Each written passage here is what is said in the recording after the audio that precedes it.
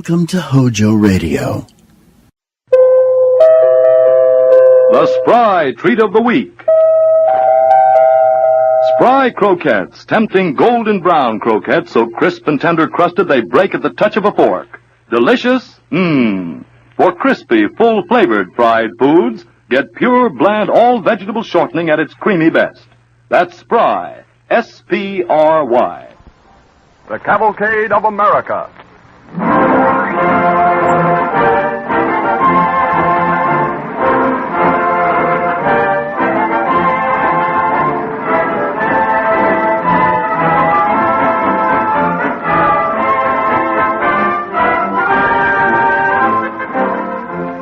America, the land of opportunity. The truth of this phrase is borne out time and time again by the stories in the Cavalcade of America presented by DuPont each week at this time. And it is fitting that DuPont should present a message of opportunity, because the chemist in his laboratory today stands at the threshold of opportunity. Opportunity to perform new services for mankind, to make life easier, safer, and happier. It is our privilege on these radio programs to tell you something of the chemist's work and to illustrate the meaning of the DuPont chemist's creed, better things for better living through chemistry.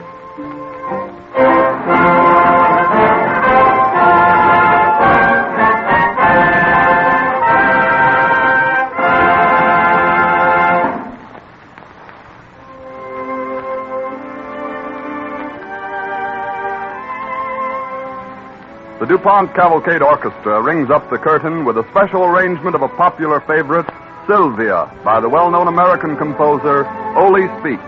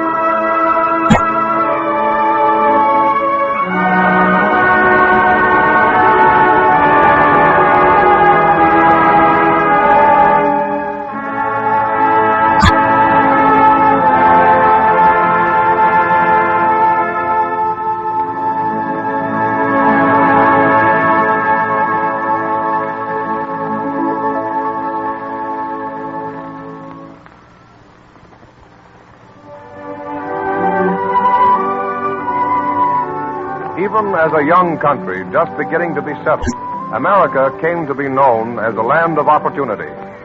Thousands of men have shown the energy and intelligence to find what opportunity America has held for them. It is an afternoon in 1723. A few miles west of Burlington, New Jersey, on a road bordering the riverbank, a farm cart pulls up beside a young man who is walking by the roadside. The farmer driving hails the stranger. Whoa, ho now, ho. Hiya there. Want a ride? Most certainly, sir. If you can take a passenger. Yep. Put your foot on the wheel and swing up. Here? That's the way, that's the way. There we are. Thank you.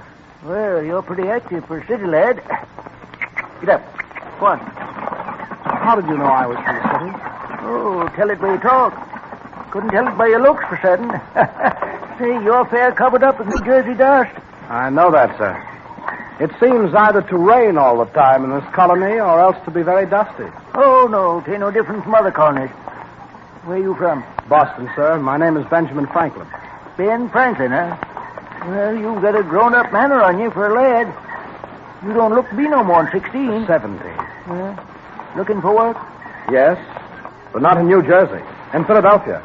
I know of a position to be had there in a printing shop. You're walking to Philadelphia?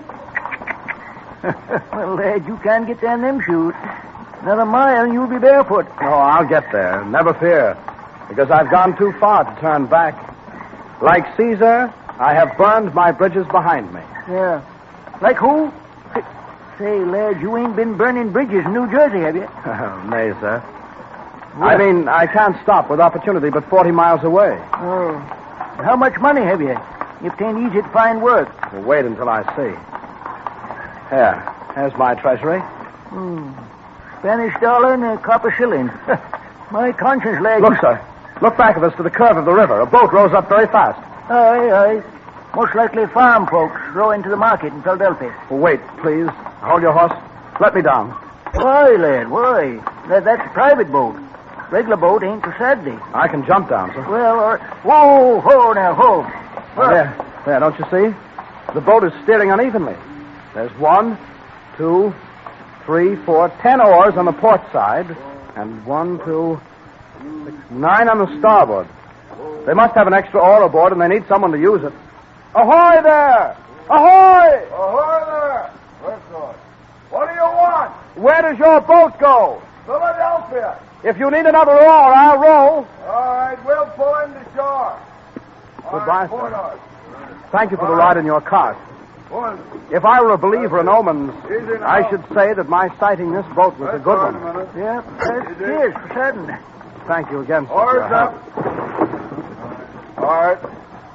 Hurry, boys, step in. I'll take your bundle aboard first. Here you are, sir. All right. Now, step careful, boy. Look out, now, don't slip. Thank you. I'm aboard. All right, give him his oar. All right. Push her up. All clear. All clear, sir. Now, pull away together. Come on.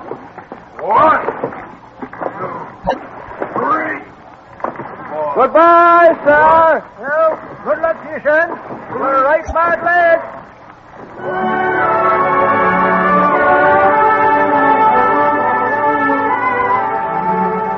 Benjamin Franklin, as a young man, arrived in Philadelphia with $1 Spanish and a shilling. In 20 years, he had added to that slim store his own printing shop and bookshop, his own newspaper, and the famous Poor Richard's Almanac.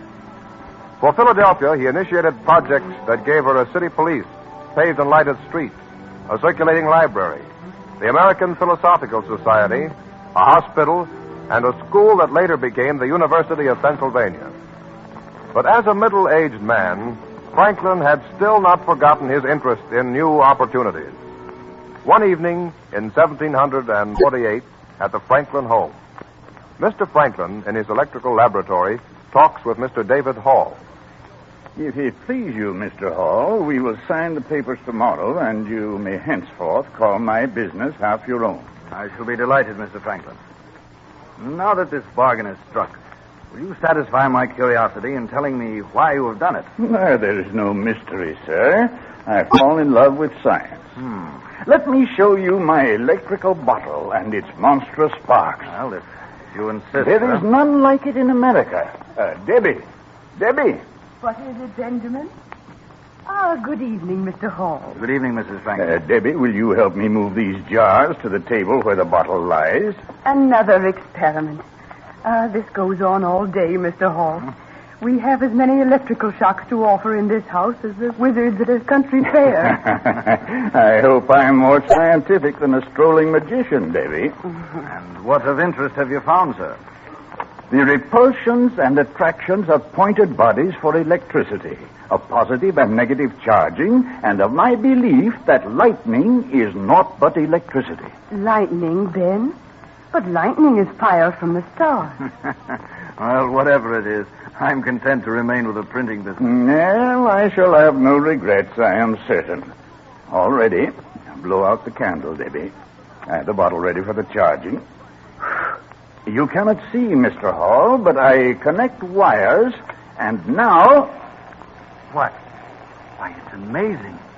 So brilliant. The light in the bottle. It's beautiful, isn't it? It is more than beautiful, Debbie. It's useful, too, I'm sure of it. And it offers to some brave searcher a chance to find how to use it.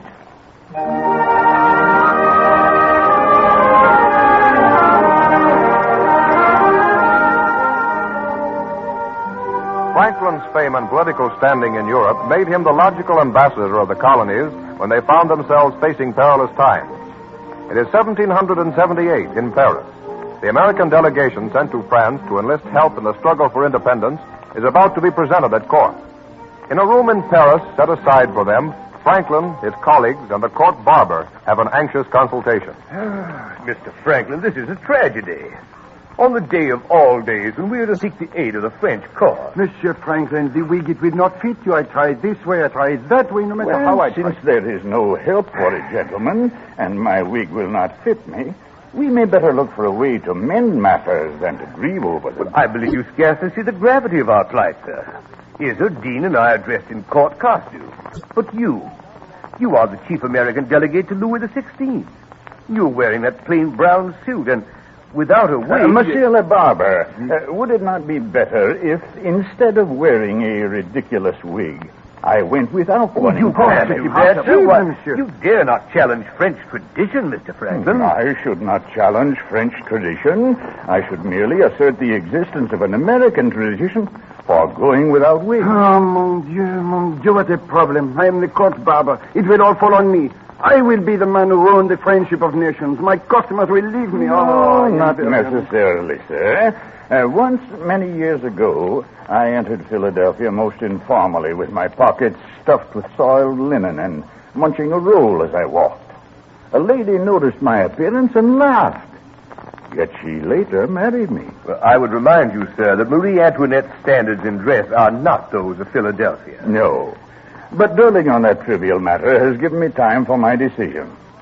I shall go as I am. But you can't do that. I shall wear this plain brown suit and my own hair. In truth, the brow is noble and the locks stately and long. I know you better, sir, than to try to dissuade you. Though I remind you again that you are an ambassador from America. Aye. Now I bethought me of another unsuitable item of dress. This sword. You will go like a plain gentleman, swordless? A plain and democratic gentleman. If the carriage waits, let us leave for Versailles.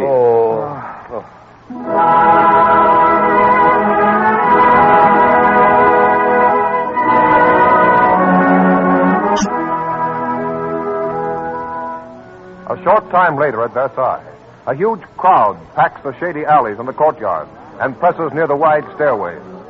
As Benjamin Franklin and his 4 delegates walk into the palace, a drum corps stands at attention.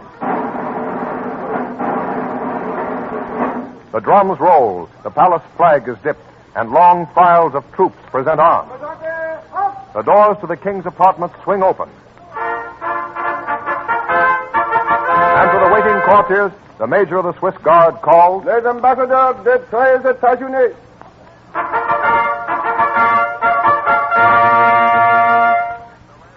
Welcome to Versailles, Monsieur Franklin. Your Majesty, I present my credentials and my embassy from the United States of America. I pray you make it known to your people that I have been most satisfied with your conduct during your sojourn in my realm. Please assure your Congress of my friendship. I thank you, sire. My countrymen will rejoice greatly in this news that our new nation has been recognized in Europe. Benjamin Franklin became the idol of France and the skillful builder of his country's diplomatic fortunes. As a young man, in his middle age, and as an old man tired by his strenuous life, he was always alert to grasp an opportunity.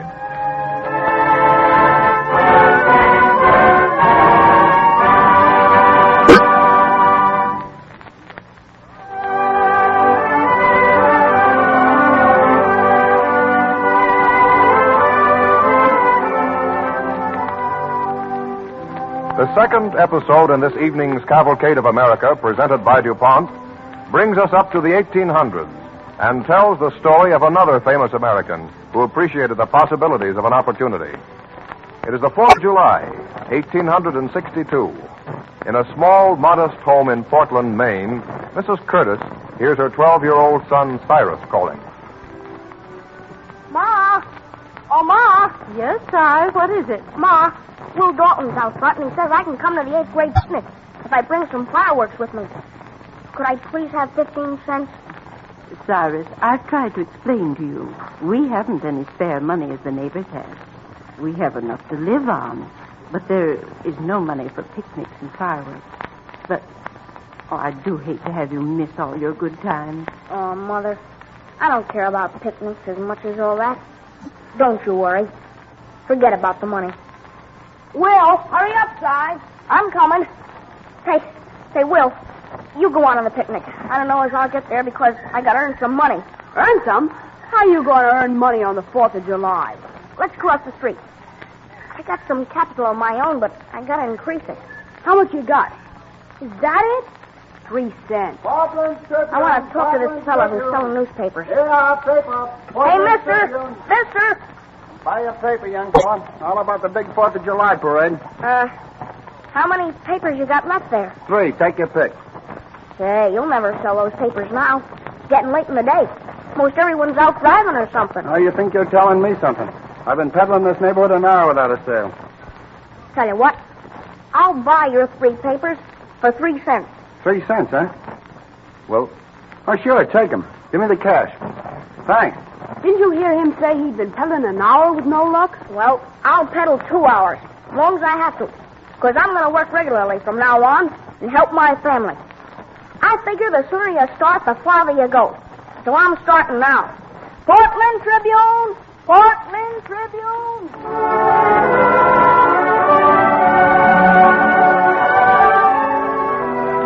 Young Cyrus H.K. Curtis, looking about for any means to make money for his 4th of July fireworks, got his first taste of newspaper business. Through peddling papers and clerking in a department store, he had saved enough money to start 2 newspapers of his own. But he lost both his printing plants in fires. To the shop of his kindly old Scotch printer, W.C. Allen, to whom he owed a large bill, Cyrus brings his fiancée, Louise Knapp. You and Miss Knapp are going to be married, Cyrus. Well, I congratulate both of you. Well, thank you, Mr. Allen. But we felt that we had to have a talk with you first. Cyrus says he owes you a great deal of money for a printing bill. Aye, $800. But I have perfect confidence in his ability to pay me back someday. Well, that's kind of you, Mr. Allen. But what I have to admit is that right now I haven't any money at all, except what I make from 1 week to the next. Louise is willing to chance it with me and get married, but I thought we should explain this matter to my largest creditor. You had more ill luck than any man would normally expect. Well, to tell the truth, Mr. Allen, I've developed a great longing to start once again. In Philadelphia this time. I believe Si's been reading Benjamin Franklin's autobiography, and he went from Boston to Philadelphia. Well, I know of an opening there. But you've spent so much money printing the People's Ledger for me, I was afraid you'd say I should stick it out here. No, Cyrus. Take your chance when you see it. Do the best you can, pay me what you can, and pay the rest when you can. Thank you, Mr. Allen. You've given me spunk to go on with this scheme, and I'll never forget it.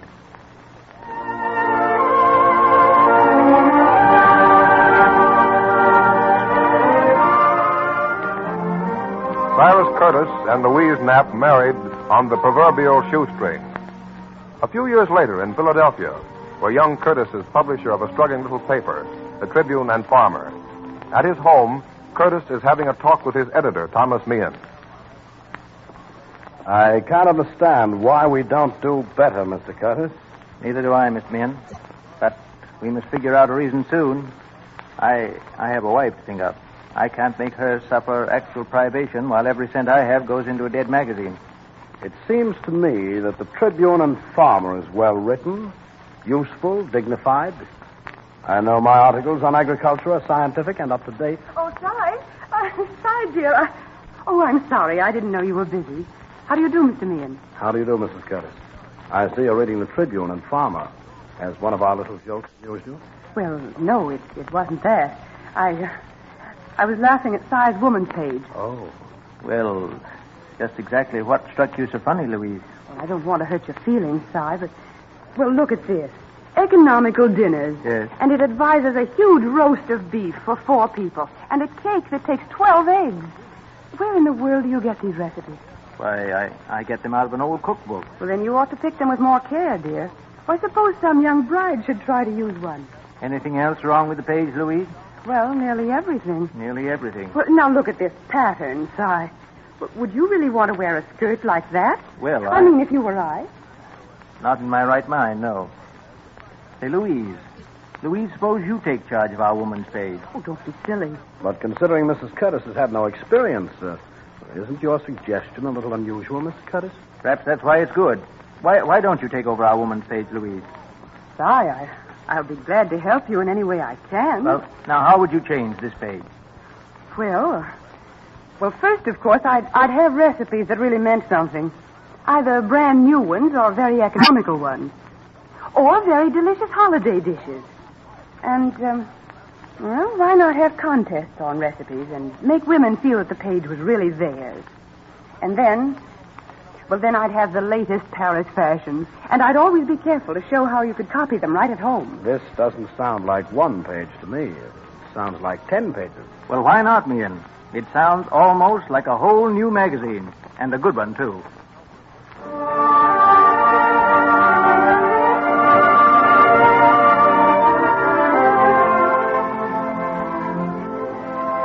From Louise Curtis's page in the Tribune and Farmer sprang the Ladies' Home Journal, one of the first great financial successes of the publishing business. But Cyrus Curtis's success had come to him in his 30s, and for an active man, this was not enough. In his office in 1897, Mr. Curtis and an assistant, Mr. Wilton, are talking. This is the best financial statement we ever had, Mr. Curtis. You've certainly made the Ladies' Home Journal the envy of the publishing business. Yes, I suppose so. But I believe I liked my magazine better before it learned how to run itself. Oh, Mr. Curtis, I meant to ask you. I've run across an odd thing in the books. Standing order for $800 to be sent every 6 months to a man named W.C. Allen. It's marked in payment of a debt, but there's no mention of how much the debt is. No. That's a standing debt, Wilton. That can't ever be paid, no matter how much money is sent for it. I don't quite understand, Mr. Curtis. W.C. Allen is an old man now. He's poor, in bad health, lost his wife. But he gave me money when I badly needed it. So now I pay my debt to him again and again. Because in a way, you see, he invested in me. And I must prove that I was worth it. I see. Mr. Curtis, there's a Mr. Brady here to see you, a lawyer for the late Alfred Smith's estate. He says it's urgent. Show him in, please. Come in, Mr. Brady. Thank you. Mr. Curtis, I only take a moment of your time. You were a good friend of my late client, Mr. Smith. About all he left was a little weekly newspaper, the Saturday Evening Post. But in settling his debts, I find I haven't enough left to send the Post to press this week. I wondered if you'd loan the estate enough to help us. Well, how much of a plant have you got, Mr. Brady? Well, you've seen it, Mr. Curtis. Worn out presses, battered type. How much of a staff? No staff. We just hire a reporter to clip out the papers. It's all clipping. Now, I'm afraid if you loan any money on this security, Mr. Curtis, you will I'm not thinking of a loan. I'm thinking of an outright purchase. You surely don't want to buy this little paper, Mr. Curtis. Why, I've seen it. It's Wilton, nothing but... Wilton, the Saturday Evening Post, was the successor to the Pennsylvania Gazette, Benjamin Franklin's newspaper. I knew you were always rather sentimental about it, Mr. Curtis. That's why I came to you. Do you think the heirs would sell for, say, $1,000? $1,000? Why, I'm sure they would. Could I go out right now, Mr. Curtis, and try to settle it? I'll come back later this afternoon. I'll be waiting, Mr. Brady. Oh, Yes? if you've got a copy of the magazine, I'd like to see it. Well, here you are, Mr. Curtis. Last week's copy. And thank you 1,000 times. I'll see you later. Mr. Curtis, you wouldn't take this flimsy little rag and publish it along with the Ladies' Home Journal. Indeed, I would. In fact, I'm going to. Wilton, look at that heading. Founded by Benjamin Franklin. This is an opportunity, Wilton, and I'm going to take it.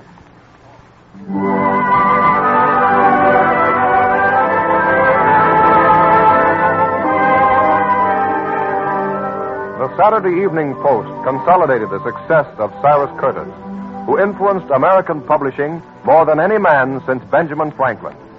In Philadelphia today, there stands a memorial to Benjamin Franklin, largely made possible through the generosity and personal efforts of Cyrus Curtis. This is the Franklin Institute of the state of Pennsylvania, a great scientific and technological museum, which has been contributing to the advancement of science for more than a century. The new home of this museum, to which Mr. Curtis contributed $1 million, perpetuates Franklin's scientific ideals for the education and inspiration of all men, an active symbol of opportunity in the cavalcade of America.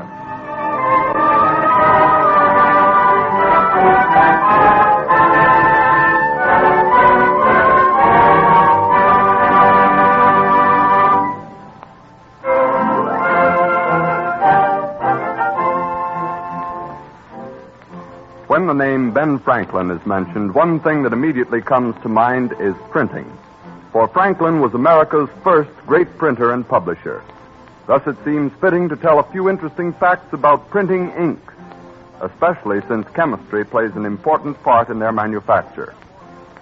Most printing inks are composed primarily of varnish in which color is suspended, plus the addition of some drying agent. Unlike dyes, colors used in printing inks are powder-like pigments which do not actually dissolve in water or varnish. These dry colors are ground into varnish on steel roller mills to form smooth inks for various types of printing. The matter of drying is most important in the making of inks, as you may know if you've ever had to get delivery of a printing order in a hurry. Research chemistry by developing quick-drying agents has been a great help to printers. Without these dryers, high-speed production of modern newspapers and magazines with their tremendous circulations would be impossible. Franklin did practically all of his printing with black ink. He used a simple press and had very few colors to work with.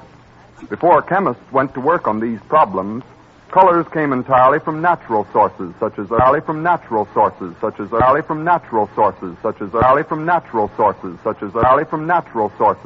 earth and plant and animal extracts. These old-time colors were relatively dull. Chemistry has given us the numerous brilliant colors of today, creating them from coal tar and from various minerals.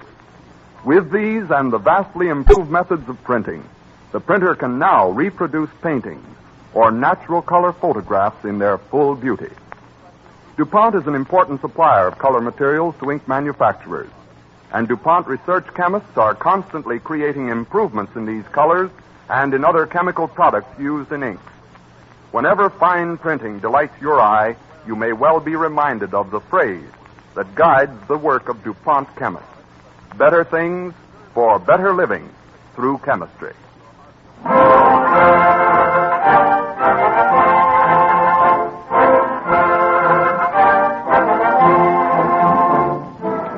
Railroad builders, stories of the building of the Hoosac Tunnel and the first transcontinental railroad will be broadcast next week at this time when DuPont again presents The Cavalcade of America.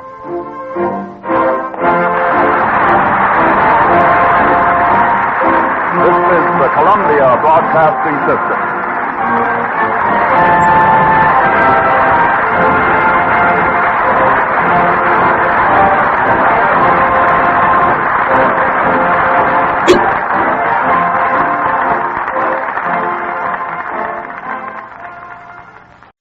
Tenderleaf brand tea balls outsell every other kind. They serve so much better because they're superior in every way. They contain finer tea, a blend of the small top tea leaves, the kind you get in Tenderleaf brand tea, put up in packages, too. Either way, you get more delicious tea because the young, tender choice leaves are immeasurably better than the coarse old ones for tempting fragrance and satisfying flavor. And then, too, improved Tenderleaf brand tea balls are made with tasteless filter paper. That's a special paper that filters your tea as you're making it. Only the tea goodness can pass through its meshes into your cup. Enjoy it for breakfast these spring days and with other meals, too. Next time and every time, ask your grocer for Tenderleaf brand tea in packages or in Tenderleaf brand tea balls, largest selling tea balls in America. HOJO Radio, we're your old-time radio headquarters. Stay tuned. Remember, a Hallmark card will best express your perfect taste, your thoughtfulness.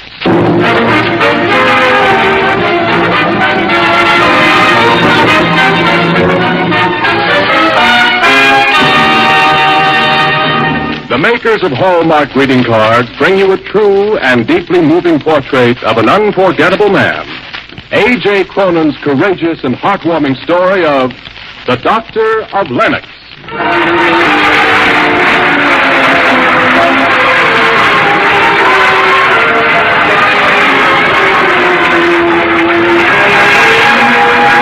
Big and little, folks everywhere are talking about the new fun-provoking Hallmark dolls. Children love to collect them. Grown-ups find them fun to give to every youngster they know. If you haven't heard about the new Hallmark dolls, listen carefully. We'll tell you all about them in a few minutes. Now, to preside over our program, here is your Hallmark host, Tom Shirley.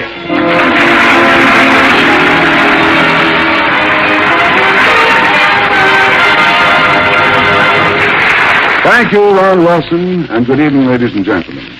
8 years ago in the Reader's Digest, A.J. Cronin wrote a story he called The Most Unforgettable Character I Ever Met. It had such appeal that the Reader's Digest followed it with other stories about unforgettable people. People in the byways of life who, for a little while, made something beautiful of the place they occupied. We've all read and loved them, but no character ever quite surpassed Cronin's original story about the Doctor of Lennox.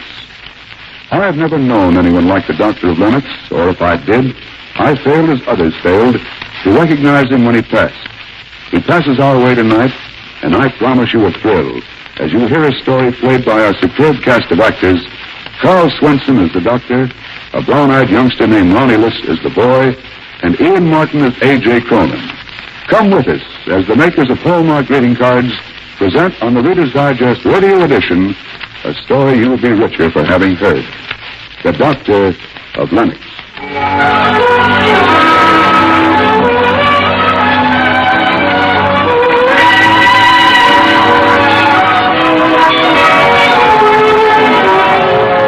I'm Sir Lancelot, riding on a white horse. I'm Ivanhoe, the bravest knight of them all. And I'm Bruce, the fearless horseman. What can I do? You, Carrie? You can be our stable boy.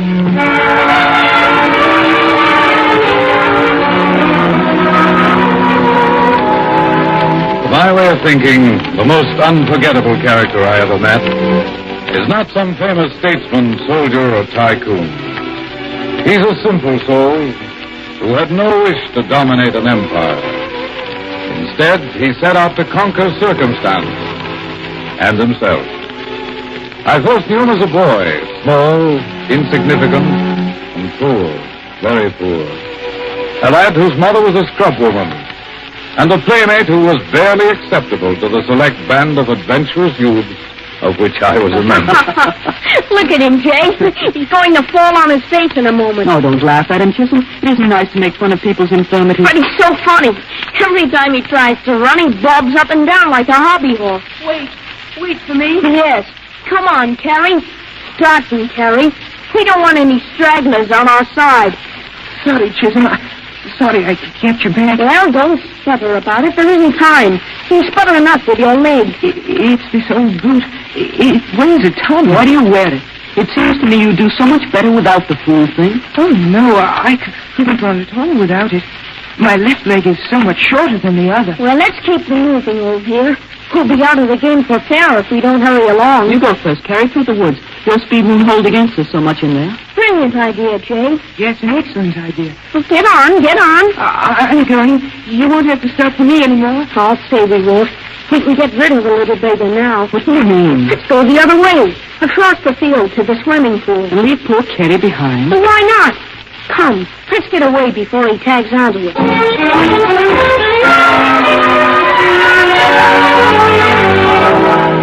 We were just children, of course.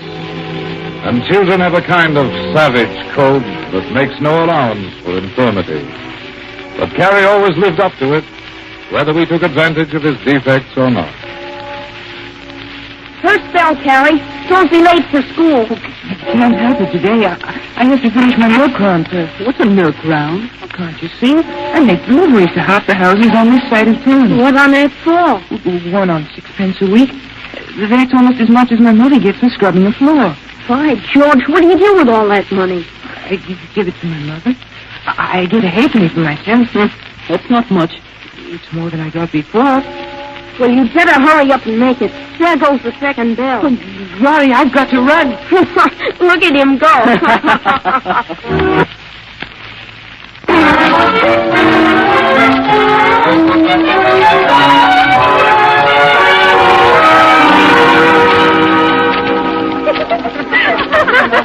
Attention, please. The class will please pay attention and be quiet till I finish calling the roll. Chisholm. Yes, sir. Cronin. Yes, sir. Dawson. I said Dawson. Carrie Dawson isn't at school this morning? Not yet, sir. Here. Kindly conduct yourselves in a gentlemanly manner. The Master Dawson is being thrown deliberately. Here comes now. Well. Good evening, Master Dawson. Good evening, sir. And where has your lordship been? Taking breakfast with the provost, no doubt. No, sir. I've been on a milk run. Oh, until you got dizzy and lost your way? No, sir.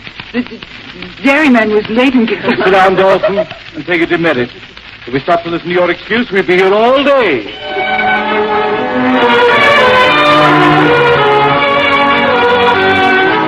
The more life struck at him, the less he struck back, and the gentler he became.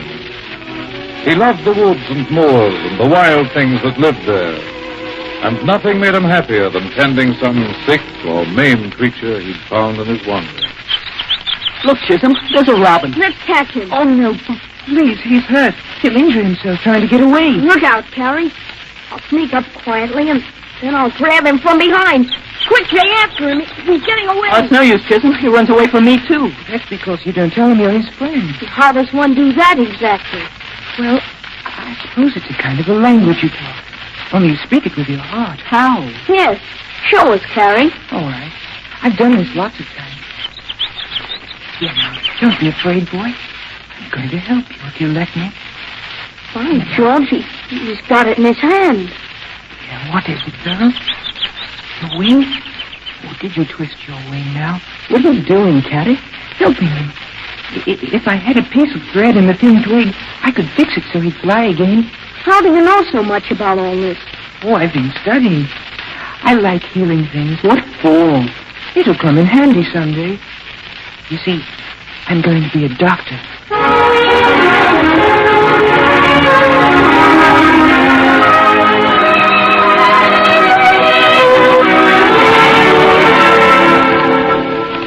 A doctor, is it? My boy's going to grow up and become a doctor, eh? Yes, Mother. Great heavens, Kitty. Haven't you seen enough misery in life without wanting to stick your nose into any more of it? But doctors can cure misery. They couldn't cure yours nor mine either. Well, a good doctor might have cured mine. How? With a twig and a piece of thread, the way you do with your birds, see? I don't know, Mother. Well, I do. You're going to be a parson's son. And people's souls are much more important than their bodies. But I don't know how to treat people so. You'll learn, Terry. You'll go to school and learn every bit of it.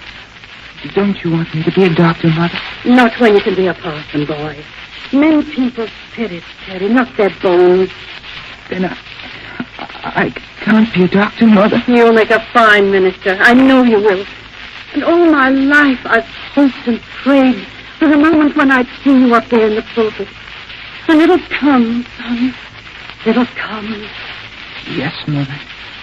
It'll come.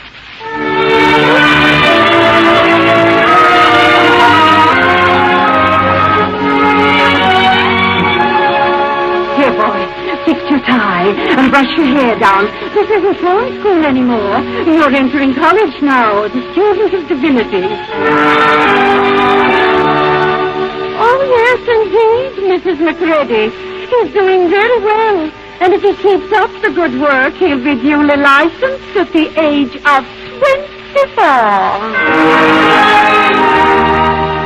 Oh, I'm proud of you, my son. The whole town is proud of you. And Mr. Glenn says he's going to make you his assistant at the parish church.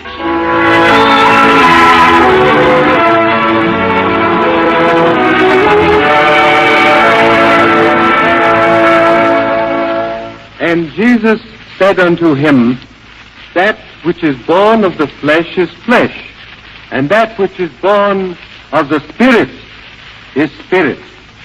Now, how does that sound, Mother? Oh, fine, fine, son. It's the best sermon I've ever heard. Was my voice all right? Oh, perfect.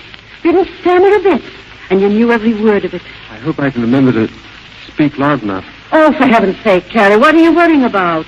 For the first sermon, that's a great deal better than anyone will expect. But it isn't a first sermon, Mother. It's a trial sermon. Well, it's the same thing, isn't it?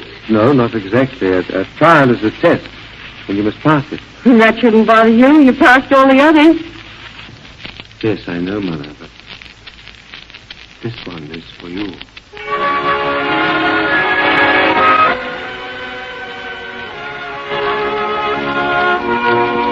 The trial sermon was a trial indeed for the newly ordained minister who ascended the pulpit of his parish church for the very first time.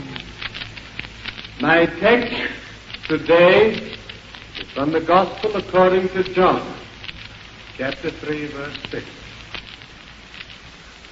That which is born of the flesh is flesh, and that which is born of the Spirit is spirit. He began to speak in an earnest voice, and for a few moments it went well enough.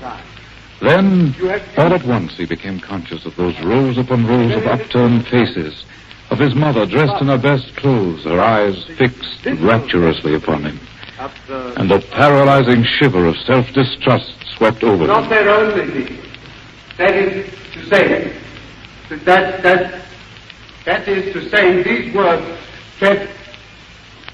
words cannot be used. At least they cannot be used out of the original context. He stammered hopelessly and tried to struggle on. But I meant to say. The words wouldn't come. There was a long, awful pause. And at last the Reverend Mr. Glenn came to his rescue. Well, we will now sing hymn number 10.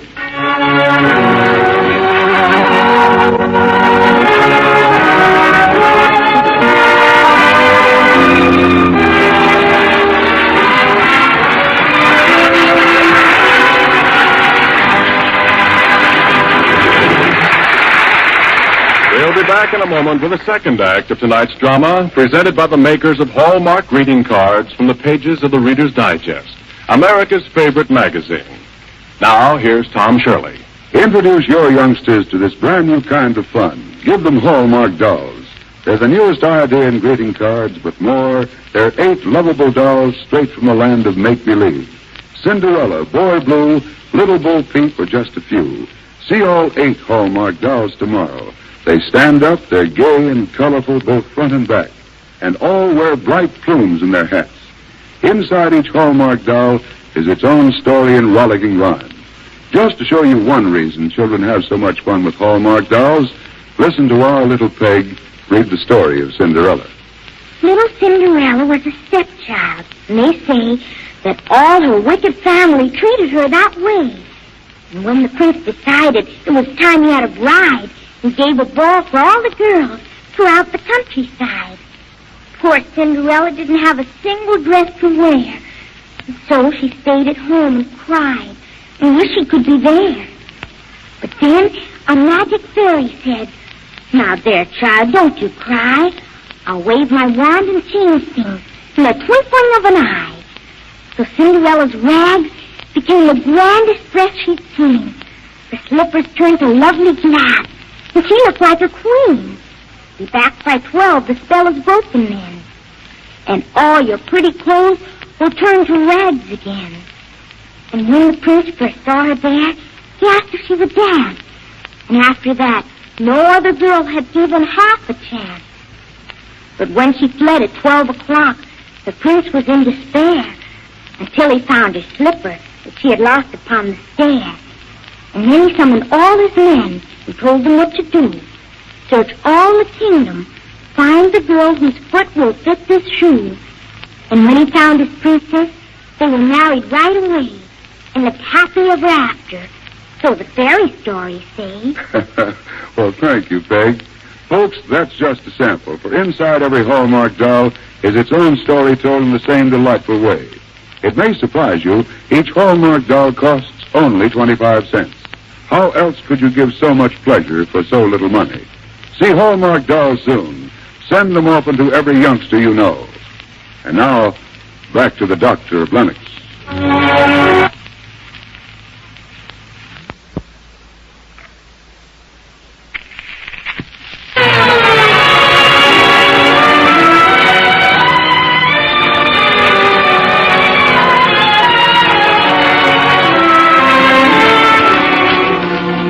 Whatever her feelings were, Carrie's mother never really had a chance to express them.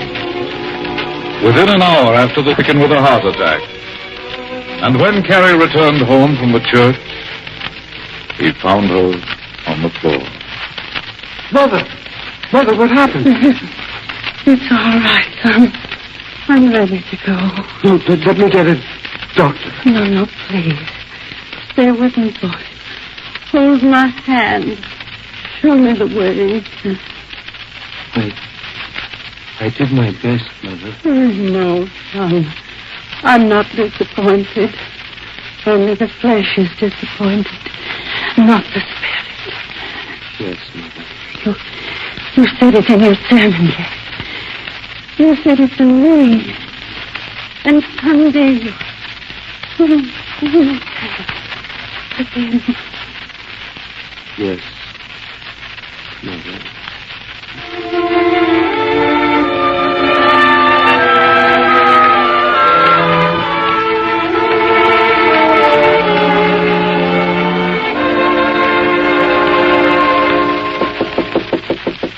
Come in. Oh, good evening, Mr. Glenn. Evening, Carrie. I just stopped by to find out how you were feeling. I know your mother's loss would be a great blow to you. It is, indeed. It's a great blow to all of us, son. She was a fine woman. Never missed a day in church, worked hard all her life. The pity of it is she never lived to see you full truth. Yes, Mr. Glenn? It's a pity she couldn't have been spared a little longer. I understand you're leaving us, Carrie. Yes, sir. Well, I believe that's the wisest thing to do under the circumstances. You can come back later, a few years from now, when people have forgotten all about your first work here. In the meantime, I think you'll be able to find a new parish. I'm not looking for another parish, Mr. Glenn. I'm going up to Folston and try to get a job teaching school. Well, you mean you're leaving the ministry? Well, I think it's the... Yes, don't you? I wouldn't say that. Just because... Well, I wasn't meant to be a parson, Mr. Glenn. I can't reach out to people by talking to them from the pulpit. I can't say their words. You'll find a way, Carrie. No, not with words, Mr. Glenn. You see, if there is any way at all, I must say it with a thin twig and a piece of thread.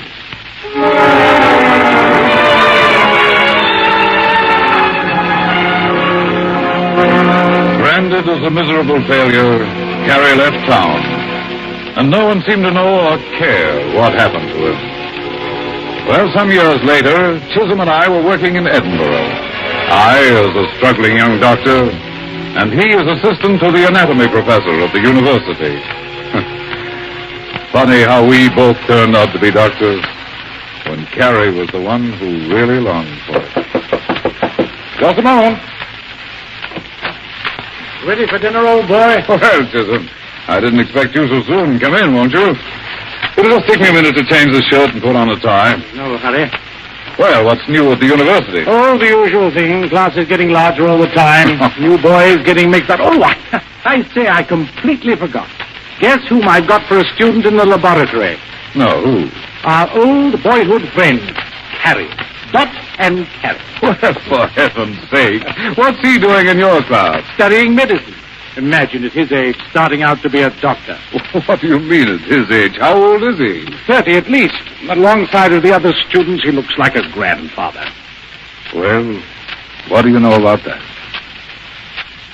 Carrie, studying to be a doctor. Don't be so pleased about it, Jay. He's just as much of a misfit as he always was. Hobbling along, stuttering. The other students don't even bother to talk to him. Honestly, it's pitiful. Poor chap. I say, where's he staying? Oh, I don't know. Some dreadful place over near the river. Why? Well, I'd like to see him. And make him even more miserable than he is? Oh, on the contrary, Chisholm, we might be able to cheer him up. At least it's worth a try. Jane, now, come along, Chisholm. Let's go over there.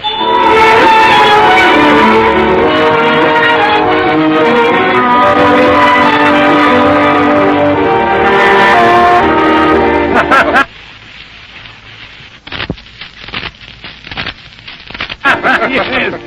Those were the days, all right. Remember how we used to run off to the swimming pool and leave you tagging along behind us, Carrie? Yes, that seemed to be our favorite sport. I didn't mind. As a matter of fact, I'm still tagging along behind. No, I wouldn't say that. You'll catch up to us yet, Carrie. Perhaps. Well, are you sure you won't come to dinner with us, old man? Yes, do. Well, no, thanks. I've got something cooking on the stove. You get your own meals here? Might just as well. Don't know anybody to get them for me. Well, good old Carrie. It's nice to see your smile again. I'm glad that you could come, Jay. You'll come again, won't you? Oh, indeed we will. Good night, Carrie. Good night. Good night, Chap. That's Carrie for you, just as cheerful as ever. Only I wouldn't be in his shoes for anything in the world.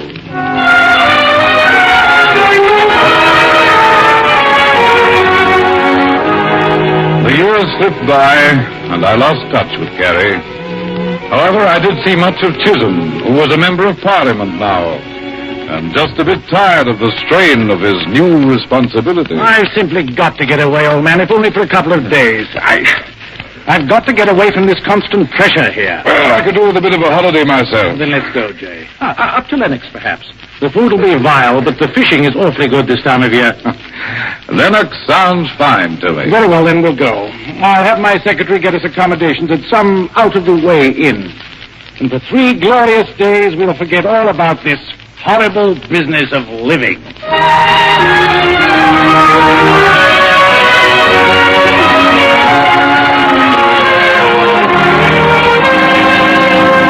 Like something to read, gentlemen? No, thank you, Mrs. Mumford. Sure you won't have another spot of tea? No, thank you, Mrs. Mumford. No, we've had a wonderful day fishing, and nothing pleases us more than to sit here at the inn and enjoy a moment of relaxation. Right, Jay? Right. Well, if that's the way you feel about it, I'll go upstairs and turn down the bed.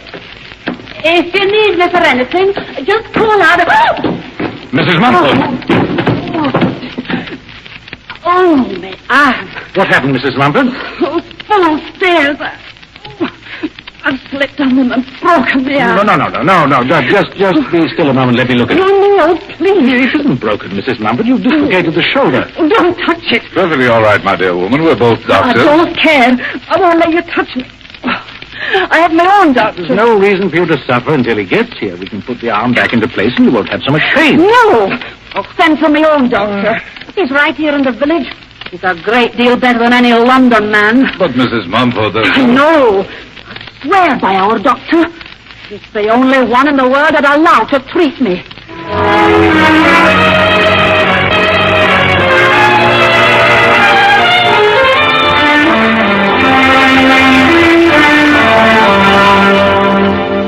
There you are, Mrs. Mumford. I'm sure you'll feel better now. Thank you, Doctor. I felt better the moment you came in the door. Everybody in Lennox does. I am for miles around, too. We wouldn't have anybody but you. Well, I appreciate the compliment, but really, you didn't have to suffer all this time until I got here. Those London men could have set your arm. Not in a million years. Besides, they went upstairs. Wait. They're coming down. Well, Mrs. Mumford, are you... Carrie! Jay! Chisholm! Well, how good it is to see you Hello, again. Carrie. How are you? Fine. Congratulations on your splendid work in Parliament. Oh, I dare say I haven't really done anything startling yet. And you, Jay, you're a writer now, a great writer. Well, I am certainly proud to know you both. Well, we're proud to know you, Carrie. But you've changed so, old man. I hardly would have recognized you. Oh, I'm not so different, really. Well, what are you doing here? In Lennox, I mean. Why live here? Oh, up in the Highlands, so far away from everything? I like the Highlands, Chisholm. But what do you do for a living? Do? Good heavens, don't you know? He's the doctor of Lennox.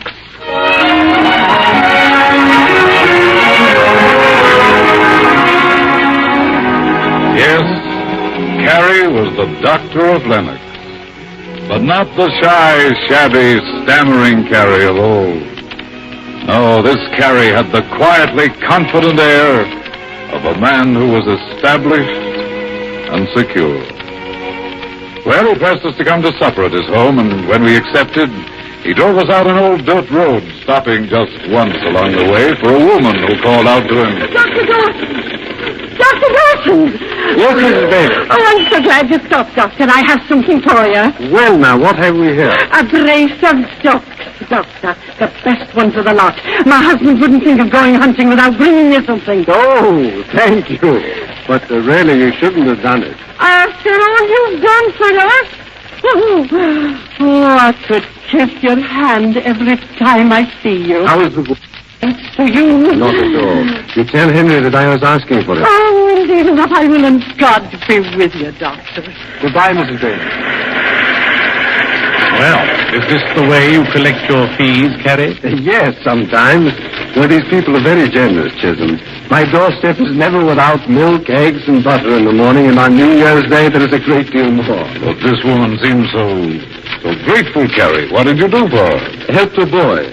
It was a very difficult case, and it took a good deal of my time, but the boy is perfectly normal now.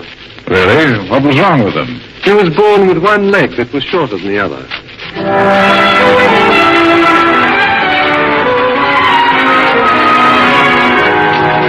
This indeed was the doctor of Lennox, loved by all, and loving the work he was born to do. And now in his rightful place, he was poised and serene. At dinner that night, when we met his pretty young wife and two lovely children, Chisholm took me aside and remarked, Looks as though the little man has found himself at last. You know, there's something patronizing about the way you say that. After all, Carrie is a remarkable man. A man who's won through to victory by refusing defeat. Others have done the same. Oh, come now, Chisholm. Tell the truth. As a member of Parliament and a junior minister into the bargain, which would you rather be? Yourself or the doctor of Lennox? Confound it, old man. Why do you rub it in? You know the answer.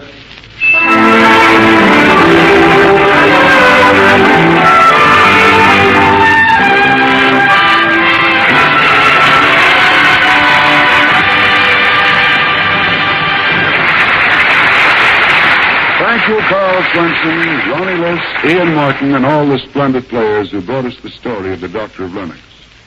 I guess any one of us would change places with that little Scotch doctor who put people above privilege and found the greatest treasure in the world in the human heart.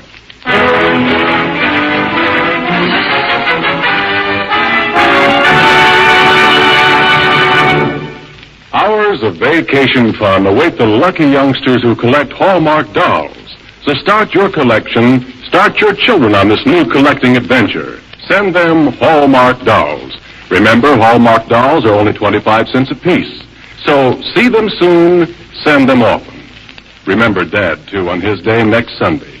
Send him a Hallmark Father's Day card to show him you haven't forgotten. You're cordially invited to be with us again next week at this time.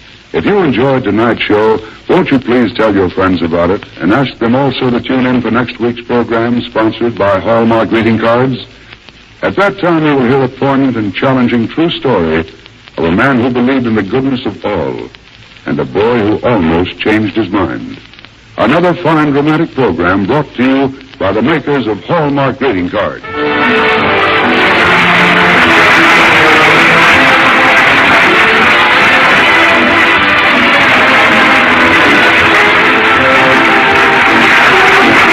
The Doctor of Lennox is dramatized by Robert Sloan from the pages of the Reader's Digest, America's favorite magazine. The Hallmark program was directed by Mark Sloan, with music especially composed by Jack Miller.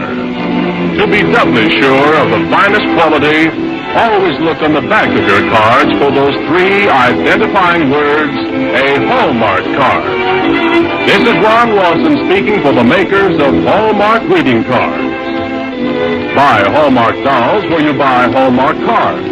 Remember, a Hallmark card will best express your perfect taste, your thoughtfulness. Remember, for delicious hot breakfast, enjoy Quaker Oats. The giant of the cereals is Quaker Oats. Delicious, nutritious, makes you feel ambitious. So make your hot breakfast nourishing Quaker Oats. Quaker and Mother's Oats are the same. Stay tuned to HOJO Radio. The story of Dr. Kildare. Whatsoever house I enter, there will I go for the benefit of the sick. Whatsoever things I see or hear concerning the life of men, I will keep silence thereon, counting such things to be held as sacred trusts. I will give no deadly drug to any, though it be The story of Dr. Kildare, starring Lou Ayres and Lionel Barrymore. Metro-Goldwyn-Mayer brought you those famous motion pictures. And now, for the first time, this exciting, heartwarming series is heard on radio. In just a moment, the story of Dr. Kildare. But first, your announcer.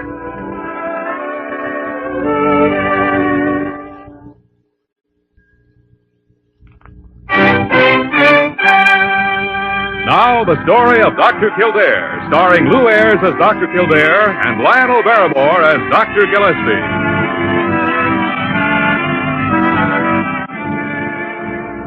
Blair General Hospital, one of the great citadels of American medicine. A clump of gray-white buildings planted deep in the heart of New York, a nerve center of medical progress where great minds and skilled hands wage man's everlasting battle against death and disease. Blair General Hospital, where life begins, where life ends, where life goes on.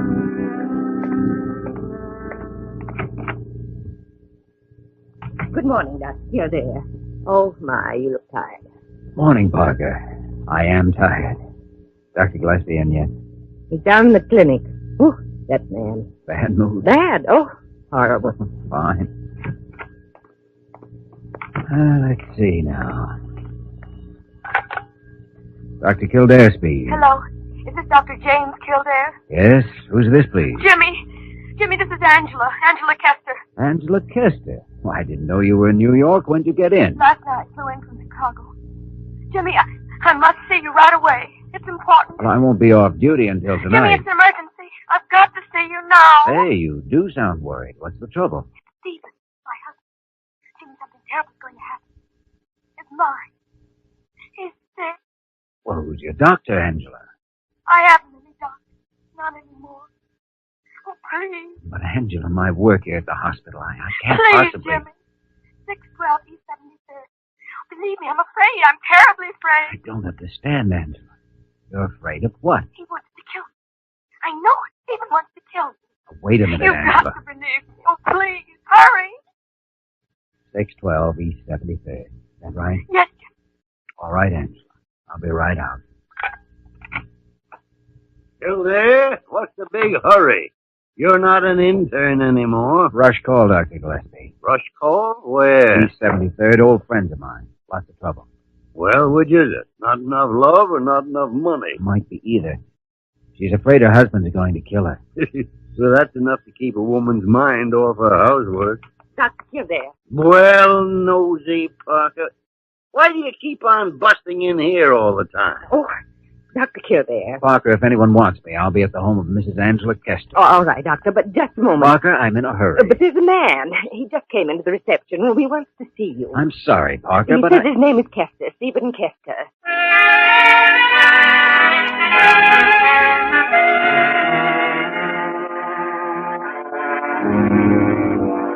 That's the way it's been going with her, Doctor. Every week she gets a little worse. I see. 5 years ago, Angela Kester is one of the finest concert pianists in this country. Today, she's nothing. When did all this begin, Steve?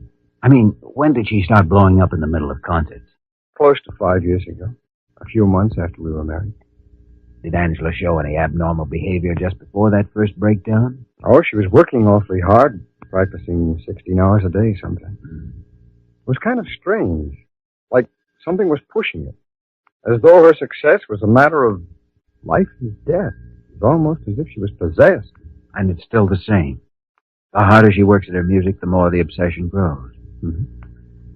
Oh, you said before there was a particular composition that she keeps on playing. Yes. A revolutionary etude by Chopin. Every time she sits down to play. Sometimes she can go on for, half an hour without breaking. Beethoven, Liszt, Brahms. And she goes back to it. Does that piece have any particular significance to Angela? None that I know of. It was one of her father's favorites. He's dead now. He had great ideas about Angela's career. I see. Now about this latest fixation of hers, this fear that you are going to murder her. It's the first time I've heard that one. It was the first thing she told me on the phone. She's really getting bad. Yes. I think I'd better drop out to your place and see Angela for a few minutes. Come on, we'd better hurry.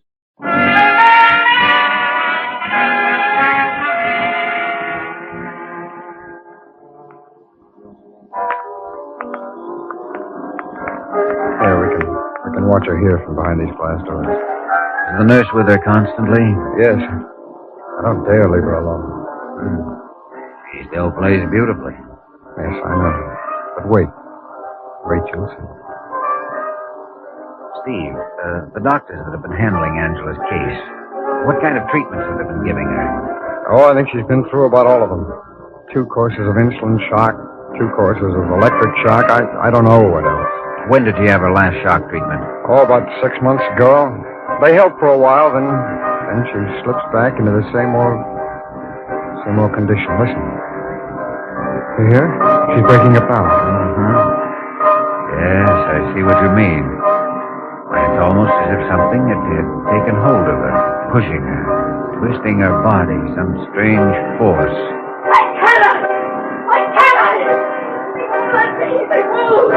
Steve, stay here. I'm going in. All right. Why can't I? Hands! Hands! They won't let me! They won't let me! I got you! It must come out!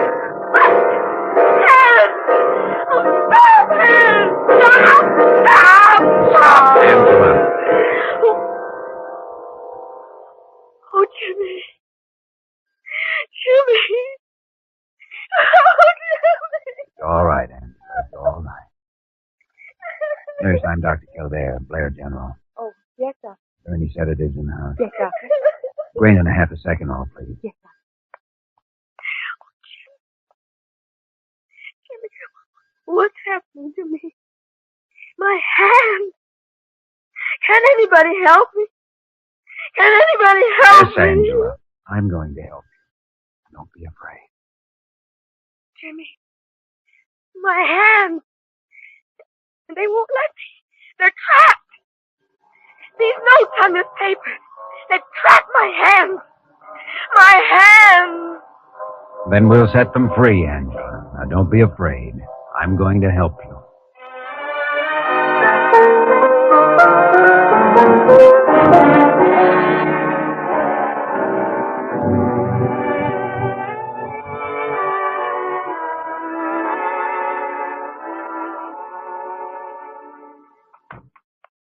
Still there? That you? Yes, Dr. Gillespie? Ah, sit down, Jimmy. Sit down. Here, sit down. Cigarette? Thanks, I could use one. Yeah. I think it's high time somebody told you this. What? You've been going too hard. Ever since you got back to the hospital from the army. Oh, now, let's not go over all that again. And yes, we will too. Just because they appointed you a resident physician, that doesn't mean that you have to do all the work. But you know how short-handed we've been, how many patients we have. Yeah, and you go on out and take on more. Look, Jimmy, you've just got so much energy to spend in one day, and that's all. Now you're going to tell me I need a vacation. That's exactly what you do need. Listen, Jimmy, you've been a doctor long enough to know you can't save all the lives in the world. Sorry, Dr. Gillespie. I can't take the time off. Besides, I've got the research work on leukemia to do, and that paper for the medical institute. And besides that, you'd hate to be away from that beautiful nurse, Mary Lamont. Huh? Go on, admit it. Oh, your spies are working overtime. They're always working overtime. You haven't dated Mary Lamont for 3 weeks. Now, that's a late bulletin. Why haven't you? Oh, the Angela Kester thing, I guess. Takes a lot of time. Well, why did you take the case in the first place? You don't have enough to do here, huh? You have to go out looking for work. Doctor, until her mind got sick, Angela Kester was on her way to becoming one of the greatest concert pianists in the world. I'm convinced she can still be one of the greatest pianists in the world. Yeah, well, that's fine. How do you go about curing her? I'm not sure yet. What's your diagnosis? She's suffering from a neurosis, obsessive-compulsive, superimposed paranoid tendencies.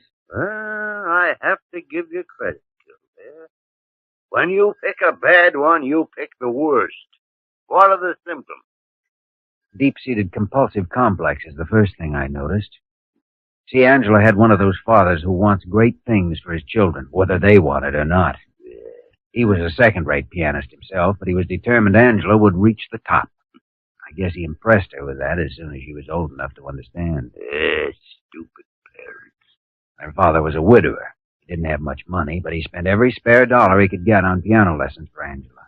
Evidently, he made her realize how much he was sacrificing to make her a great artist. And it grew out of all proportion in her mind. Right. And by the time she was 10 years old, she was afraid to be a failure. She had to make it. There was no other way out for her. When did it first show on the surface? Oh, 5 years ago. Angela was about 22 at the time. The night before she was to sail for Europe for a concert tour, she had a recital at Carnegie Hall. She went to pieces. Oh, too bad.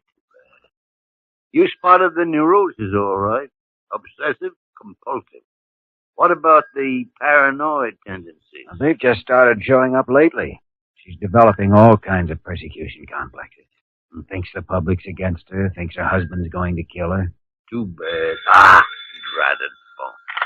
Hello, Dr. Gillespie talking. Huh? Who? Yeah. Just a minute. Still there. You. Hello?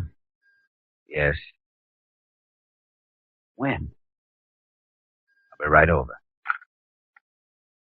That was Stephen Kester, Angela's husband. Well? Angela just shot herself.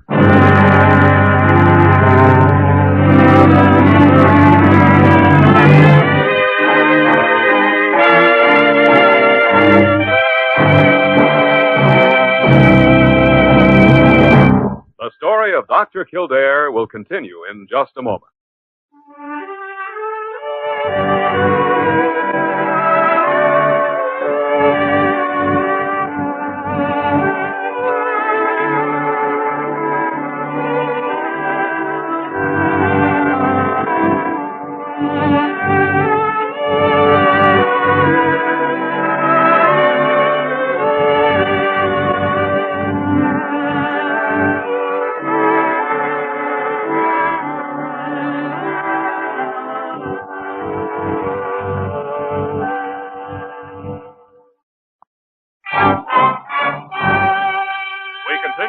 story of Dr. Kildare, starring Lou Ayres as Dr. Kildare and Lionel Barrymore as Dr. Gillespie.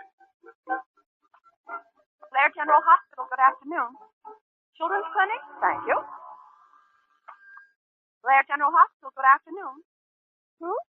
The New York Times? Well, I'm sorry. Mrs. Kester is still in surgery. No, sir, no report. Blair General Hospital, good afternoon. Dr. Gillespie's office? Thank you.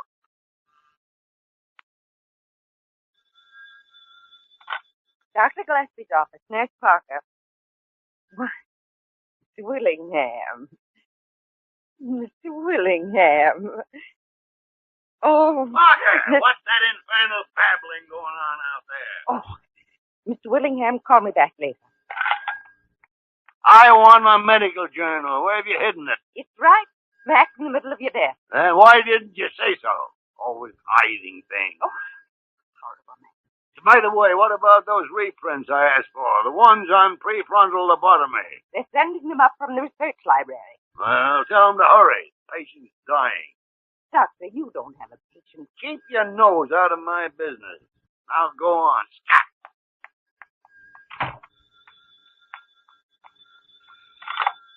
Dr. Gillespie's office. Parker, this is Dr. Kildare. Just finished surgery. Yes, Doctor. Here's the report on Angela Kester that Dr. Gillespie asked for. All right, Doctor, I'll take it. Self-inflicted bullet wound on left side of chest. Bullet penetrated the chest cage. Small pneumothorax. No serious damage. Bullet lodged just beneath the skin under the left shoulder blade. Easily removed. Patient resting comfortably. Got it? Yes, Doctor, thank you. Now tell Dr. Gillespie I'm going over to Sullivan's for a bite to eat. All right, Doctor.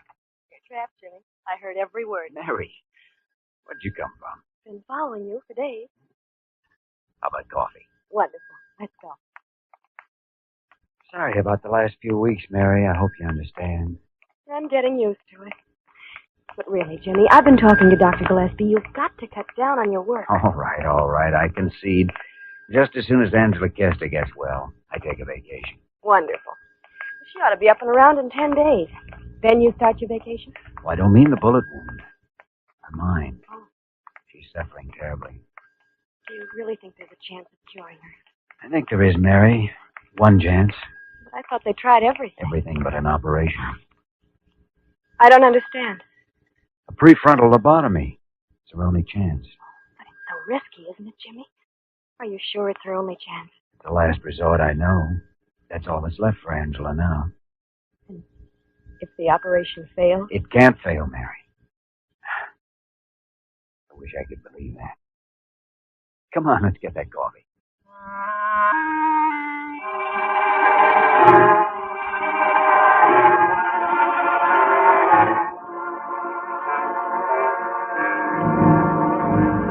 Kildare, you're mad.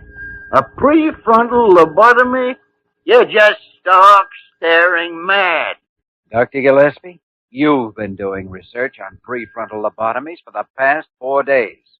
Now admit it. You're getting worse than Nosy Parker. So, what's your real opinion? Oh, Jimmy, I don't know.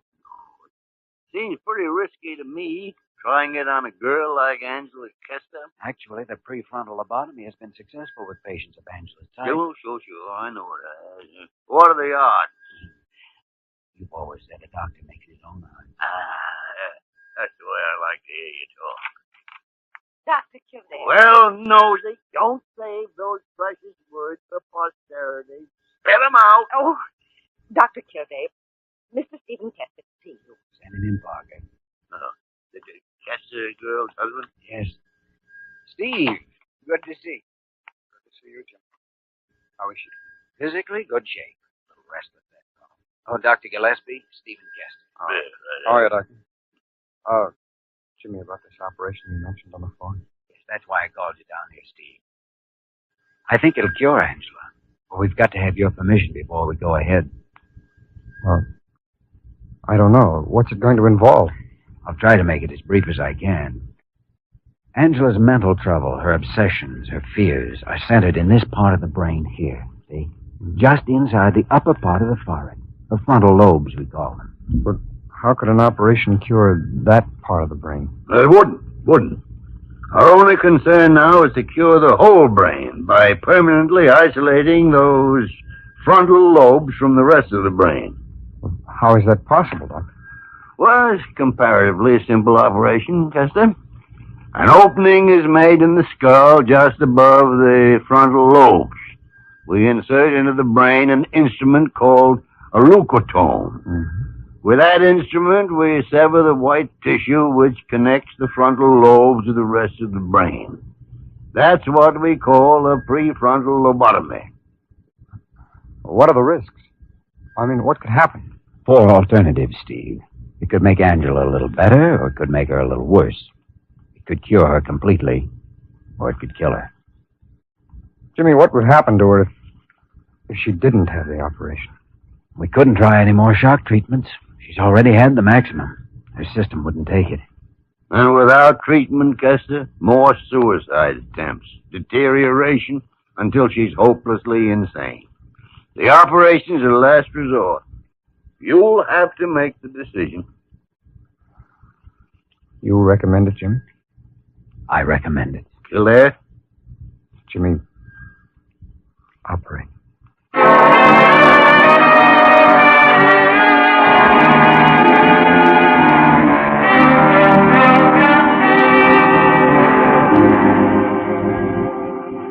You ready now, Jimmy? Yes. Say a prayer, will you, Doctor? Scared? Yep. So am I. Let's go.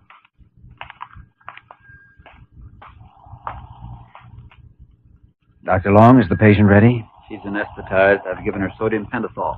Is it all right to proceed? Yes, Doctor. All right, Jimmy.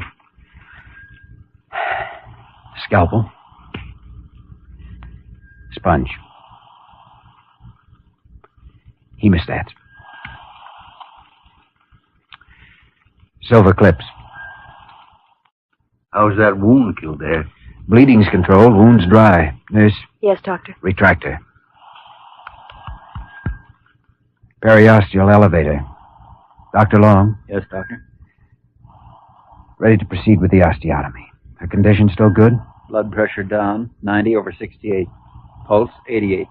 Respiration, 24. Miss Lamont, Yes, Doctor. Trephine. Have the water syringe ready. Forceps.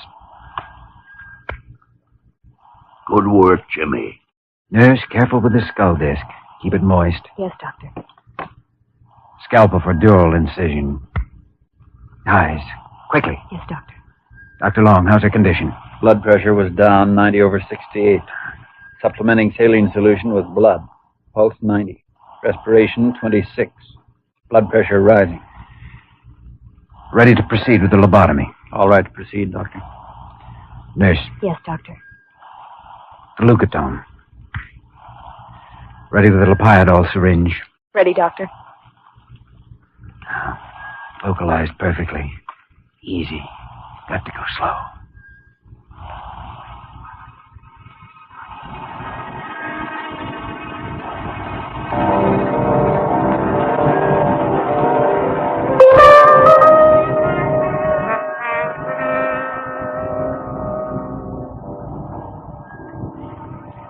Sponge. Yes, Doctor. Very little bleeding. Fine work, Jimmy. Fine instrument.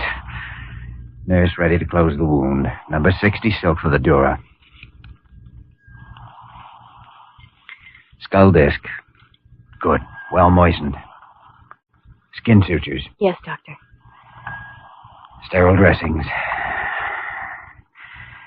Everything all right, Dr. Long? Condition's good. Thank you, Doctor. Thank you very much. Good work, Kildare. Jimmy, you've done yourself proud. You better wait and see, Dr. Gillespie. Jimmy, how long will it be before we know? Well, I estimate about 3 days in Angela's case. Might know definitely by then. You mean if she's cured or if... If she isn't cured, Mary. If she has to live out the rest of her life a hopeless lunatic.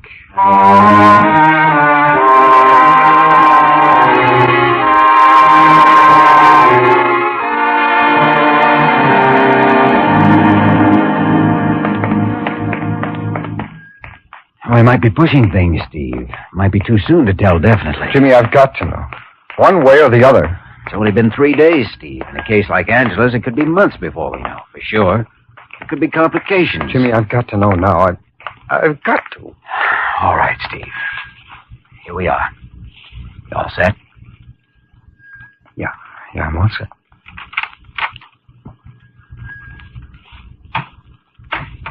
You just woke up. Now go over to the bed, Steve. Let her see you. All right.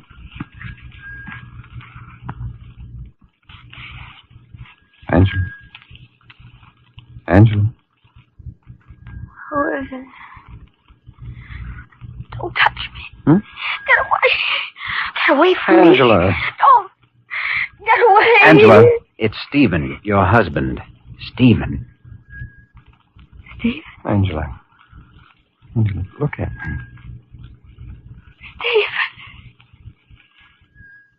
Stephen. Stephen. Angela. You're all right. Angela, you're cured. Jimmy, she is cured. She'll tell you, Steve. Look, my hands. My hands. They're free, Steve. My hands are free. Jimmy? That's right, Steve. Patient cured. Case closed.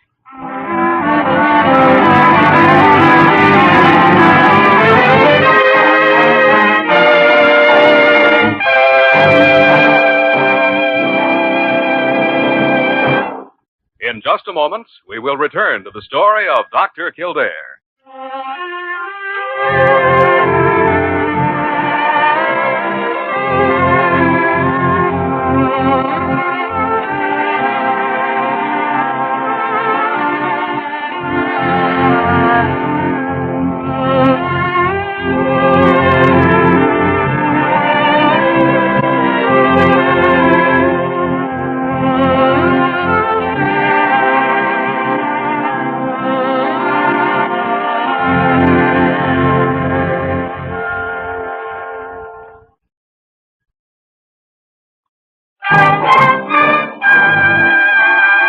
Now, once again, the story of Dr. Kildare, starring Lou Ayres as Dr. Kildare and Lionel Barrymore as Dr. Gillespie. Actually, it was quite soon to have the permanent results of the lobotomy operation. Some cases take a good deal longer. Kildare, this shop talk's boring me. If you'll excuse me, I think I'll go over and heckle Dr. Carew. I think he's trying to impress something. It's lucky Angela decided to make this party formal. First time I've ever seen Dr. Gillespie in a tuxedo. Probably the last. Oh, look, Angela's sitting down at the piano. Mm-hmm.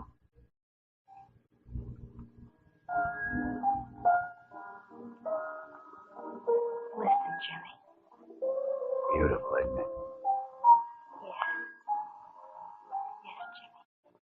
You made it that way.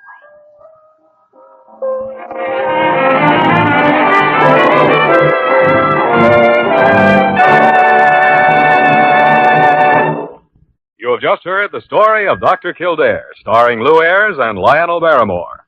Dr. Kildare is presented by arrangement with Metro-Goldwyn-Mayer, producers of East Side, West Side, starring Barbara Stanwyck, James Mason, Van Heflin, and Ava Gardner. The program was written by James Edward Moser and directed by William P. Russo. Original music composed and conducted by Walter Schumann. For radiantly attractive hair, folks everywhere recommend Prel. Yes, Prel, Procter & Gamble's Radiant Cream Shampoo with a handy tube has caught on like mad.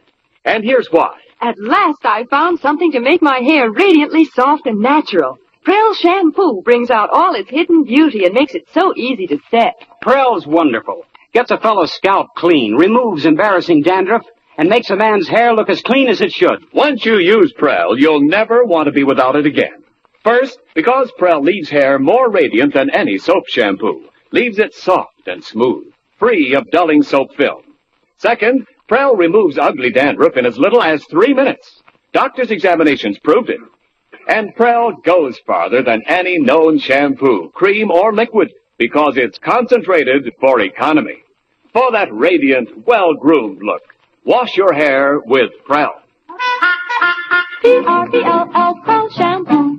HOJO Radio, where the classics come alive.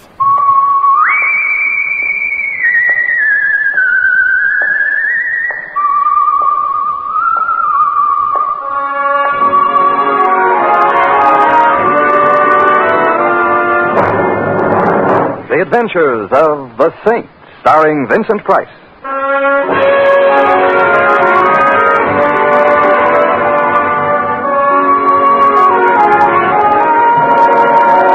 The Saint, based on characters created by Leslie Charteris and known to millions from books, magazines, and motion pictures. The Robin Hood of modern crime now comes to radio, starring Hollywood's brilliant and talented actor Vincent Price as the Saint. Excuse me, but is the seat next to you taken? Oh, I don't think so. Of course, it really belongs to the bus company. Would you mind if I sat here? Does anybody mind when Santa Claus comes for Christmas? What? I meant you very pretty. Please sit down. Oh, thanks. But I sneeze. Oh, go ahead. See? Yeah, you're a girl of your word. I always sneeze, especially on buses. Why? I don't know. I've been to hundreds of doctors. They don't know either. I once even went to a psychoanalyst. That sounds as if it might have been a good idea. It wasn't. But why not? After a while, he began to sneeze, too. Gesundheit. Thank you. You're cute. I rarely sneeze, though. That's all right. Thanks. I sneeze enough for two. The question is, can two sneeze as cheaply as one? I've been worrying about that. So you can stop right now, then. I know, because my boyfriend doesn't sneeze much either. Well, perhaps if he practices... His name is Breckenridge. Isn't that silly? Especially since he doesn't sneeze. My name is Peggy. Not at all silly. And your name is? Simon. The name of the bus is Genevieve, and the name of the city we're in Simon what? Me or the city? You're cuter. Simon Templar. Oh, you're the saint. There's a totally unfounded rumor to that effect. But from what I've heard, you're no saint at all. I'm scared. We're on a bus. I'm still scared. Well, what can happen on a bus, except for... that? I didn't mean I was scared of you. Please get off the bus with me so that we can go see Breckenridge. Why? He's scared, too. Peggy, please take my word for it. He's got nothing to be scared about. Oh, I didn't mean scared of you. I meant, well, Breckenridge is a prize fighter manager, Simon, and he's scared. Why? His prize fight is called Benny the Battler. Oh, and Breckenridge is afraid of Benny the Battler. No, nobody's afraid of Benny, not even other prize fighters. We get off here. Nan, please let us out. Okay, lady. Thank you very much. You're real welcome. And now, Peggy, what is Breckenridge afraid of? Murder!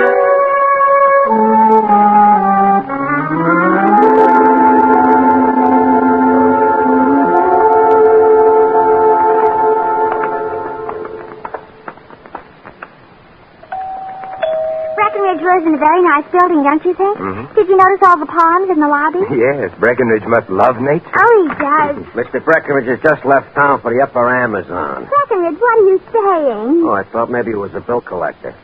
Wait a minute. Who's he? This is the Saint, Breckenridge. I don't need one today. Goodbye. Breckenridge, we're coming in. Breckenridge has a very fine sense of humor, Simon. I noticed that. You want to make something out of it? Breckenridge, behave yourself. Simon is going to help us. Yeah? Yeah.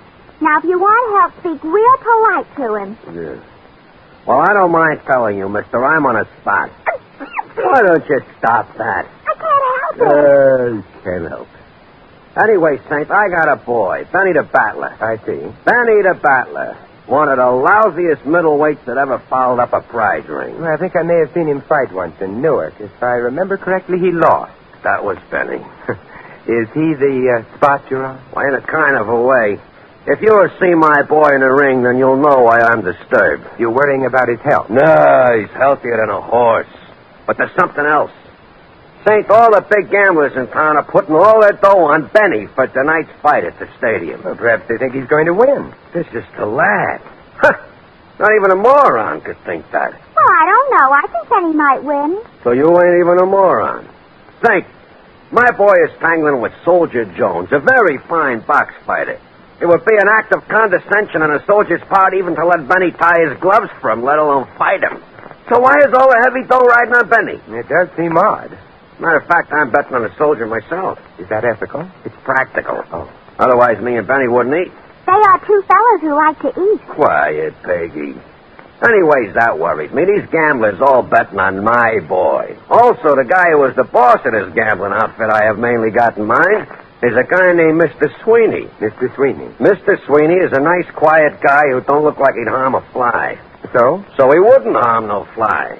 But when it comes to guys who he is under the impression they have handed him a bad deal, then he is murder. Now, supposing Benny the Battler don't win tonight. Well, Sweeney could hardly blame you if Benny lost the fight legitimately. Mr. Sweeney ain't the type guy who is interested in what is legitimate. He likes to win bets. So I am on the spot. I can see that. Anybody who ain't blind can see that, but what can you do about it?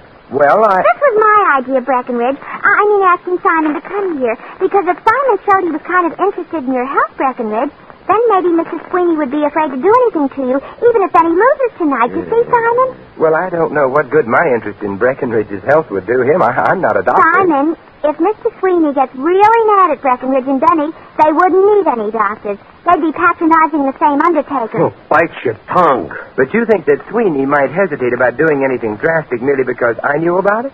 I don't know, but it's possible. And what have we got to lose? My life. Don't be so selfish. Think of Benny, too. All right. My and Benny's life. Well, I'll do what I can, which amounts to what? Breckenridge, give Simon some tickets to the fight tonight. Yeah, okay.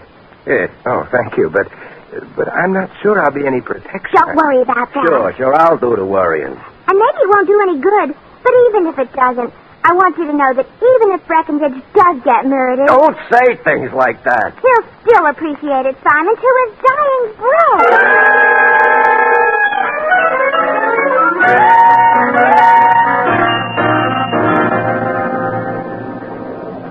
Taxi! Hey, taxi! For a moment, I thought you were going right past me. For a moment, I felt like going right past. Louis! Never mind getting friendly. Just get in. Thank you. Benedict Arnold. I beg your pardon? Well-known traders of history. Benedict Arnold. You. I'm not sure I know what you're talking about. This afternoon around 3 o'clock, what were you doing? 3? Why, I was riding on a... Don't stop there. You was riding on a what? A bus. Yeah. What's the matter? Somebody suddenly dropped dead, left you stuck in a bus company? No. Then what's the idea of riding a bus instead of hailing a cab, huh? Well, if I'd taken a cab, I wouldn't have met Peggy. A fine reason. She was following me, Louis. I made it easier for her by getting on a bus. There's so much roomier than cabs. All right, I forgive you. Thank you, Louis. Perfectly all right. Where do you want to go? The stadium. You call that a place to take a girl? I'm not taking a girl there. I'm going to see the fight. Hey, which reminds me, Louis, I've got an extra ticket. Would you like to join me? Who's fighting? Well, the main event is Soldier Jones versus Benny the Battler. That you call a fight? Benny's going to get murdered. Not Benny, Breckenridge. Huh? It might be fun, Louis. Come on with me. Oh, listen, a fight like that you could smell from New Jersey. But all right. Thanks, Louis. Don't mention it. And in the future, stay off of buses. Yes, Mother.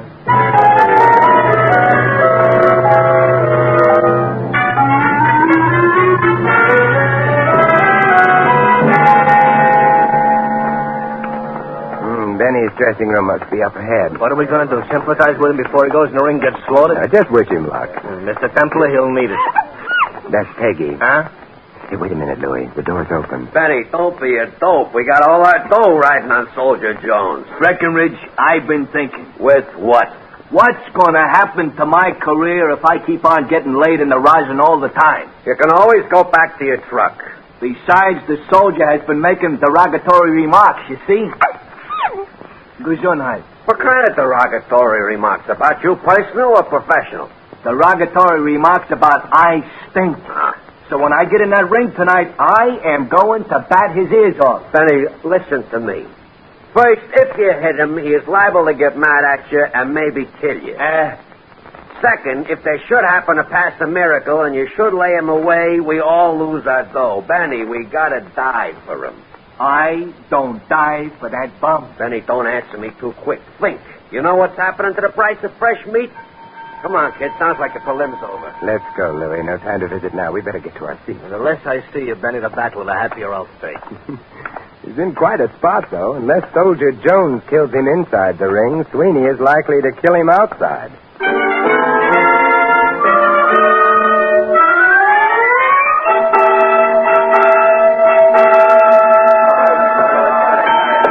Well, here it goes. Yeah, we got nice seats. Yeah. Anybody bleeds in the ring, we got dry cleaning. Hey, they're off. You're thinking of a horse race. Looking at Benny the Battler, how wrong am I? He runs nice. Yes, he does seem to have got on a bicycle. Yeah, but how long can he stay on a bicycle without falling off on his ear?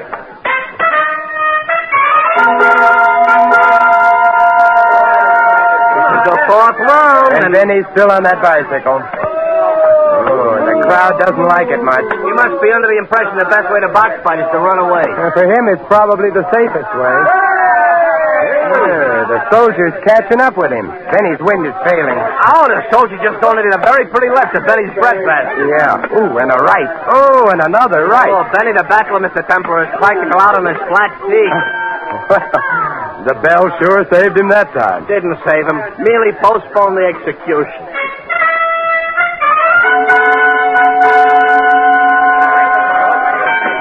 Fifth round, and I got an idea Benny ain't going to be around for the sixth. Yeah, Benny seems to be looking for the nearest policeman. He's sort of wandering around. The soldier is... Hey! I don't believe it. Benny just threw a punch at the soldier. Hit him, too! Yeah, but... Hey, the soldier's just fallen down.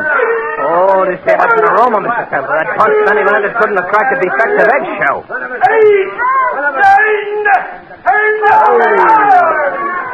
Benny, and I say this in some blankness of mind, has just won. Yeah, with the best invisible punch I ever seen. Must have been quite a punch. The soldier hasn't moved yet.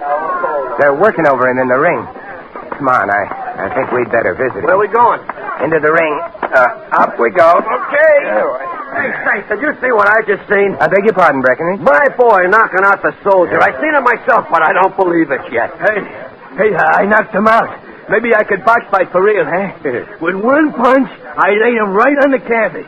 He ain't even got up yet. I think I want to take a look at him. His handler's still working over him. He's very horizontal. Yes, Louis. Furthermore, I suspect he needs a doctor. A doctor? You got a yen for medical attention or something? Correction. What he needs right now is a death certificate.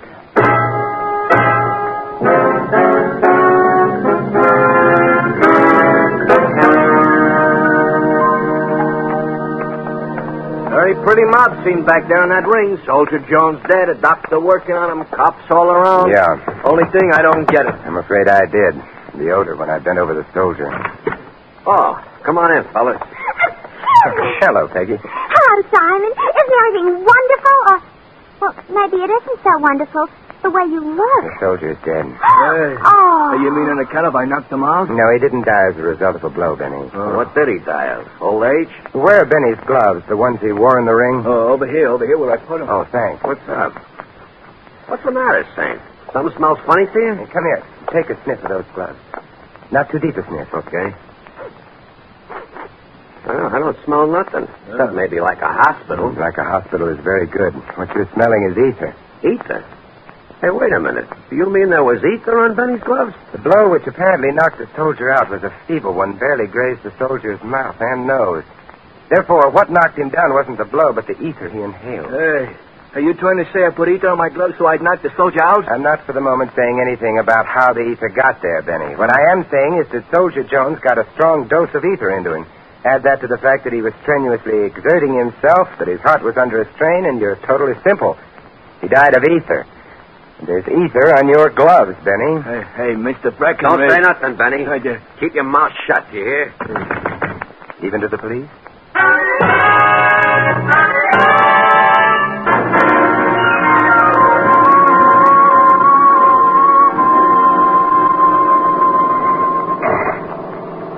Poor Benny. He looked so sad when the cops put the arm on him. If they can make their case stick, he'll look sadder still. Breckenridge didn't look so happy neither. It's not hard to understand. One way or another. And that babe Peggy, she was sneezing like a locomotive with the hiccups. It saved her from answering questions. Yeah, all of which doesn't add up to the strange fact that you've instructed me to drive you to the Happy Hours nightclub. It happens to belong to a man named Mr. Sweeney, Louis, the head of the gambling syndicate which bet on Benny in tonight's fight. Oh, Well, Mr. Sweeney ought to be a very happy man. We're not going to watch him rejoice. What are we going to watch him do? Pay off, perhaps?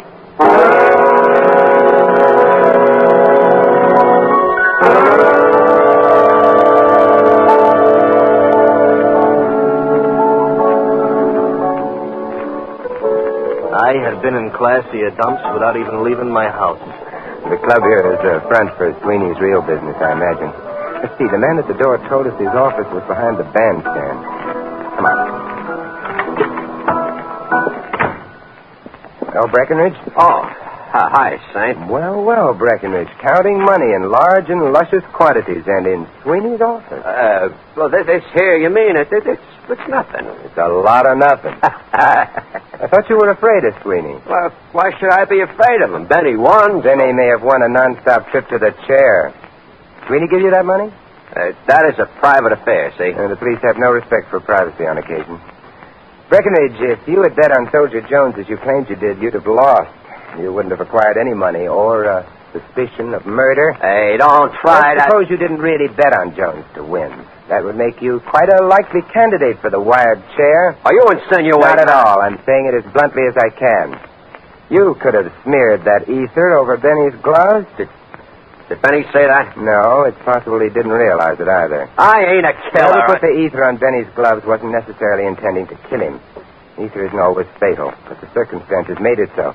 It was a little too much ether, for one thing. For another, somebody failed to allow for the effect of strenuous action on the soldier's heart. Look, Saint, you're just raising the breeze. I'm in the clear, yeah? Would you like to try saying that again and making it sound convincing? I don't have to take anything from you, understand? You don't have to shout either.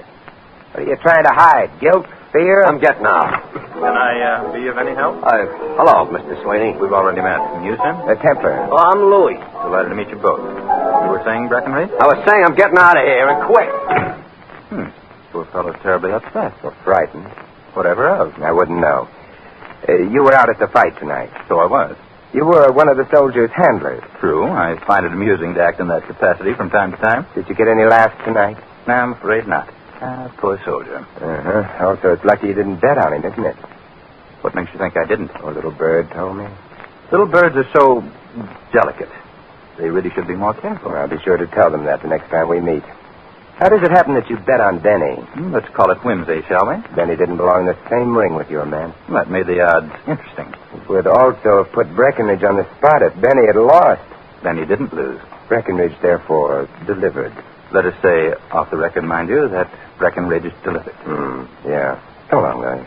Must you rush away? I don't care for the atmosphere around here, Mr. Sweeney. What's the matter with it? Like the ether on Benny's gloves, Mr. Sweeney, it's overpowering.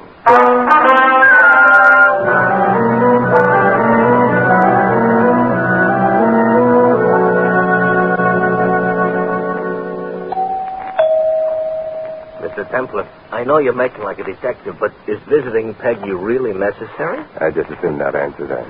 Bashful, huh? It's a small house. Hey, she must live alone. Get the smirk out of your voice, Louis. Either I'm nuts or you are. And you vote for me, huh? Well, you see, Louis, Peggy may know something. Oh, sure. Only what about? We'd better change the subject or ring the doorbell again. No answer. Come on. Disappointed? Oh, I don't know. We may still find her tonight. Where? Breckenridge's apartment. Possibly helping him count his money.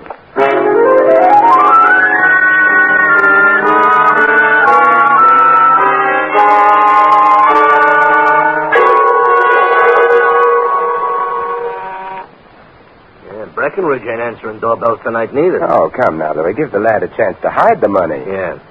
Unless he took it on the lamp. Where on earth did you pick up that expression? The radio. Oh. That doesn't seem to work. We'll try another apartment. Get into the building anyway. Thank you, somebody. The apartment is down the corridor here. Yeah, that's convenient. I hate climbing stairs, making forced conversation. I've been shot. Nonsense. I've been shot. He It says came from nothing. inside the apartment. Come on. The door's open. It's Templar. Behind that desk. Yeah, Breckenridge. Not very pretty at the moment. That bullet did a job. Shot in the temple, revolver in his right hand. Suicide? That's what it's supposed to be. His hand's loose on the gun. Ain't that the way it always is? After all, the guy is dead. Yeah, but 9 times out of 10, there's a spasmodic reaction at the moment of death. The hand grips the gun more tightly instead of loosening, which means there must be a back door to this apartment. Off the kitchen, probably. Yep, there it is. Which explains that. The guy's gun ain't gripping the gun tight, so there has to be a back door to the apartment. Oh, the architects ought to hear about this. The murderer had to get out before we got in, and the murderer was here a moment ago. I don't get it. What? Why did he bother making it look like a suicide? Look, Louis, we were supposed to think Breckenridge had been responsible for the soldier's death, but became conscience-stricken because he hadn't intended to kill the soldier and shot himself. But his hand was loose on the gun. It's just logic. All right, so Logic and you went to school together. Breckenridge was a crook also. I suspect a blackmailer, but this is the thing. It almost serves him right. Like I always say, turnabout is hoist with his own petard. Hey, what is a petard? A petard? Petard. Is a derrick. Oh. Yeah, you've got the proverb all wrong, but you've solved the case. Well, for a dope I ain't do it. I have? Yeah, you said turnabout. Well, I read that in my comic book. And that tells us who murdered Soldier Jones and Breckenridge. Oh, speak for yourself, John. Maybe it tells you, but... Come on. But if I know my mysteries, you're not going to tell me. Not for another 5 minutes.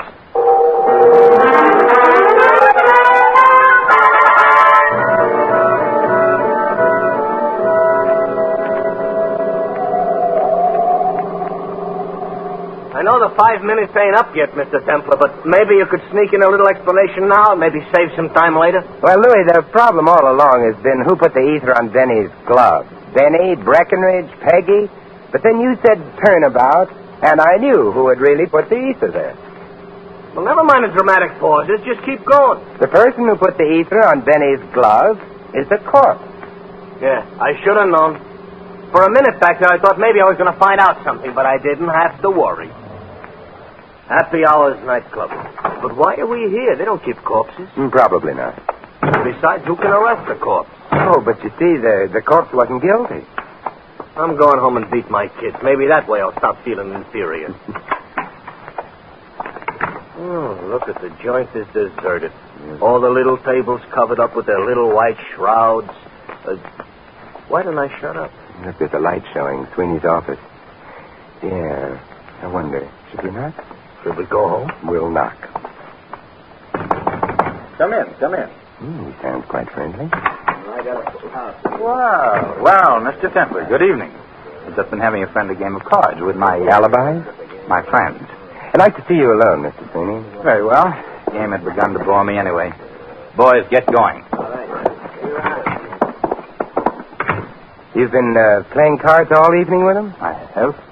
Perhaps you consider it a waste of time. I don't. They testify to your having been here all evening, huh? If called upon, they could do nothing less, but why should they be called upon? To furnish you with an alibi. For what? Breckenridge's murder. Nonsense. He committed Suicide? How did you know? A little bird told me. The same one who told you about my betting on Benny. I'm afraid not. Breckenridge was the little bird who told me about that. He forgot to tell me about the murder, though. Breckenridge committed suicide. I'm not talking about Breckenridge's death. I'm talking about Soldier Jones. Oh? Mr. Templar, I will readily admit I earned a considerable sum by his unfortunate demise, but the ether was on Benny's gloves, if you remember. And I was never near those gloves. True. Well, then. Nevertheless, you are going to die for Jones's death. You know, you're becoming unpleasant. However, you've just admitted I couldn't have tampered with Benny's gloves. I have, but may I mention one word to you? A turnabout. All right, you've mentioned it. You should be more interested because it led me to realize something. Soldier Jones died because there was ether smeared all over his mouth and nose. We've all been assuming that the ether got there from Benny's glove. How true. Remember the word turnabout, Mr. Sweeney? Suppose the ether got onto Benny's gloves from Soldier Jones's face. I think the hour is late. Very late for you, because the ether was on the soldier's face first. When Benny hit the soldier, he got the ether on his gloves. But it was the soldier's face that smeared ether on Benny's gloves, not vice versa. But how would the soldier get ether on his face first? From a towel used by his handler on him, and you were his handler, Mr. Sweeney? Just as he started into the ring, you wiped his face and deposited the ether on his nose. His momentum carried him into the center of the ring. Then he took a poke at him, and that was that. It was? Yes. Breckenridge realized what you'd done. That's why you paid him off after the fight. But you knew that he'd blackmailed you for the rest of your unpleasant life, so You murdered him.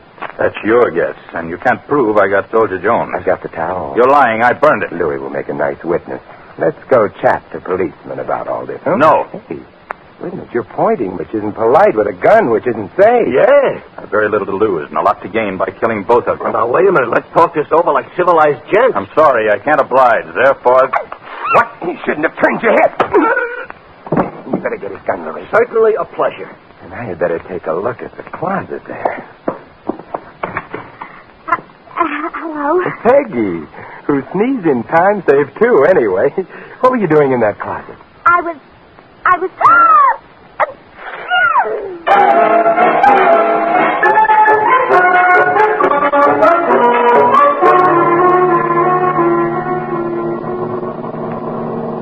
And, so, Peggy?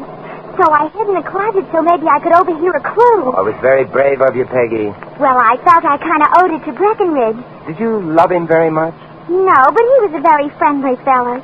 You look friendly, too, Simon. Also cute. And you did catch Mr. Sweeney, so I think I'm going to kiss you. Louis is peeking. Who cares? Peggy, you haven't sneezed. At a time like this, who wants to sneeze? How right you are. Simon! You caught my sneeze. I did, didn't I? However, as Louis mentioned earlier, I am hoist by your petard.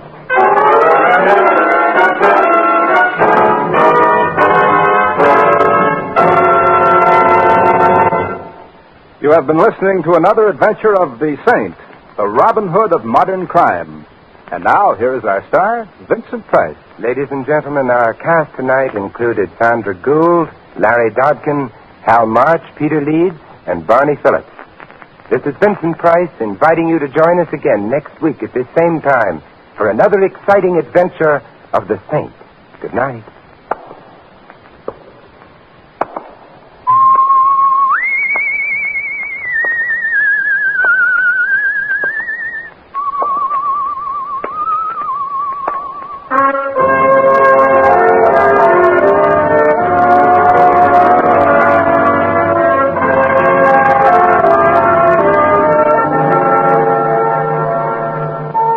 Tonight's script of The Saint was written by Louis Bitters.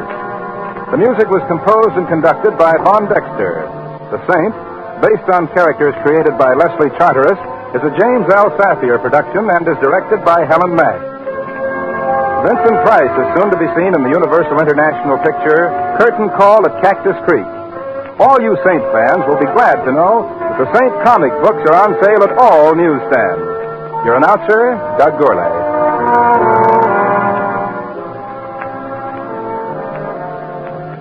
You know, what you are tomorrow depends on what you eat today. So, Mother, be sure the big and little Indians at your house always eat a good breakfast. And tell me, what could be better for breakfast than Post Toasties? Post Toasties, you know, are the heat-good cornflakes. The best thing that's happened to corn since the Indians discovered it. But all of the talking in the world couldn't tell you how downright delicious Post Toasties are. You have to taste those crackling, crisp flakes. Yes, you have to taste that sweet kernel corn flavor toasted. Then you know how perfectly wonderful breakfast can be. Put Post Toasties on your shopping list right now, Mother. Just watch how your whole tribe goes for them. Remember, Post Toasties are the heat-good cornflakes. Keep it tuned right here to HOJO Radio for more classic old-time radio. Ladies and gentlemen, the Granite Furniture Company, with stores in Sugar House, Murray, and Provo, presents The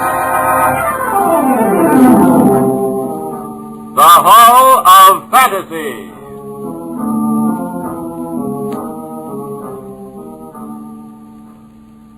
Welcome to the Hall of Fantasy. Welcome to the series of radio dramas dedicated to the supernatural, the unusual, and the unknown. Come with me, my friends. We shall descend to the world of the unknown and forbidden. Down to the depths where the veil of time is lifted, and the supernatural reigns as king. Come with me and listen to the tale of The Perfect Script.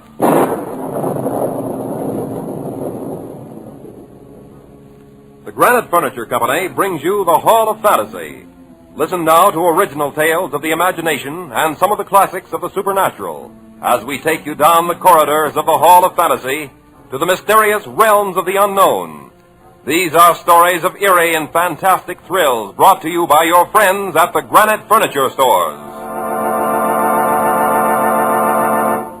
Now for tonight's story, an original radio drama by Bob Olson entitled The Perfect Script. It's inspiration, gentlemen. With a proper inspiration, anyone can write a perfect script. In this case, the inspiration is horror.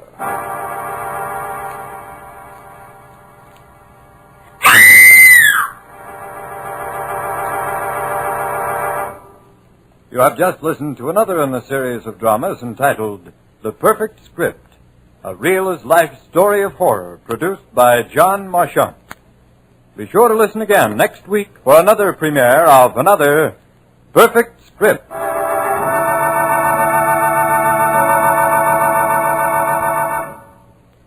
Well, that wraps up another perfect script. Yeah, a little too perfect if you ask me. Every time I work one of these shows, I want a police escort to see me home.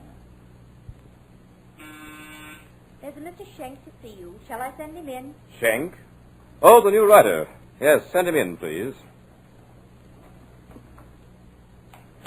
Schenk, I'm glad to see you. I'm glad you made it. Have a seat. Thank you, Mr. Marchant. Did you decide to accept my terms? Well, your shows are famous. Sounds like I'm starting at the top. You are. You realize, of course, that this is a one-time shot. Yeah, so I understand. No one ever writes two perfect scripts, but why? Once you've written one, you'll know the answer to that. It's a queer setup, but it's too good a chance to miss. When do I start? Immediately. I'll drive you up there myself. Up where? In the coast, a few miles to my beach house. You will find it perfect for writing your type of script. Sounds okay to me. Fine. I'll order the car. Mr. Maine, call the garage and tell them to have my car ready in 5 minutes. I'll be up at my beach house. I'm taking the new writer. Just call the garage. I won't be back today. Now, shall we go? Sooner the better.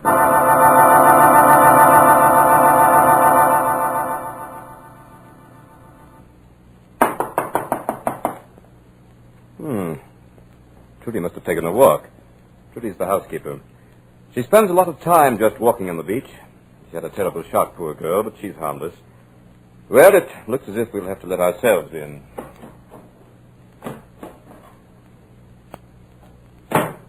Trudy? Trudy, are you here? Here I am, Mr. Marchant. I knocked. Where were you? I was down. I was asleep. Well, no matter. This is Mr. Schenk. He'll be with us for a little while. I thought you were taking one of your walks at first. Tonight. She's looking for her husband, Pete. He was a pilot and crashed in the sea close to here. Trudy thinks he'll show up. Oh, he will.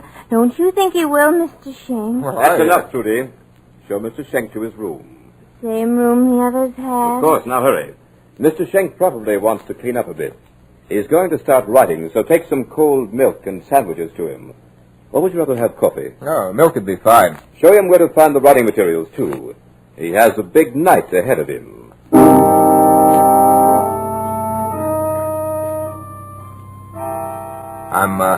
I'm sorry to hear about your husband. It was just a forced landing. He walked away from 3 others. He'll come back someday. Yeah. Have you heard anything at all? Oh, yes. He sent me his ring. That's the signal we had to let me know he was coming home. How did he send it, Trudy? The ocean brought it. The ocean? Yes, a little boy found it on the beach. You mean a ring was washed up on the beach? Some poor man was washed ashore. He had it on his hand. Probably a friend of Jack's. Many flyers were killed during the war, you know. Yeah, I know.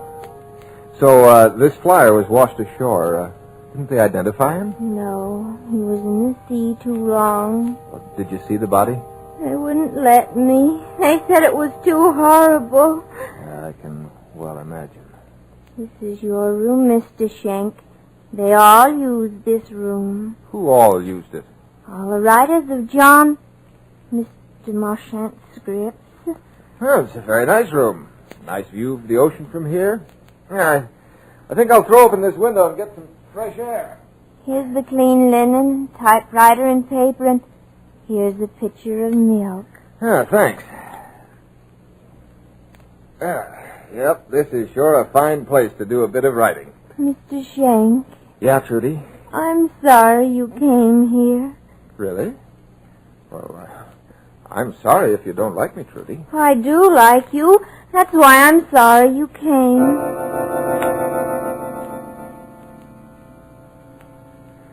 Yeah, nice folks. Well, if I can't write a script here, I can't write it anywhere. What more can a man ask? A little more of that Trudy, and I wouldn't be able to write the date. Too bad, too. She's really not bad looking. Kind of pretty, in fact. Yeah, well, when a mind cracks, there's nothing much anyone can do about it. Now for the perfect script. Yeah, February 16th. Good start. The Perfect Script by Peter Schenck. Yep, you're on your way. A Marchant production is a very auspicious beginning.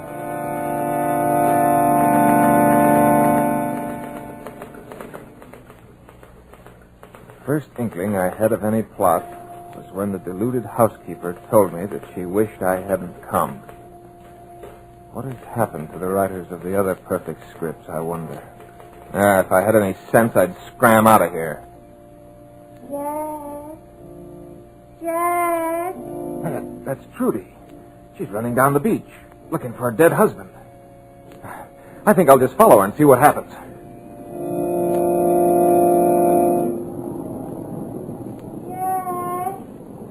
Jack! Trudy! Jack!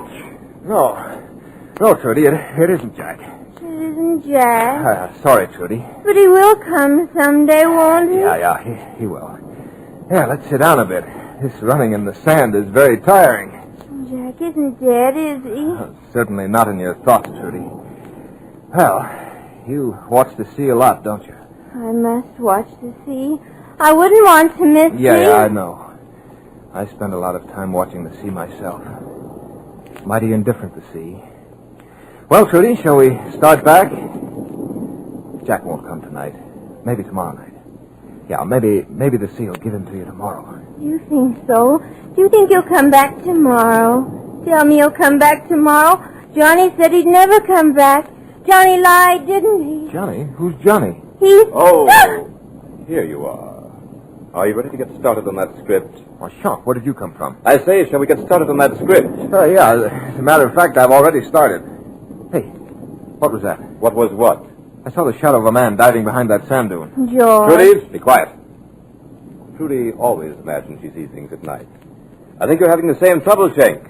That was just the moon shifting a new shadow across the sand. There's nobody around here closer than 5 miles. No, it was a man. It was a shadow, Shank, nothing but a shadow. Yeah, okay, shadow. Mr. Marchand, I don't think Trudy was very happy to see me come out here. Why do you say that? Well, she told me she wished I hadn't come. What do you mean by that? Mean? How do I know what she meant? Trudy's always afraid someone's going to take her away from here before she finds her husband. Pay no attention to it. There's George again. Oh, you hurt me. I think we'd better get back to that script, Shank. Are you ready?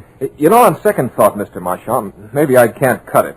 Maybe I better try some other show at first till I get good enough for the perfect script show. Nonsense.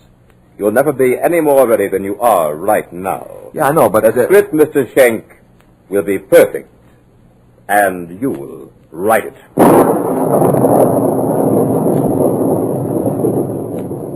You are listening to The Perfect Script by Bob Olson in tonight's journey down the corridors of the Hall of Fantasy. Presented by the Granite Furniture Company with stores in Sugar House, Murray, and Provo. Now back to tonight's story, entitled The Perfect Script.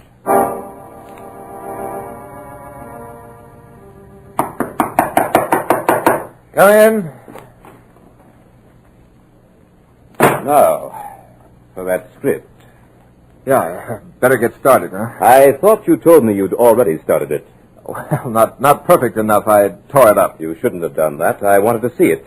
Maybe I could have offered you some suggestions. No, it wasn't any good. Just a false start. I see. By the way, I noticed you were taking in the view from your window.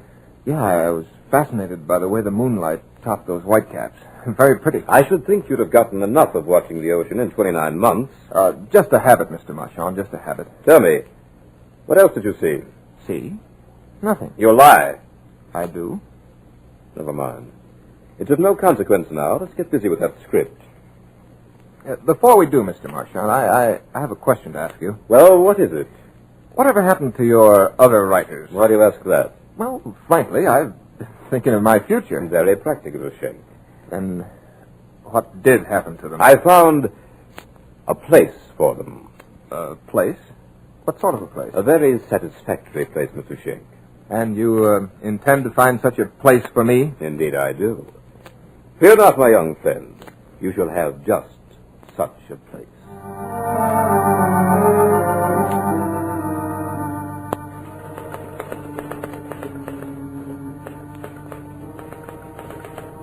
Marchand is gone.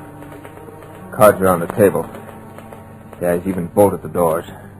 For some strange reason, I can't budge the windows or even smash the panes. I know he plans to kill me. To produce such a horror in this room that he'll have the actual passionate record of a terrified and dying man. But just how he intends to bring it about, I don't quite know.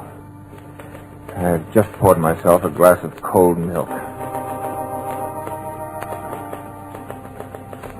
Yeah, but this I do know.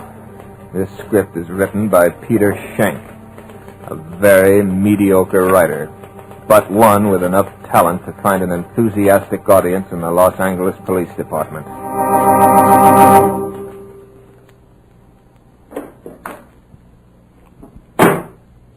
Now, Mr. Schenck, you will begin your script in earnest. And you seem to be collaborating in earnest. What's that in your hand, an Army 45? I am not a ballistics expert, Mr. Schenck. I must confess my ignorance. All I know about this weapon is that it's very deadly. Yeah, it's an Army 45. Very deadly piece of merchandise. You find something amusing? Yeah, I was just thinking, Mr. Marchand, what a dirty trick it'd be if I should let you kill me and make you write your own perfect script. Oh, I don't intend to kill you, Mr. Schenck. You don't? Then why the gun? This gun will keep you here until I'm through with you. I've no fear of anything I can live through, Mr. Marchand. Death is sometimes preferable. I have enough skill with this Army 45, as you call it, to make any movement on your part an extremely painful one.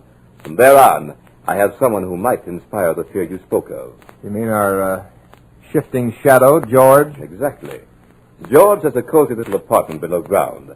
I hope he doesn't disturb you. Oh, so George is the inspiration for the horror you spoke of. Mm-hmm. George is very helpful. You know, Marchand, you strike me as being rather stupid. I'm sorry you think so. Yeah. You want a script written, a perfect script. You engage me to write that script in the face of a torture and death from which you give me no chance to escape. You know, you ought to put a bonus on this thing. Give me a little incentive. That will not be necessary. I'm quite certain that in approximately 5 minutes you'll need no incentive. 5 minutes? What's that got to do with it? You were observed pouring and drinking a glass of milk a few minutes ago. True? Yeah, I guess that's right. Wait, you mean that you... Poison? No, Mr. Schenck. Just a little potion to deaden the willpower. In exactly 4.5 minutes, you will act only on the power of suggestion. Does that strike you as stupid, Mr. Schenck? You're lying. Wait and see, or have you something better to do? I have, you filthy maniac. Why, in 2 minutes I could kill you. Yes, and by heaven I intend... Stand back! You wouldn't get 2 feet. This is no cat gun. Go ahead. As long as you're alive, you have a chance. Go ahead, commit suicide. See how much good it does. Hey, you're lying, I tell you. Besides, I didn't have any of that milk. Now, Schenck, you know differently. Just relax. This isn't so bad. You'll even get a thrill out of it. Believe me, don't fight it. You only hurt yourself when you do. I hope you... You're the craziest of the lot, Marchand. Your sister at least has some trace of feeling. You're just plain mad. My sister? Who mentioned it to you? Trudy did, Marchand. Or, Johnny, if you prefer. You're more shrewd than I thought. Yeah, you're just careless. You depend too much on the discretion of the insane. They prattle without thinking, Marchand. It doesn't matter. Think me insane if you like. Maybe I am. You'd be too if you had to hide someone like George from the world. But it doesn't matter. As for Trudy, she's mad from heartbreak and shock. She could have been saved if... Yeah, if you'd let her. Yeah, that it serves your plans better if she isn't too bright. She's bright enough. She likes milk, too. You don't mean to tell me that you deliberately keep her doped Oh, out? she's insane, all right. But every once in a while, I can't depend on it. You hold a person's life at little value, don't you? She's the only one who can handle George. She wouldn't do it of her own free will, so I just help her to make up her mind. But your time is up, Mr. Schenk. How do you feel? Your eyes are quite glassy. Soon you won't even be able to talk. Very effective. Very effective. Yeah, very effective. And now, Mr. Schenk, shall we start the script? The script? Oh, yeah. The perfect script. Write it yourself, Marchand. The typewriter, Mr. Schenk. You're just about to write the finest script radio ever knew. Yeah, that's right. I want to write, but what'll I write about? Write just what you see. Explain it in detail. Everything you see and everything you think. Yeah, but I don't see anything. Don't you, Mr. Schenk? Then turn around. Trudy. And George, Mr. Schenk. George is going to help us with this script. He's quite talented. What's he going to do? A beautiful job of murder. Trudy, come with me. Where are you going? We won't be far away. George doesn't like to have anyone in the family around to watch him. Do you, George? Bad blood. Bad blood. Write it down, Mr. Schenk. There's plenty of time. Be sure to get it all. Here, you might like some fresh air. I'll throw open this window. Special glass, you know. Strong as steel. But you won't need it now. You won't try to escape.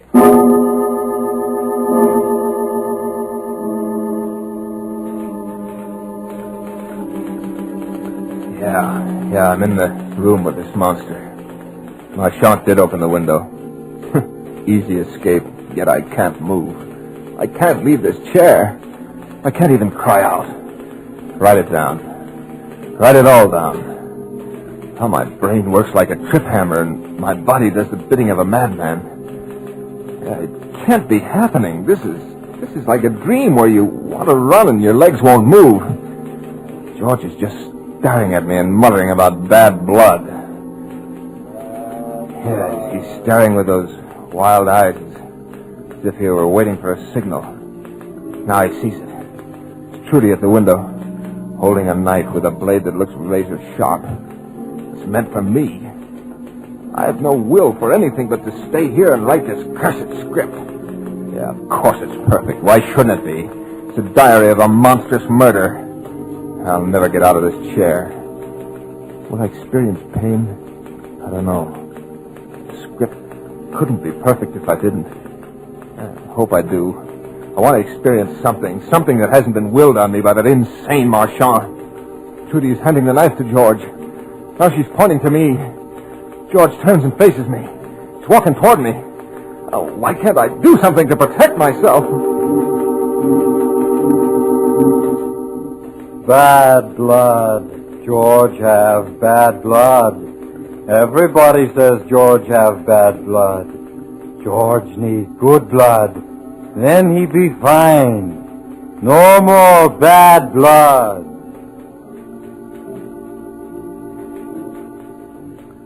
Trudy's climbing in the window. There are tears in her eyes. She's watching George. Trudy feels just as I do. Her mind's working, but can't do anything about it. I don't know what it is that Marchand's given us, but it's really hypnotic. George get good blood now.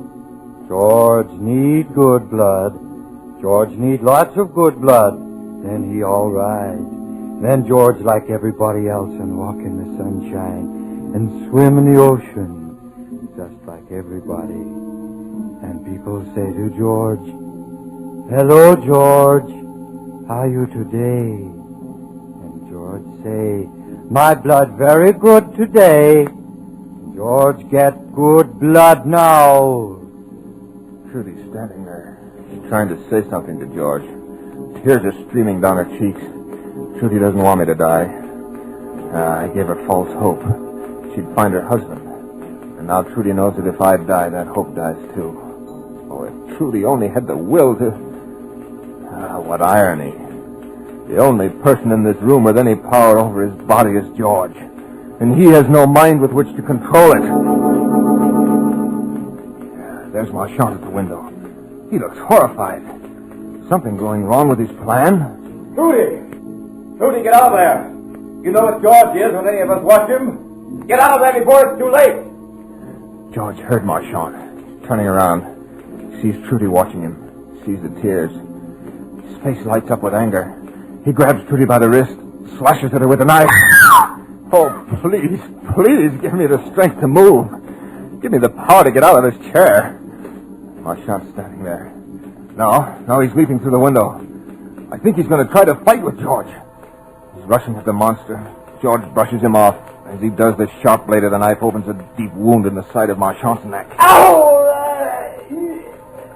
Judy's lying on the floor. She doesn't stir.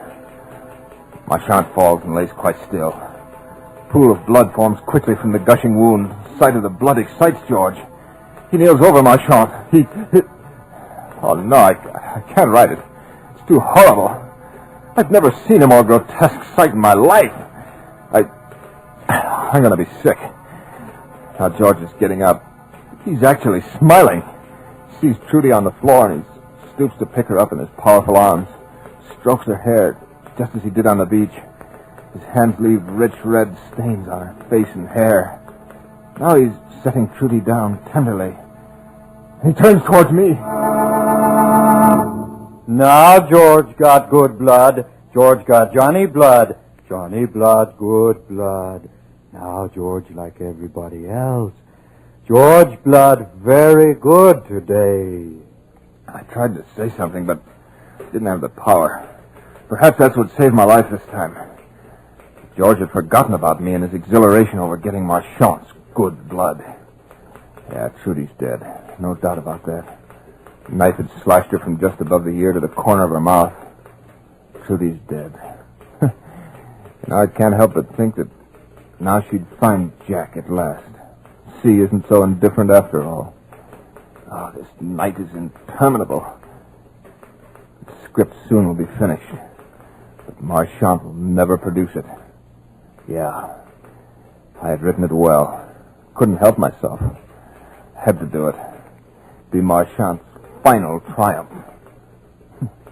The worst of all is the quiet description of this room after George had gone, telling about the two bodies. They're going cold. My great fear is that George will come back before this potion wears off. I sat staring at the window, now letting in a chill breeze. I just about convinced myself that George wouldn't be back when... There he was! The thing I feared was happening. George did remember at last. But Trudy had told him to kill me. And I am still powerless to help myself. This was the story that Marchand had designed for the script. Now he's about to get it. Get it too late to bring him any more of his precious fame. George do bad things. George forget, Trudy. George forget. George do bad things. Once more I tried to move but couldn't. All I can do is write. I'd at least leave a record of this thing, so that all the world would know what a half hour of a perfect script had cost the lives of so many people. George is standing over me now. He's raising his arm. The knife blade catches a glint of light, and my eyes are blinded momentarily by the brilliance. George shifts his weight a little to plunge the knife. He pauses and... You know, suddenly, for no reason at all, I think of a road. A road that I walked along in Arizona just a week ago. Free, happy, glad to be alive. And then...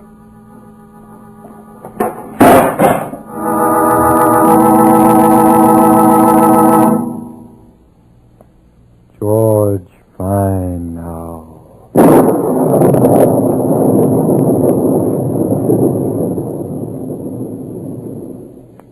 So runs the tale of The Perfect Script. But remember to join us next week at the same time for another journey down the corridors of the Hall of Fantasy to hear the tale of The Cask of Amontillado.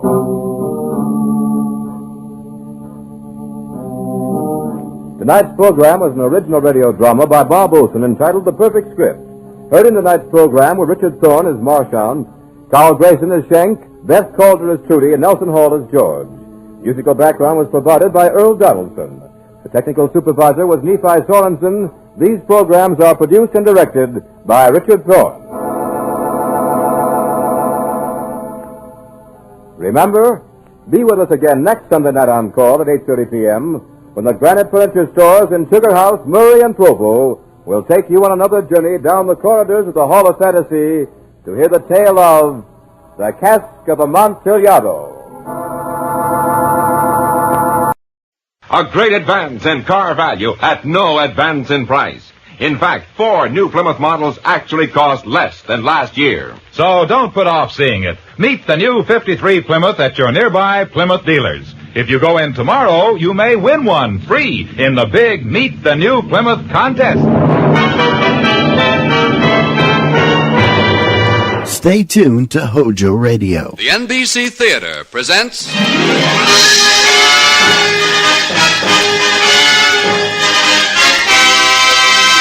Screen Directors Guild assignment, production Stagecoach, director John Ford, stars John Wayne, Claire Trevor, Ward Bond.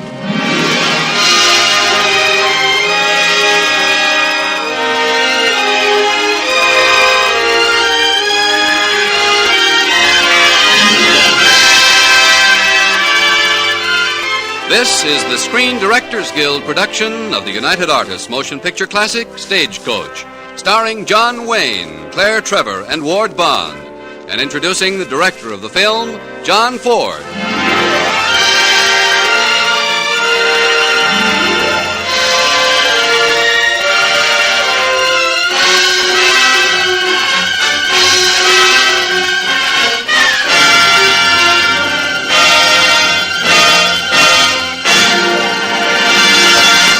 Before we begin our story, here are a few words about the entertainment you will hear tonight and in future weeks at this time. The NBC Theater is proud to welcome the president of the Screen Directors Guild and the eminent director of such films as Variety Girl, The Perils of Pauline, and Taproots, Mr. George Marshall. Thank you, and good evening. This is the first performance of a series of Screen Directors Guild productions, in which the directors will personally bring you their favorite film assignments, along with the stars who created the original roles. Tonight, your director is John Ford. John, if you remember, is the winner of 5 Academy Awards, the guiding hand behind such great pictures as The Informer, How Green Was My Valley, and, of course, Stagecoach. You're on the set, John. Thank you, George. And good luck on our first production. Stagecoach is ready to roll. The last time I made that crack was about 10 years ago. When I first had the opportunity of putting on film this Romance of the West. For the cast, the picture offers an array of colorful character types, ripe for the actor's talents. Now the story and the cast are united again. Here is Stagecoach with John Wayne as the Ringo Kid, Claire Trevor as Dallas, and Ward Bond as Doc Boone.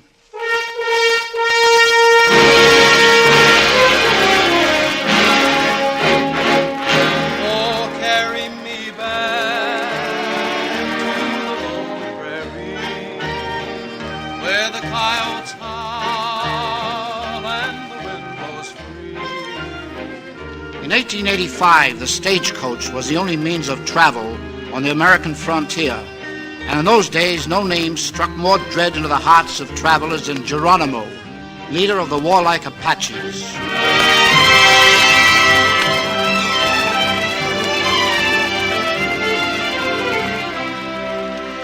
This, folks, is a story of a party of people who traveled from Tonto to Lordsburg by stagecoach in 1885. It's a story still told by the Indians.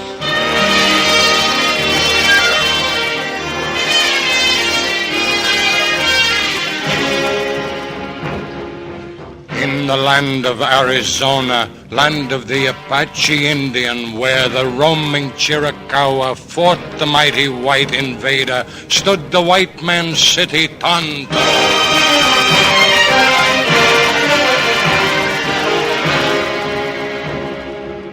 Tonto, where the flying wagon that the white man called the stagecoach stopped to take men to the westward, where Geronimo was leader, chief of the Apache Indian nation.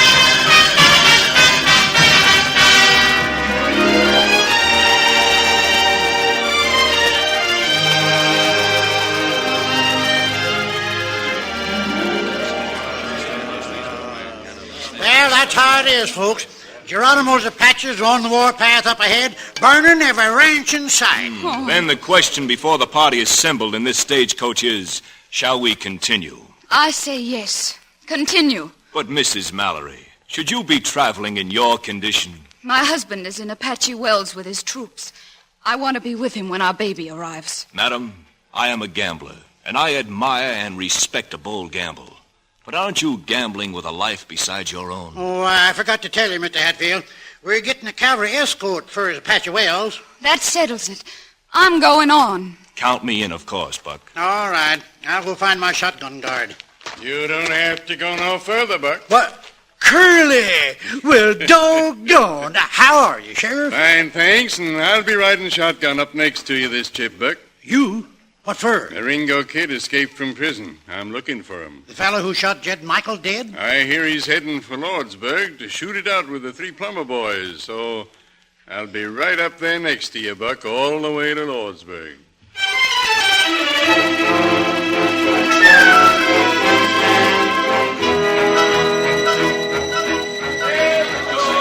There she comes. Top of the hill now. There comes the stagecoach. Better stand back a bit, Doc. Yeah, stand out of the road there, Dallas girl. Thanks, Doc. Hail the sagebrush chariot. Doc, why do I have to leave town? Because all these women here say I have to? I don't want to go to Lordsburg. No more do I, Dallas. But you are a lady somewhat too hospitable to gentlemen, and I am a doctor somewhat too hospitable to spirits. We, girl, are the dregs of Tonto. They send us from their midst. Come, Dallas, be a glorified dreg like me. Hi there, Buck. You have acquired 2 more eager passengers. The engines are rising, Doc. I thank them for that mark of respect. Tell them they may be seated now. Enter, Dallas. Thanks, Doc. Take your place beside the other lady. Then forward. On to Lordsburg.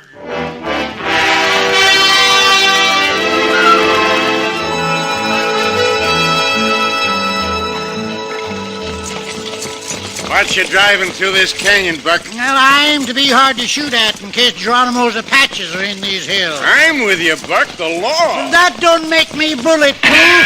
Down! Kingdom High! Here she comes, Apache! Keep your shirt on and stop the coach. It ain't Apaches. There's someone up ahead blocking the road with a rifle. Whoa!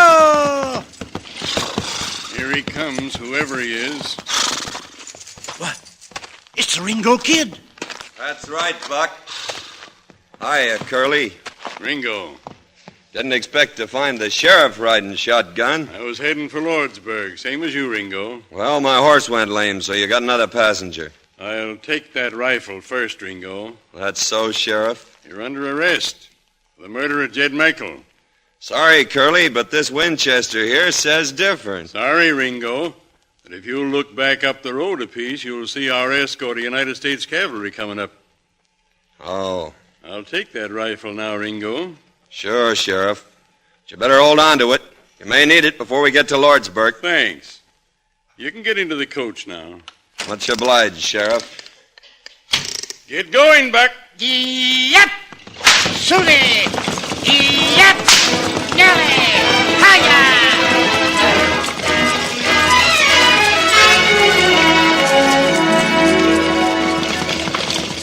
So you're the famous Ringo Kid, huh?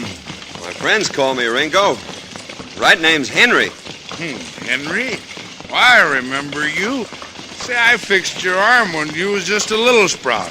You was no higher than a quart of bourbon. Well, that was my kid brother broke his arm. You did a good job, too, Doc, even if you was drunk. Well, thank you, son. How's your brother now? He was murdered. Oh, no.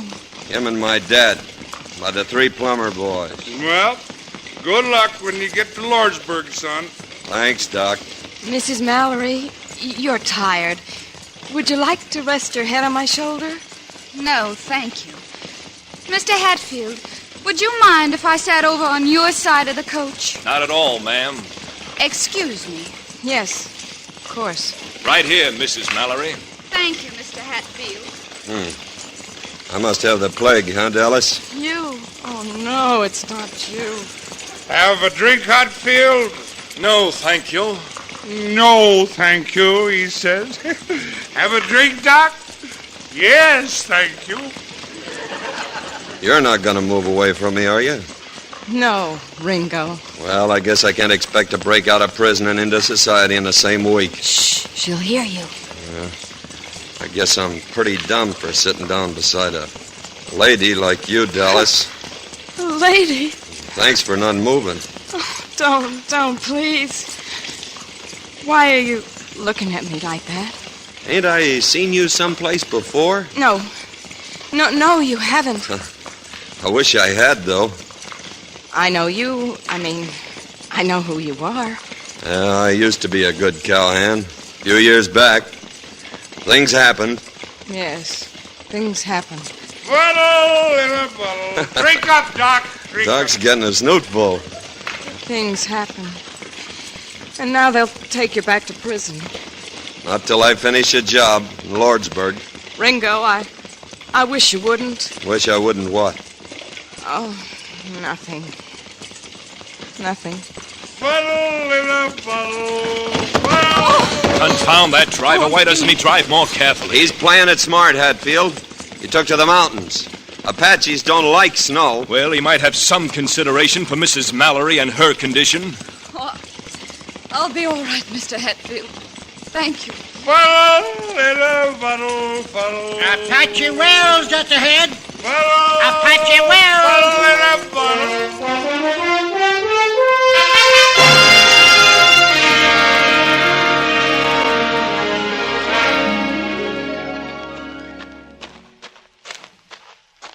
Mr. Hatfield, why didn't my husband and his troops meet us here? The Wrangler tells me that Captain Mallory has been sent ahead to Lordsburg.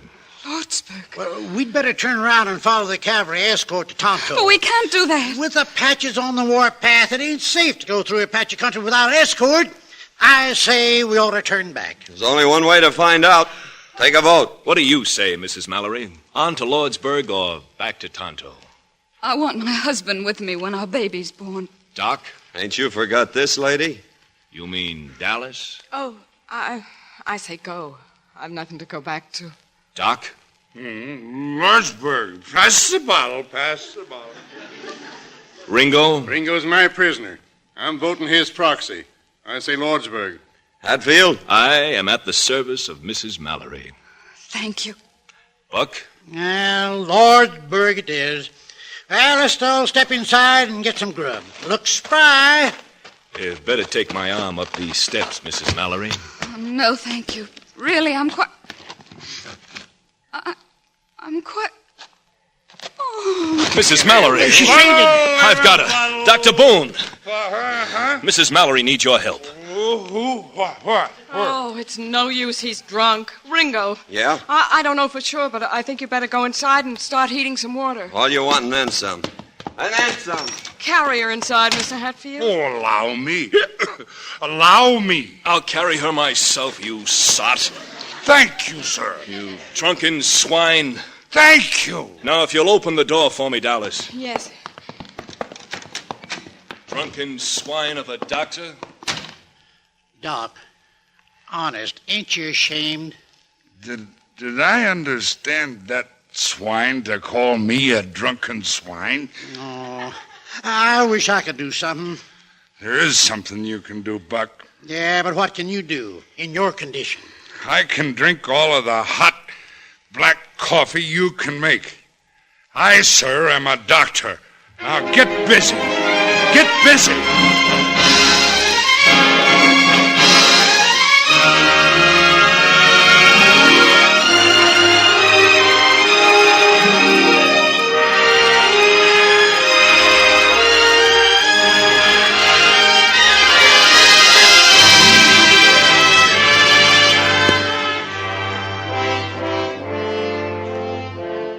The NBC Theater is presenting the Screen Directors Guild production of Stagecoach, starring Claire Trevor, John Wayne, and Ward Bond, with screen director John Ford.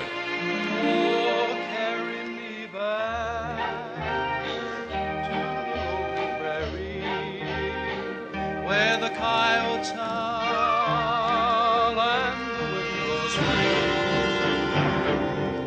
Apache Wells, the white man called it. Here the white squaw had her child, while the flying wagon waited while my tribesmen gathered.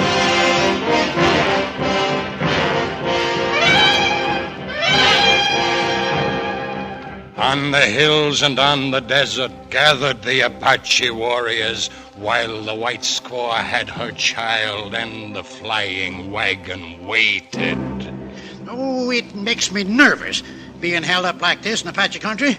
Just when they're mad at us again. Quiet, Buck. Huh? Someone's coming.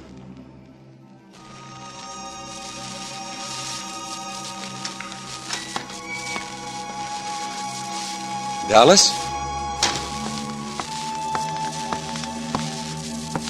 Look, it's a little girl. A girl. Let me see it. Well, I'll be doggone. That's real fine, ain't it, Dallas? Real fine. Oh, yes, Curly, it's fine. A baby. How? I mean, what? I'll explain it to you sometime, Buck. Listen, boys. Doc Boone. 3 cheers for Doc Boone.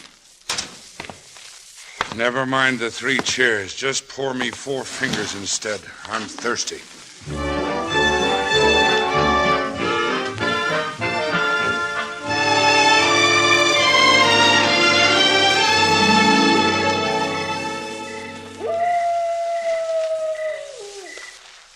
Dallas? Oh. It's me, Ringo. Oh. You oughtn't to be outside here at night alone. Apaches like to pick off strays. Well, you're here now. Yeah, I watched you with that baby today. You looked, well, nice. I just wanted to hold it a minute. You're visiting in Lordsburg? I have friends there. Oh, good. Ringo, why don't you escape? I aim to, in Lordsburg. Well, why not now? Why not go over the border now? My father and brother were shot down by the Plummer boys. I guess you don't know how it feels to lose your folks that way. My folks were killed by Indians when I was a kid. Oh, that's tough. Well, it's a hard country, especially for a girl. You have to live no matter what. That's it. Look, Miss Dallas, you got no folks, neither have I. Maybe I'm crazy to ask you, but, well, I still got a ranch down across the border, and I guess I'm crazy being close to you like this, but... Ringo, you don't know me. You don't know who I am, or... I know I want to marry you, Dallas. Ringo. That ain't an answer, Dallas. Oh. Ringo, you can't go to Lordsburg. Not now. The Plummer boys will be 3-1 against you. You'll get killed. Can't tell. You can't win. Can't run away from it either. How can you talk about our life together when you want to throw your life away? Well, what do you want me to do? Get away. I'll follow you. You mean that, Dallas? Well, I just can't leave Mrs. Mallory and her baby now, but listen. There's a horse all saddled and ready for you in the corral. What? Yeah, there's a rifle in the saddle boot. Now get going. I'll come after you. I'm counting on that, Dallas, with my life. Goodbye, Ringo. Watch out for Apaches. I got a rifle now, and I got you. Don't worry, Dallas. I'll be waiting.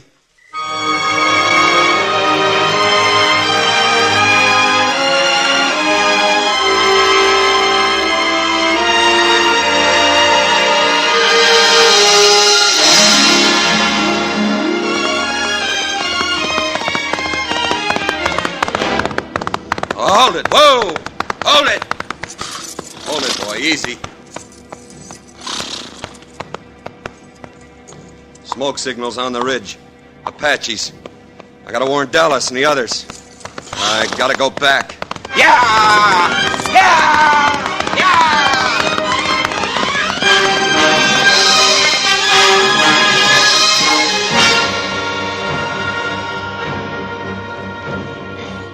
On the ridge and on the mesa smoked our Chiricahua fires. Rise, the fires told my nation. Strike the white man's flying wagon. Rise, my kinsmen, rise, Apaches, chieftains, horsemen, lances, rifles. Stagecoach on the Lordsburg Trail.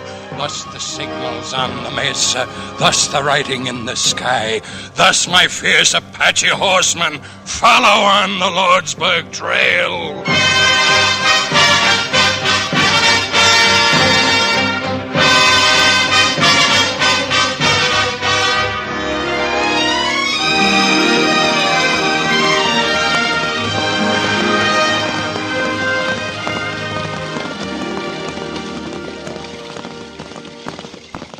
We're making good time. I say we're out of danger now, thanks to Ringo here. Very decent of you to come back, Ringo. I wouldn't be too sure we're out of danger yet, Hatfield. We'll be in Lordsburg soon, then. Very soon. How's the baby? Sleeping. Doc told me what you did for me. Thank you very much, Dallas. You know, danger whets my appetite. Indeed it does. Let me see. There must be a bottle of something left in this bag. A bullet. It just missed your head, Doc. On the floor, Mrs. Mallory. Dallas, you and Miss Mallory, get down! Apaches, hundreds of them. Hey, Ringo! Curly's calling you from the driver's seat, Ringo.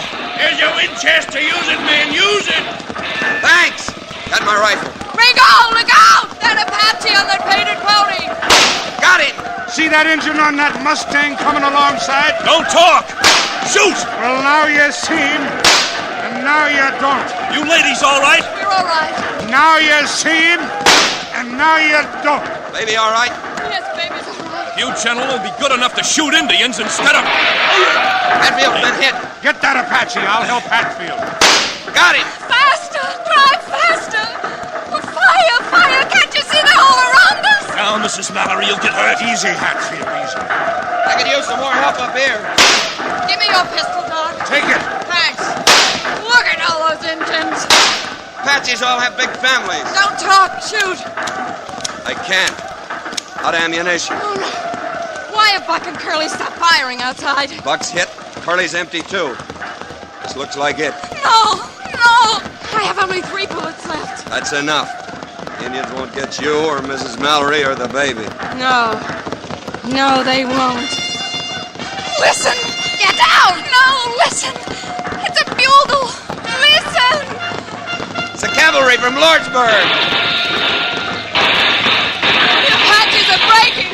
They're running away! Glory, glory! How's Hatfield? Dead. Glory, glory.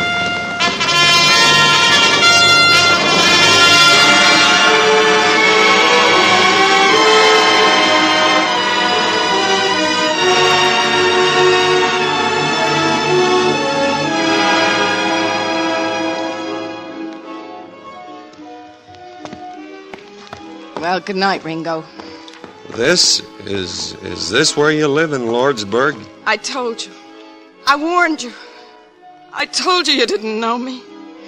This part of town is no place for a nice girl, but it's all right for me. Now say goodbye, Ringo. Say goodbye. I asked you to marry me, didn't I? I'll never forget you asked me. Go on back and wait for me in the stagecoach. Where are you going? Business. With the plumber boys. I'll just take a slow walk down Main Street and see what happens.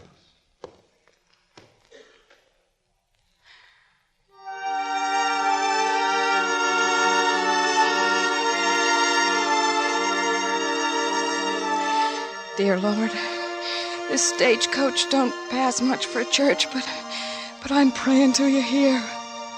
Please, Lord, it's 3-1 against Ringo out there, and the plumber boys are dead shots. Awful dead shots, Lord. Like I was saying, Lord, it's 2-1, Lord. He's all I got, and all I ever want. So please, dear Lord, please let me have him back. Please, please, please. Oh, carry me back to the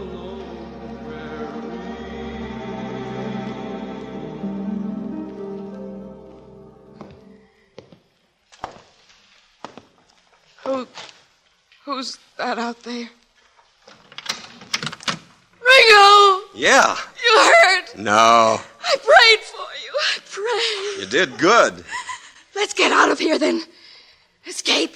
Don't have to anymore. Before he cased in, Luke Plummer confessed he killed Jed Michael.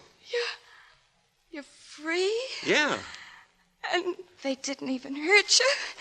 Dead shots like the Plummer boys? Deadest dead shots you ever saw.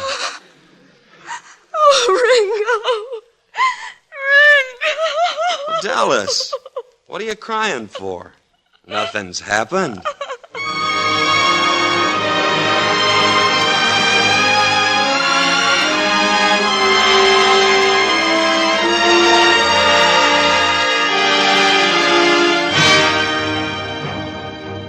Thus the story of those brave men, riders of the flying wagon, in the land of Arizona, where Geronimo was chief.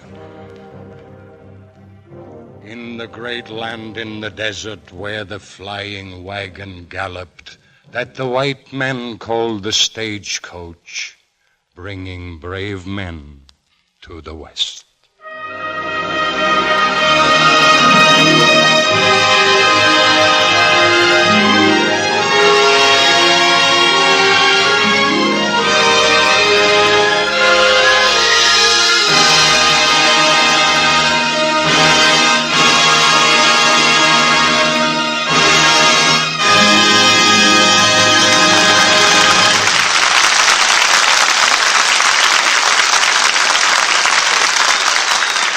Our stars will return in just a moment. The NBC Theater has presented the Screen Directors Guild production of Stagecoach, starring John Wayne, Claire Trevor, and Ward Bond, and introduced by John Ford. In the weeks to come, the Screen Directors Guild will bring you Douglas Fairbanks Jr., Robert Montgomery, Rosalind Russell, James Mason, and Irene Dunn. And next week, the NBC Theater presents screen director Richard Wallace, introducing the current film comedy, Let's Live a Little, starring Robert Cummings. And now, here again is our special guest, the president of the Screen Directors Guild, Mr. George Marshall. The premiere production of the Screen Director's entry into radio has now joined the Stagecoach itself in that great fund of memories known as the past. And speaking for the Guild, I'd like to express our gratitude to the National Broadcasting Company for the opportunity to better acquaint the public with the work and role of the screen director. Take it away, John Ford.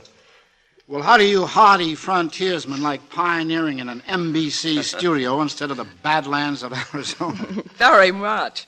You know, just the memory of that dust is enough to send me running home to wash my hair. Pappy, this is wonderful. Wayne, wonderful? What do you mean? Well, no getting up early in the morning and arguing with a horse. You know, I think it's wonderful that the screen director is being honored like this. He's the fellow who really makes the movie. Claire. As for us actors and actresses, well... Where'd we be without you, Pappy, and others like you? That's right. You taught us our business. That's all I can say. Thanks. Say, talking about wonderful things, it's a wonder that Pappy here hasn't yet displayed his fine, tyrannical hand. How do you do? Is that so, Ward? John, now look, as long as we're speaking about fine, tyrannical hands, look, are we going to do this again? Because if so, I'd like to take you folks... Yeah, I thought so. You'd have something to say about it. We had that same trouble 10 years ago. That's right. Hey, can't we go out and reach... Now, look, John, don't you remember? This is radio. There are no retakes. Good night, everybody.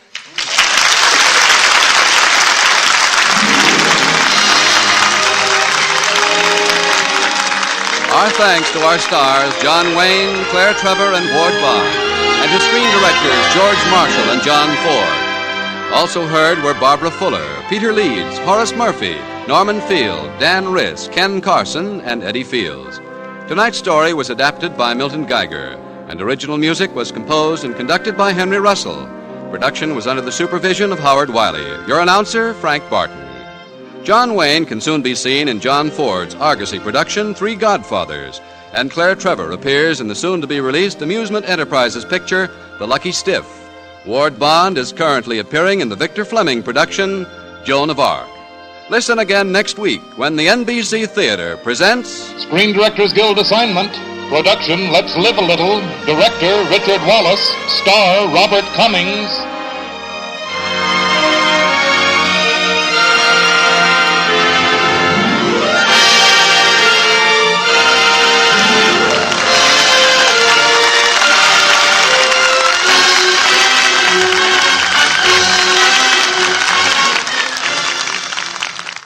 Don't miss an hour now of America's favorite music, old tunes and new hits over most of these stations. This is NBC, the national broadcasting company. Families prefer it by an overwhelming average of 3-1 over all other toothpastes in a recent nationwide test.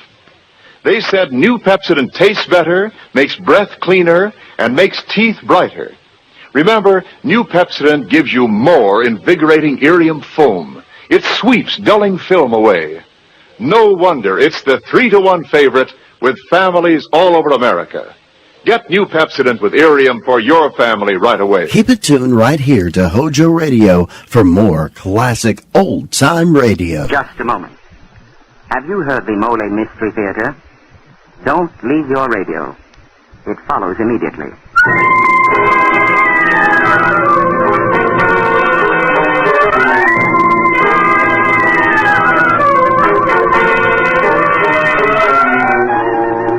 Mole, M-O-L-L-E, the brushless shaving cream that guards your face with a special protective film, presents the Mole Mystery Theater. This is a series of programs designed for mystery fans and for all lovers of exciting, suspenseful entertainment. Every Tuesday night at this time, you are going to hear one of the great mystery stories of the past, the present, or the future. They will be selected and brought to you by Mr. Jeffrey Barnes. Mr. Barnes, who has made a lifelong study of mystery fiction, is a connoisseur of fine detective stories. Mr. Barnes. Good evening and welcome to the Mole Mystery Theater. Our story tonight is a fast-paced, up-to-the-minute mystery by Dwight V. Babcock. It's titled Homicide for Hammock.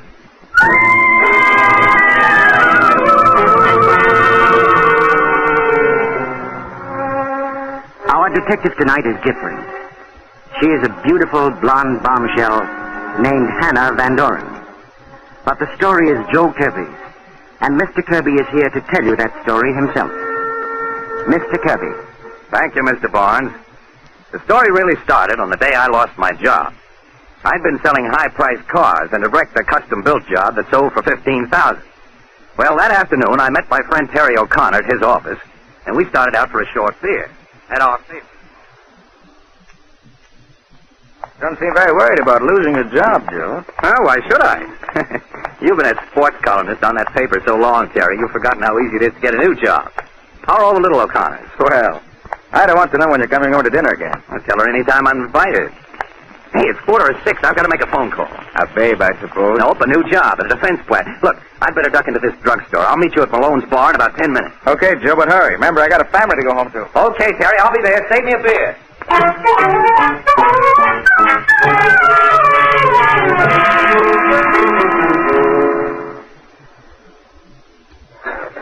Oh, there's Joe now. Hey, Joe, over here. Oh, hello, everybody. Hiya. Everything okay? Sure, everything's okay.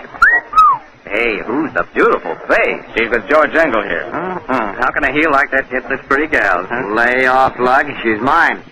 Miss Hannah Van Doren, may I present the eminent Joe Kirby of the Pre-Depression Kirby. Hello, Mr. Kirby. Hello, Hannah. Hey, Harry, give us a round here, huh? Okay, Mr. Kirby. Well, I hear you lost your job, Kirby, so I suppose you're broke. In a manner of speaking, yes. But, I'm looking for Steve Wurzel. He owed me $200. You got a fat chance of collecting. Here we are, Mr. Kirby. Hi, Harry. Say, have you seen Steve Wurzel around? No, he hasn't been around all evening, Mr. Kirby. Funny, this is one of his hangouts. Well, here's to you, Harry, the best bartender in town. Who is this Steve Wurzel, Mr. Kirby? The spoiled son of the head chemist of the Smith factory. And when I say spoiled, I mean rotten. Sounds like quite a lad. A heel. And I'm going to collect my dough from him tonight or take it out of his hide. I know an easier way to make money. How about coming out to the racetrack tomorrow? I got a good horse in the fourth. Well, that's an idea. But I'll need the dough Wurzel owes me to take Miss Van Doren with me. What's your number, beautiful? I'm in the book. Hey, stop trying to chisel in on my woman. On second thought, maybe she's just what a deadbeat like you deserves. Sour grapes, you're just jealous, Engel. Down around City Hall, they call her Homicide Hannah, the gorgeous ghoul. She's bloodthirsty. She goes around hoping for a homicide to happen to somebody. This beautiful girl? Say it isn't so. But it is. I write up crime stories for True Crime magazine. A scandalous profession for such a fair flower of womanhood. What's the world coming to? A girl has to live. Ah, I understand, my dear. And I'm just the little fella to show you how to live well. Now, I'll call you for that date in the morning. Now, if you'll excuse me, I've got to get my beauty sleep. You coming with me, Terry?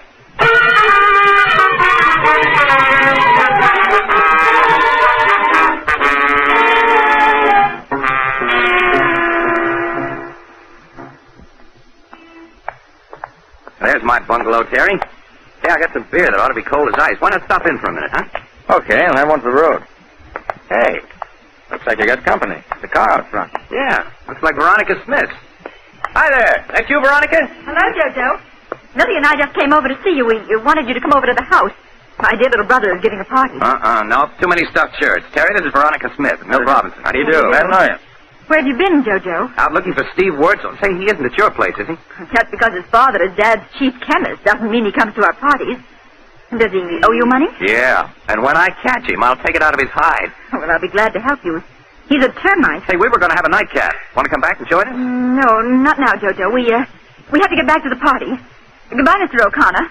Come on, though. Yes, Veronica. I'll be seeing you, Jojo. Yeah, so long. Good night, Mr. Glad to meet you. Now, what was the matter with her? What do you mean? Well, she seemed jumpy. Well, let's go in and get our nightcap, huh? Okay, my friend. Uh-oh. What's wrong, Joe? With the keys in the lock. Hey, I'm sure I didn't leave it there. Oh, who else would, Dope? Come on, open up. Okay. There we are. Yeah, I wonder how Veronica... Hey! There's a man on the floor. It's Steve Wetzel. How did he get here? Hey, Joe. Joe, he's dead. Well, what do you know? The lousy double-crosser getting himself killed before I can collect from him. On my carpet, too. Now, wait a minute, Joe. This is serious. You told a lot of people tonight you were looking for Steve. And the policemen think you found him. That knife, his back, yours? Yeah. My paper knife. But I was with you. Not all the time, Joe. You were telephoning. That's right. The Malone's bar is only 2 blocks from here. I certainly don't have an alibi. Well, I know you didn't do it, Joe, but the cops won't. Hey, look, you better come and spend the night at my house. I'll swear you with me all evening. Then we can come back and discover the body in the morning. Yeah, guess it's the only thing to do. Okay, Terry, let's go. Let's stop in at the Hofbräu on the corner and get that drink. I need it now.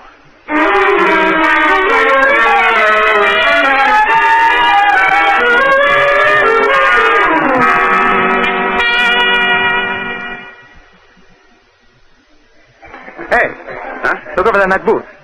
George Engel and Hannah. So it is. Well, let's join them. Hello there. Hi. I thought we got rid of you once. Welcome to our party. We just stopped in here for a sandwich. Why don't you sit somewhere else?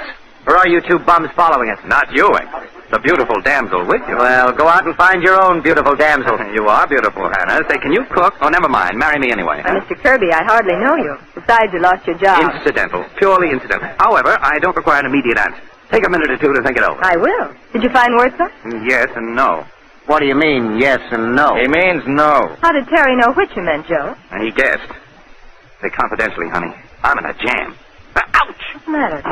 Terry kicked me. Oh, must have been an accident. Hello, Mr. Engel, Miss Landor. Hi, Terry. Hello. Hi, Madden. What's up? Hi, Sergeant. Look, if I give you boys the tip-off, will you give me some credit in your story? Sure, Sarge. What is it? I'm looking for a guy named Kirby. Joseph Kirby. Do you know him? Well, what do you want him for, Madden? It's murder. A murder? Where? And we got a call to investigate his apartment. We went right over to his joint, and there was this stiff laid out on the rug with a shiv stuck in his heart. Died about 6 o'clock. Some guy named Wurzel. Oh, what do you know about that? In Kirby's apartment? Who phoned in? We don't know. He didn't give no name. It was, anonymous. But the guy said we'd probably find this Kirby in some bar, so we're looking. You know him? Hey, you sure it was a man who called? Yeah, it might have been a woman. Hey, what is this? You're all acting funny. Let's get it over with, Terry. The suspense is killing me. Officer, my name is Joe Kirby.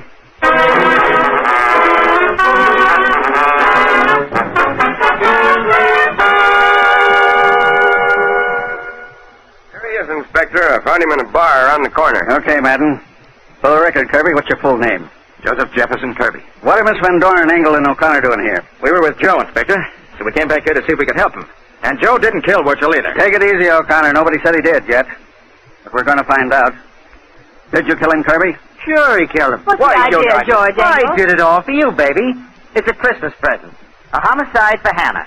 There's your motive, Inspector. Why, for 2 cents, I'd punch you in the nose, Engel, joking at a time like this. Don't try to be funny about this, George. Terry's right. I know he wouldn't do it. Did you, Joe? No, I'm afraid not. Not even for you, Hannah. Anything else, but not that. Hey, wait a minute. I'm still handling the investigation around here. Where were you between 5 and 6 this evening, Kirby? He was with me. All the time, O'Connor? No, I wasn't with Terry all the time. He was looking for Steve Wurzel. Very interesting. Why did you want to see him, Kirby? Well, Wurzel owed him money, and Kirby said he was going to collect. Or take it out of Wurzel's hide. Can't you keep your mouth shut, Engel? What are you trying to do? I was only kidding. If Kirby did kill Wurzel, we'd all owe him a vote of thanks. You're in a tough spot, Kirby. You better talk if you want to get out of it. Well, Inspector, I don't know why Wurzel came here or who killed him. I wasn't in the apartment. Can you give me an alibi for this evening? Well, I met Terry about 5:45. At 6, I left him to make a phone call. Yeah, who'd you call? I tried to get the Morse Plane Factory, Mr. Harris, but he wasn't there. And then? I joined Terry at Malone's bar. We've been together ever since. That's right. Well, I guess that's about all for now. But you're not in the clear by any means, Kirby. I won't pull you in yet. Thanks for nothing. Well, Terry, my boy, how about you and me getting down to the paper, knocking out some copy of this murder? It'll be a scoop for us. Yeah, just for better. Coming with me, Hannah? No, I want to stay and talk to Joe a few minutes. What are you up to, Miss Endorn? Why, nothing, Inspector. I just want to have a private interview with Mr. Kirby, so when you solve the case, I'll have all the background I need for a surefire magazine. See? I see. I want to get it now before Mr. Kirby has to start combing reporters out of his hair. Well, I wouldn't worry about that. I'll leave Madden outside the door, just so Kirby won't be bothered, of course. Of course. That's nice of you, Inspector. Now get out, all of you. I can't get my interview with you cluttering up the place. Okay, so long, Hannah. So long, Joe. See you later. Well, it's dark. It's chilly in here, isn't it? I'll light a fire. See, you know, I used to be a Boy Scout. I can do it with 3 matches or less. You're a crazy sort of guy, Joe. Maybe. Hey, what's this guy Engel in your life? George is an old friend. Why? I just wondered. Don't your folks worry when you stay out all night digging up murders? I have many folks. My mother died when I was a child, and my father was killed 5 years ago. He was a captain of detectives. An orphan, huh? Well, I'm an orphan, too. Fate must have thrown us together so I can take care of you. You better take care of yourself. Say, how about helping me find who killed Wurzel? No, why bother? I'd much rather kiss you like this. Oh, that's jujitsu. You want to play some more? No, thanks. How was I to know you'd turn out to be a female strangler Lewis, huh? Just trying to get better acquainted. Here I get slammed against my own wall. I hope I didn't really hurt your back. Oh, I'll live, I guess. And I'll help you find the murderer. It's safer than making love to you. But don't forget, we're going to the opening of the races tomorrow. It's still on, isn't it? Of course. I've got a car, so I'll pick you up about 11:30. Good night, Joe. Good night. You beautiful wrestler.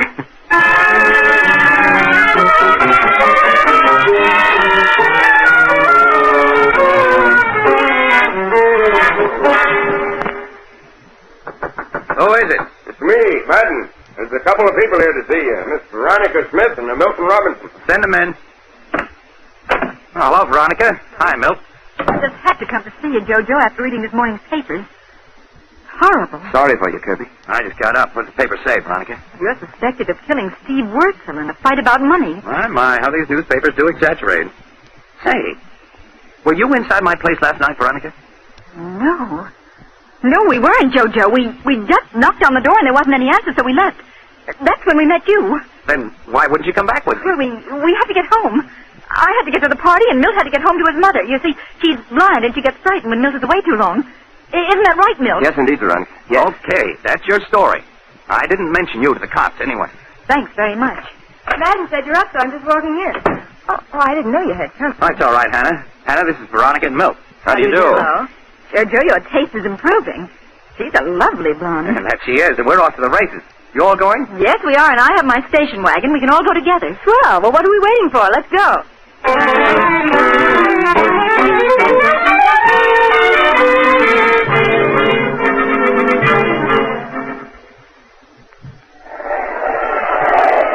Nice crowd here today, Joe. Yeah. Oh, look, there's Terry O'Connor. Hi, Terry. Hello, Terry. Hello, children. Stick around. I'll have some tips for you. Hey, Joe. Meet me under the stairs, back by the paddock in a few minutes. I've got a hot tip in the murder. Yeah? What? Seems old Jake Wurzel had another name once, back in Chicago. And, oh, nuts. Here comes Engel. Well, I'll see you later. Well. Beauty and the Beast. Greetings respected. Go away, Engel. You give me indigestion. First you steal my girl, then you want to drive me away. Did you hear the newest guess about your murder? What is it? Some bright cop got the idea that Steve was killed by spies. His old man, Jake Wurzel, just invented a chemical for neutralizing chlorine gas. This guy thinks they tried to get the secret out of Steve and killed him when they failed. I think it's nuts. Yeah, so do I. But I'm glad somebody doesn't think I'm the murderer. Well, come on. Let's get away from here, Hannah. The air's bad. You know I'm covering the murder now. You wouldn't care to give me a statement, would you, Mr. Covey? Yeah, stay away from me. Unquote. Hey, Hannah, would you do me a favor? Wait here a minute. I have to go to the paddock and see a man about a horse. I want to go along. You're going to meet Terry, and it has something to do with the murder. I heard him. That stage whisper carried miles. Okay, come on. Where's your secret meeting place, Mr. Conspirator? It's around the corner here. Under those back stairs. Right over here. Right over there. But no Terry. Hey, look. He's on the floor. He's hurt. Hey, Terry! Terry, what's the matter?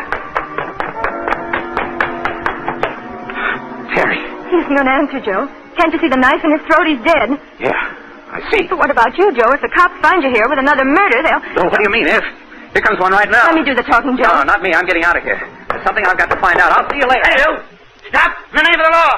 Off! That's fine! Good luck. Good luck, Joe.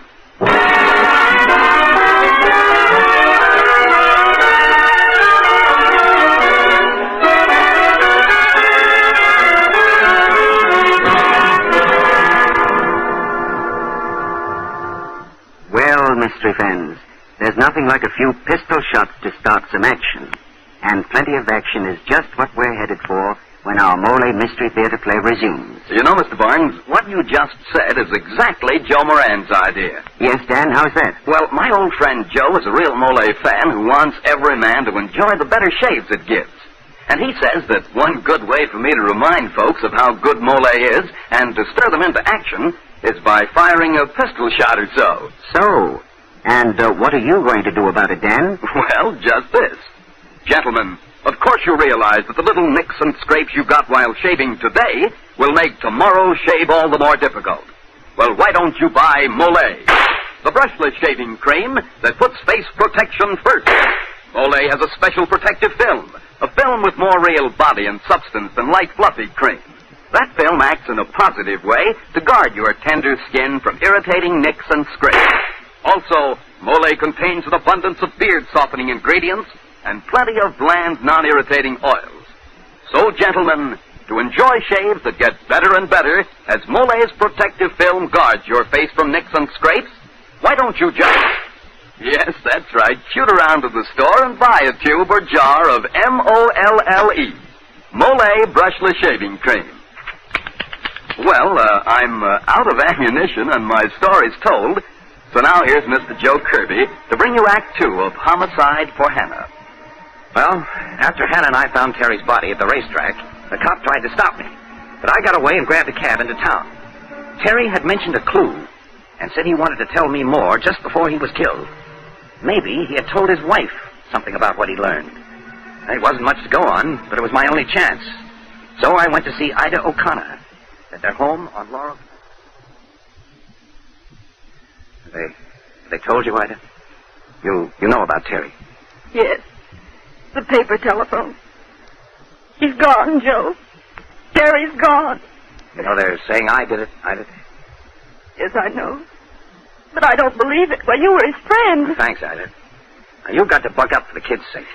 We can't bring Terry back, but I want to do something about it. And maybe you can help. How? When Terry was home last night, did he say anything about what he was working on, about what happened at my place last night? Well, yes. He was all excited. He said he had a chance to clear you completely, and it would mean a big bonus for him, and maybe a raise. Where had he been, Ida? Well, he'd been at the office going through some old newspapers. He showed me one of the clippings. A clipping? You remember what it was about? Well, it was about a murder trial in Chicago back in 1925, I think. A man named Wilson had killed another man, had been acquitted. There were pictures of the man. I didn't read it except for the headline. It's not very definite, but I'll try to run it down. Now, you keep your chin up, Ida. I'll get Terry's murderer if it's the last thing I do.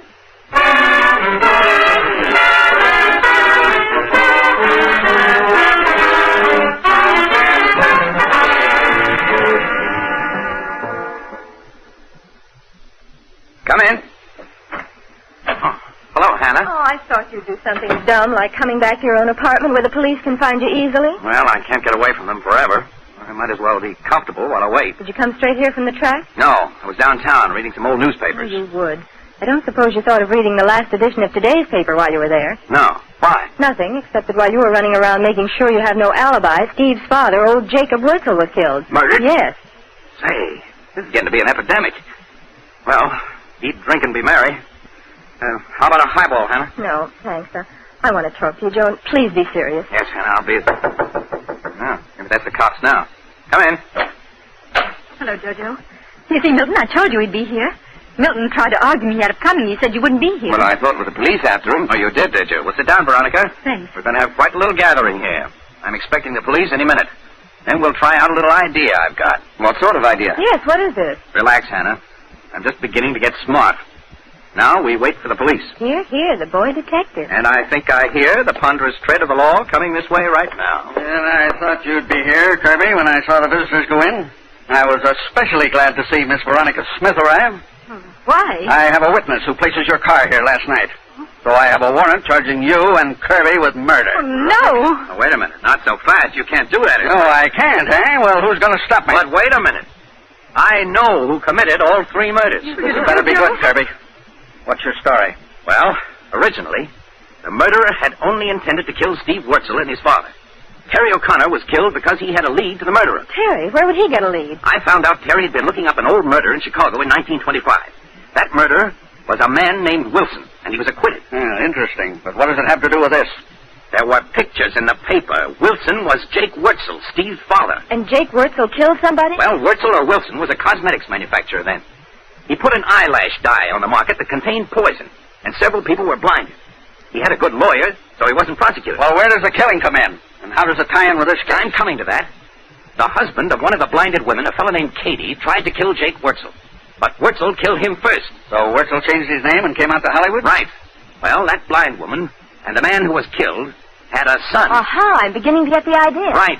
I'm betting that son grew up with one idea. To make the Wurzels pay for his mother's suffering and his father's death. And who do you think this son is, Kirby? You moved here from Chicago, didn't you, Milt Robinson? Well, yes. And your father is dead and your mother is blind. The name of this family was Katie, but it could have been changed later, just as Wurzel's was. That's absurd. And Milt was here last night with Veronica. She may have lied to protect him, but that's the only way she's implicated. I did lie. I lost my handkerchief, and Milt went back up after it. He told me that he tried Joe's door and it opened, and he saw someone in there dead on the floor. But I don't think he did it. Of course I didn't. Maybe you've made a case after all, Kirby. Well, Robinson? You're making a terrible mistake. I haven't killed anyone. My name wasn't Katie. You can find my birth certificate on file in Chicago. My father died a natural death. My mother was blinded in an auto accident. You can check all those things.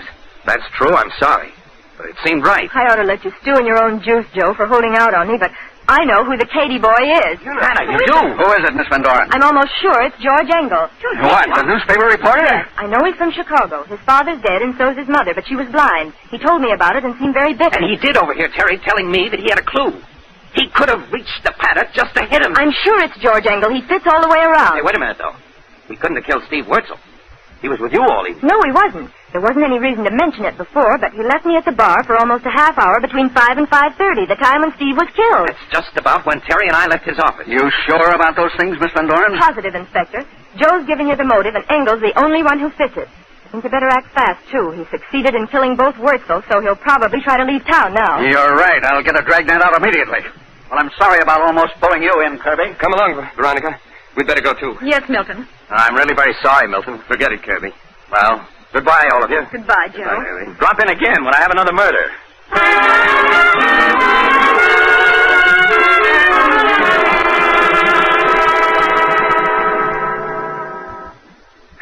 Well, Hannah, that's what I call beautiful teamwork.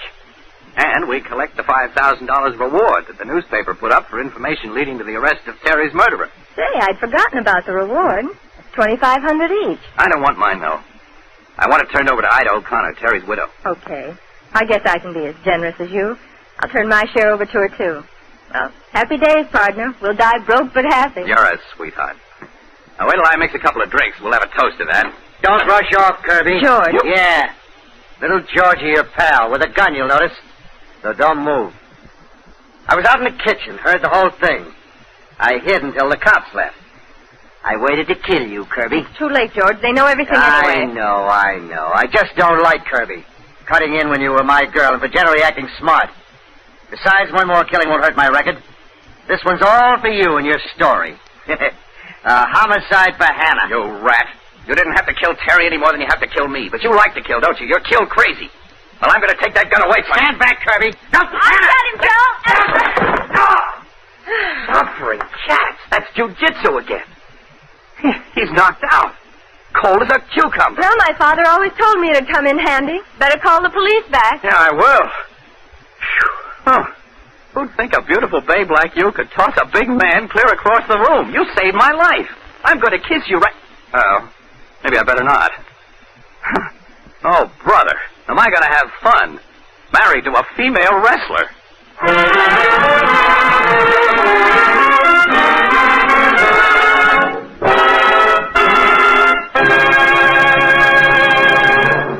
Ladies and gentlemen, you have just heard the Mole Mystery Theater presentation, Homicide for Hannah, and a very exciting, eventful case it was.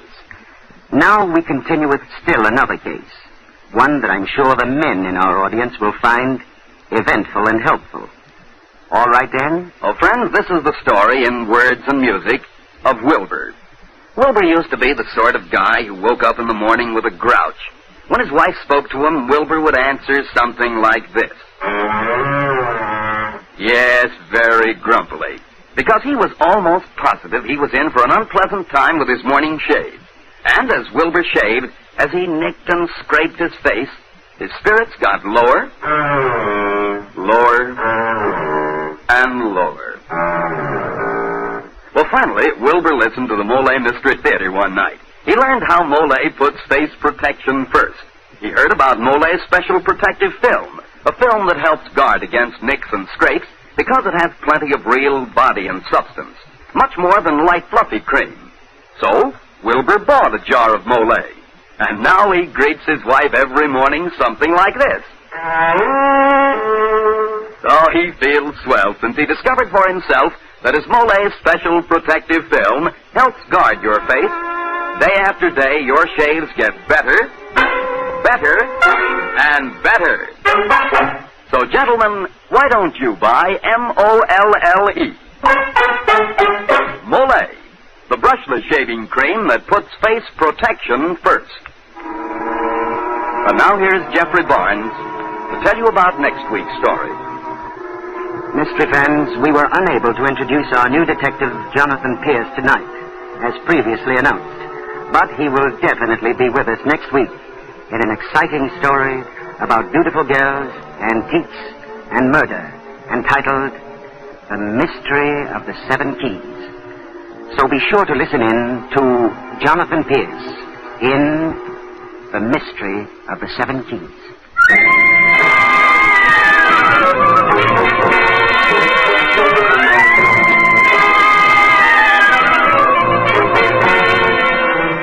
Tonight's story was adapted for radio by Ken Crossan and H.L. Gold. The original music on this program is composed by Jack Miller. Until next Tuesday, this is Dan Seymour saying good night and good shaving for Mole Brushless Shaving Cream.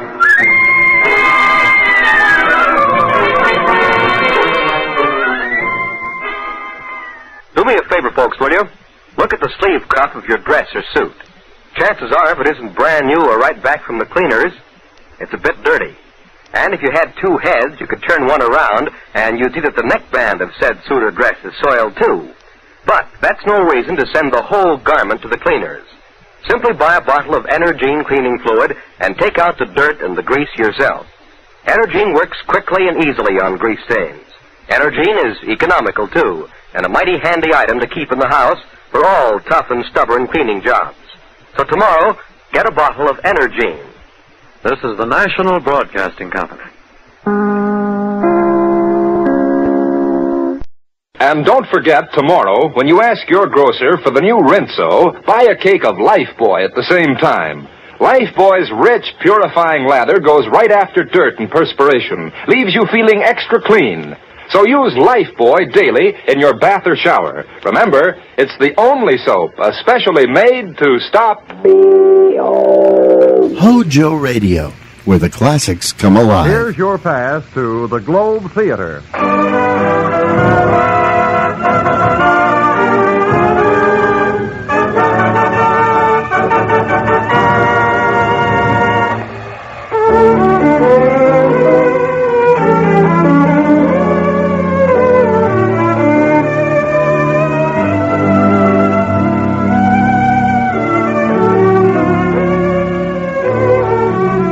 This is the Globe Theater, the radio playhouse especially for men and women of the armed forces of the United Nations.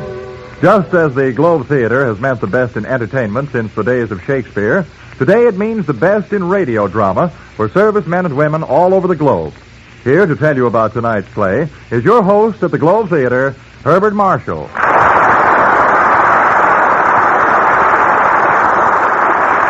Thank you, and hello, everyone. Your favorite seat is ready and waiting for you here at the Globe Theater. No extra charge for lodgers. And tonight's bill is one that I trust will be well worth the hearing. There is one type of character that every actor longs to play, whether he be Sir Aubrey Smith or Roddy McDowell. That is the role of the quick-witted, romantic adventurer who moves through Monte Cristo-esque experiences, confronted with innumerable dangers, but usually confounding his adversaries by sharp thinking and subtle humor. Always, of course, there is a lovely girl who makes the confounding all the more worthwhile. As I say, such is the part that every actor longs to play. Now, there are decided advantages about being your host here at the Globe Theater, for that means that I'm also the casting director. And when a fat, juicy part of the title I've just described turns up, whom do you suppose was chosen to portray it?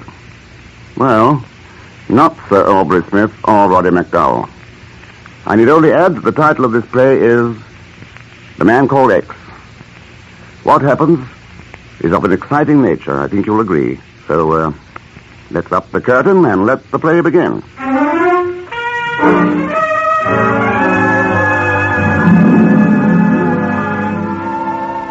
Tonight, he finds himself involved with murder, music, and a blonde Madonna.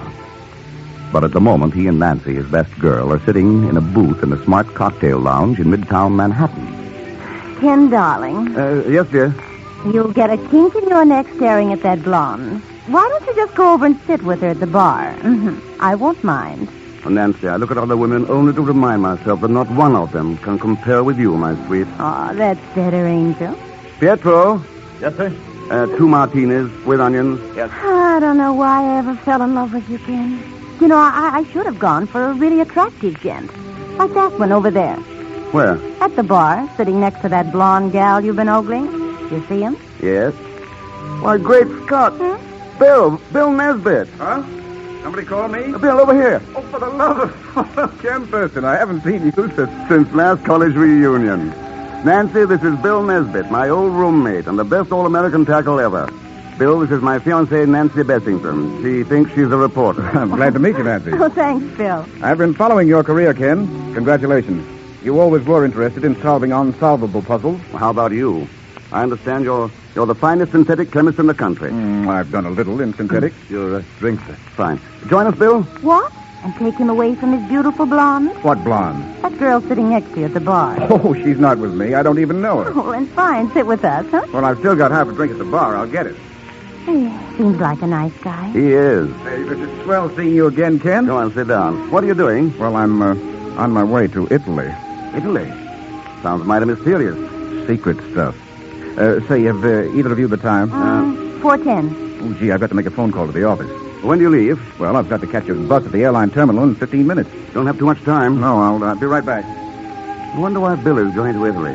Hard of a place for a civilian to go these days. Oh, stop acting like a bird dog in October. Darling, you know I promised you I'd settle down. And I'm going to see to it that you keep that promise, baby. Bartender. Yes, sir? Oh, looks like your blonde friend is shutting off. How much do I owe you? Quick, please tell me. Well, that'll be 75 cents, please. Here you are. I think she dresses in horrible taste. Oh, Nancy, aren't you being a little hard on her? Hey, lady, come back.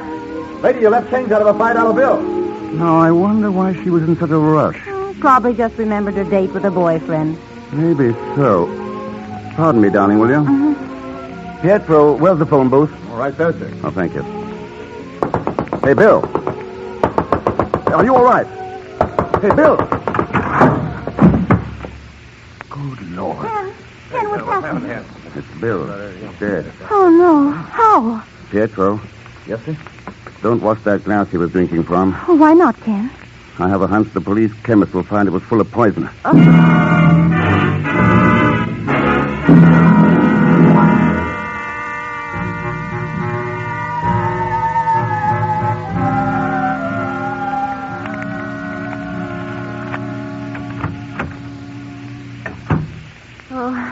good to get back in my own apartment. You know, I'm not as used to looking at corpses as you are, and I feel a little sick. Yeah, I know. I don't feel particularly chipper myself. Poor Bill. He would have won the Nobel Prize for chemistry one of these days. Ken, who could have done such a thing? I don't know. What's that you're looking at? Something I found in Bill's pocket. Oh, but Ken, the police should have that. They will after I've read it. What does it say? There's just a name and address on it. Look. Luigi Antonelli, Umbrati, Italy. Umbrati. Never even heard of it. Must be just a tiny village. Wonder who Antonelli is. You can bet whoever Antonelli is, he's mixed up in this affair somehow. I wonder in what way. So do I. And I intend to find out. Oh, no, Ken, no, not Italy. Why poke your nose into this? Because I don't like old friends of mine being poisoned. I'm funny that way.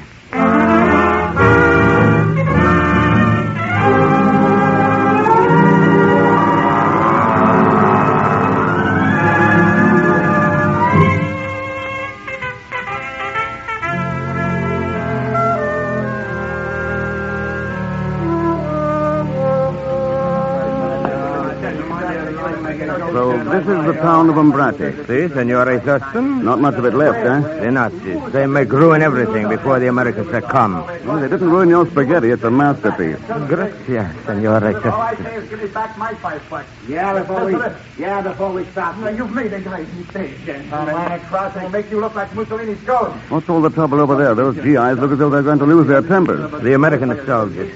They know like the souvenirs, what they buy from Castro the peddler.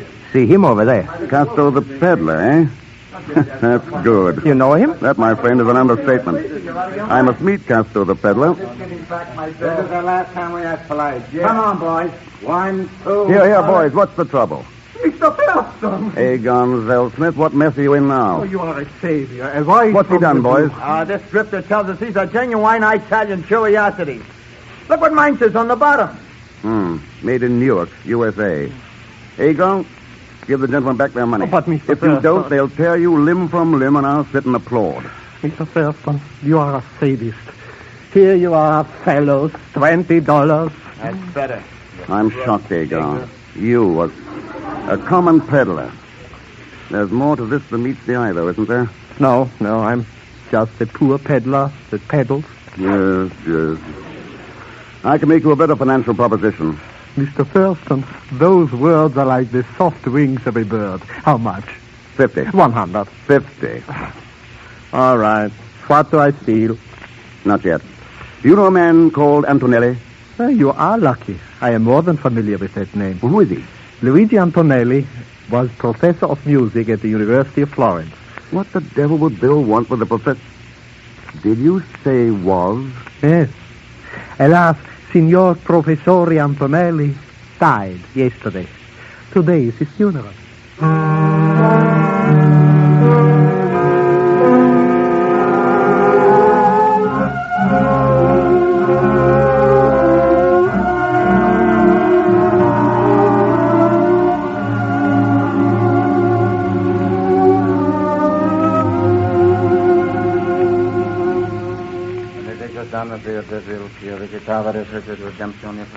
Stand back, Egon. Here, behind this tombstone. I dislike graveyards intensely. But this funeral fascinates me. Why are there only those two mourners? Alas, Signor Antonelli had but few friends. Who are those two women? His sister and her daughter. They've just arrived from Rome recently. Oh, so they just came down from Rome, did they? Yes. Well, a few days ago, I saw that girl sitting at a bar in New York. Impossible. She just came Egon down... agrees me to tell you this, but you are lying. Mr. Thurston, if you did not pay me so well, I would be hurt to the quick. How well do you really know these two women? Tell me the truth. I have never spoken to them. For $50 more, would you tell me the real truth? In that case... I thought so. But cash? In a cemetery? Well, the dead will not object to a small financial transaction. Cash, please. Oh, all right, here you are. Good. Now, the truth is this. I pretend to be a peddler. Those charming ladies pay me to stay in this town so I can notify them should anyone try to get near their house. Why are they so eager to keep people away from that house? Who knows? Perhaps, I merely say, perhaps, Signor Antonelli is not in that coffin at all.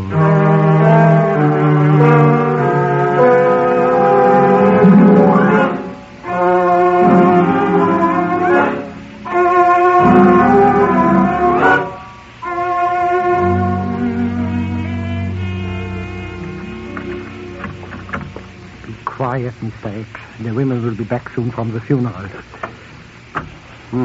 This mansion is quite a dump.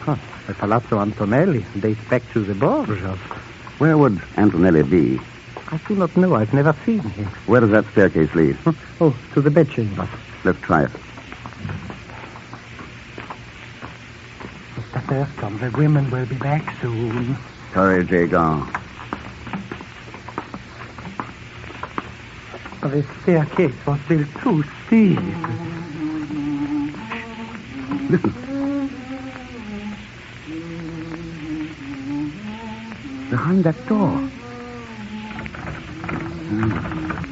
Door's locked.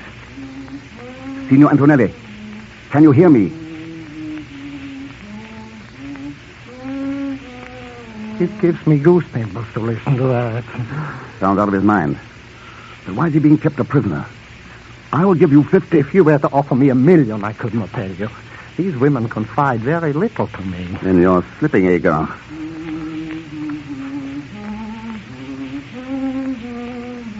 Signor Antonelli, I'm an American. I know you are being held a prisoner. Can you hear me?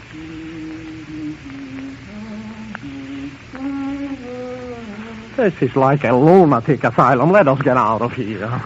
Yes, the ladies will be back soon anyway. I don't want to meet them this way. Mr. Thurston, what does this Signor Antonelli mean to you? I haven't the faintest idea yet. Maybe I'll know more after a formal call I intend to pay this afternoon.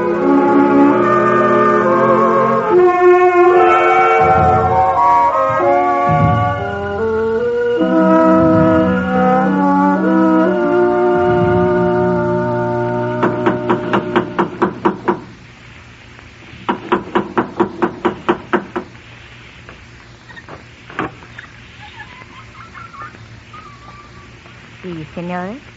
I have come to offer my condolences at your loss. I'm Signor Thurston from America. I studied music under your uncle at the University of Florence. Won't you come in? Mama, this is Signor Thurston. He knew Uncle Luigi, and he has come to pay his respects. You come at an unhappy time, Signore. But since you are here, won't you sit down? Signora, I too feel your loss very keenly. Your brother taught me much about music and more about life. He was a great man. You are right. I am glad to know that someone young and a foreigner still holds his memory dear. What was the cause of his death, Signora? While my daughter and I were at Rome, the Nazis occupied this village. They knew how my brother felt toward them. Don't cry, Mama. The past is over. I came here to Umbrati hoping to talk over old times with him. I was shocked to hear. You are very kind, Signor. Not at all. We are being ungracious, Tina. I will get some wine for Signor Thurston. Yes, Mama. The Nazi swine in their retreat from you wonderful Americani at least forgot to loot our wine cellars. I believe you will enjoy our wine. It is the finest in these parts. You will excuse me. Certainly. Strange. Why do you look at me like that? I came to find death, and I found beauty. You are making love to me, Signore. You choose a most unhappy time. When a man is swept off his feet, as I am now, love does not wait on birth or death. I had heard how impetuous Americans were. No, Signore. One tender kiss of, shall we say, friendship. What would my mother think? She's still in the wine cellar. Well, then, one.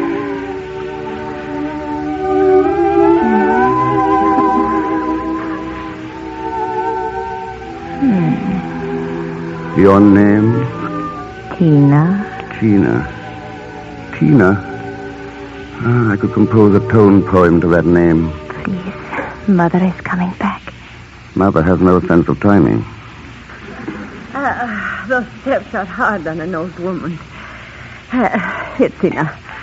Pour Signor Thurston's glass. What an exquisite goblet. Yes. Botticelli made it for our ancestors. Probably the Borgias? Signore does not know his history. The Borgias were poisoners. So they were. Here, Signore. Taste it and tell me if you ever had a finer Barolo. Yes. Drink, Signore. But, neither of you joining me? No, Signore. Then I insist your daughter at least take part in an old American custom. It is called the loving cup.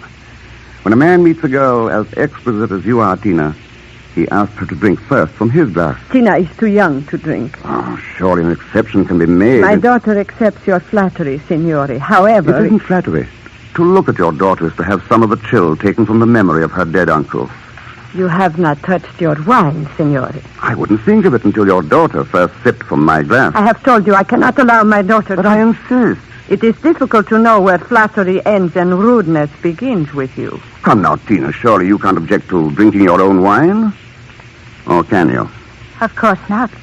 No, certainly not. Well, then. Very well. Tina, no.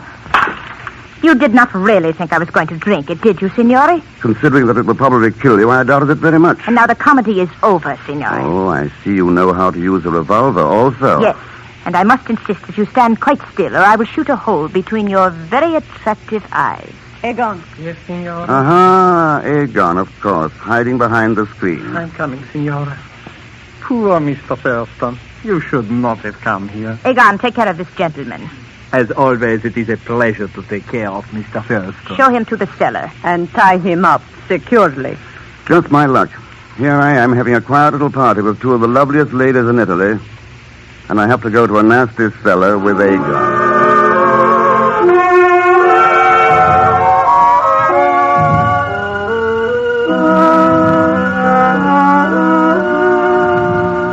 Egon, don't you think that gun is superfluous?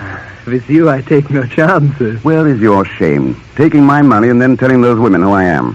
Mr. X, believe me, it is very difficult to have both a conscience and a bank book at the same time. Oh, dear, what wouldn't you do for money? Offhand, I can't really imagine. How much did they pay you to double-cross me? 1,000 lira. I thought so. 1,000 lira. Not worth the paper it's printed on. It is? Of course not. You're beginning to make me very nervous. Italy is an occupied country, but that money wasn't worth one good American nickel. If I thought you were telling me the truth... Have I ever lied to you? Yes. Yes, but always with such charm, Mr. X. Are they asleep by now? Oh, yes. I heard Tina say that they would take Antonelli across the German lines just before dawn. You have no sentiment, Egon. Think of that poor old man locked up. For $500, I could reap buckets and at the same time cut those ropes. 200. 5. Either my price or I sit here and starve. Which will it be? Naturally, I cannot let you die. It's a deal. No, it's no use unless I can get to Antonelli's room. By the merest chance, I have a key to the room for 50 more. No, 200 net. What can I do? My heart will not allow me to permit you to be eaten by those rats. Wait, I cut you free. Ah, you have a noble soul, Egon. Sometimes. It's amazing how money will make me a softest putty.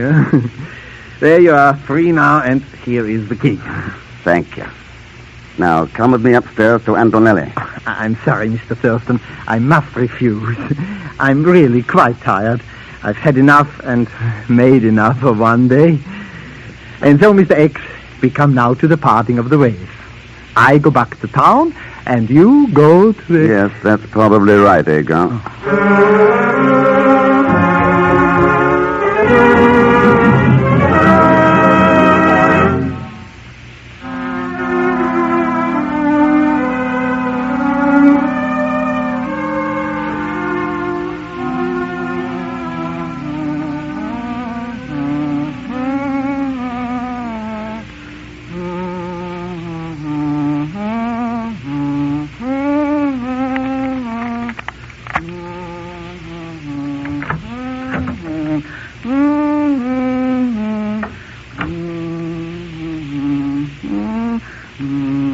Antonelli.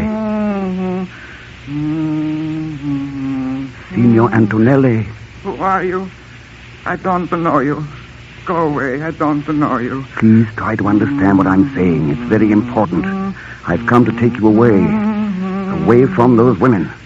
I don't know you. I don't. Yes, I know all that. How can I make you understand?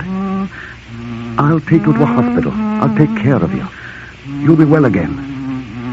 Oh, stop humming and listen to me. I do not know you. I do not know you. I do not. My name is Ken Thurston. Go away. You want to hurt me like the women hurt me. No. I'm a friend of Bill Nesbitt.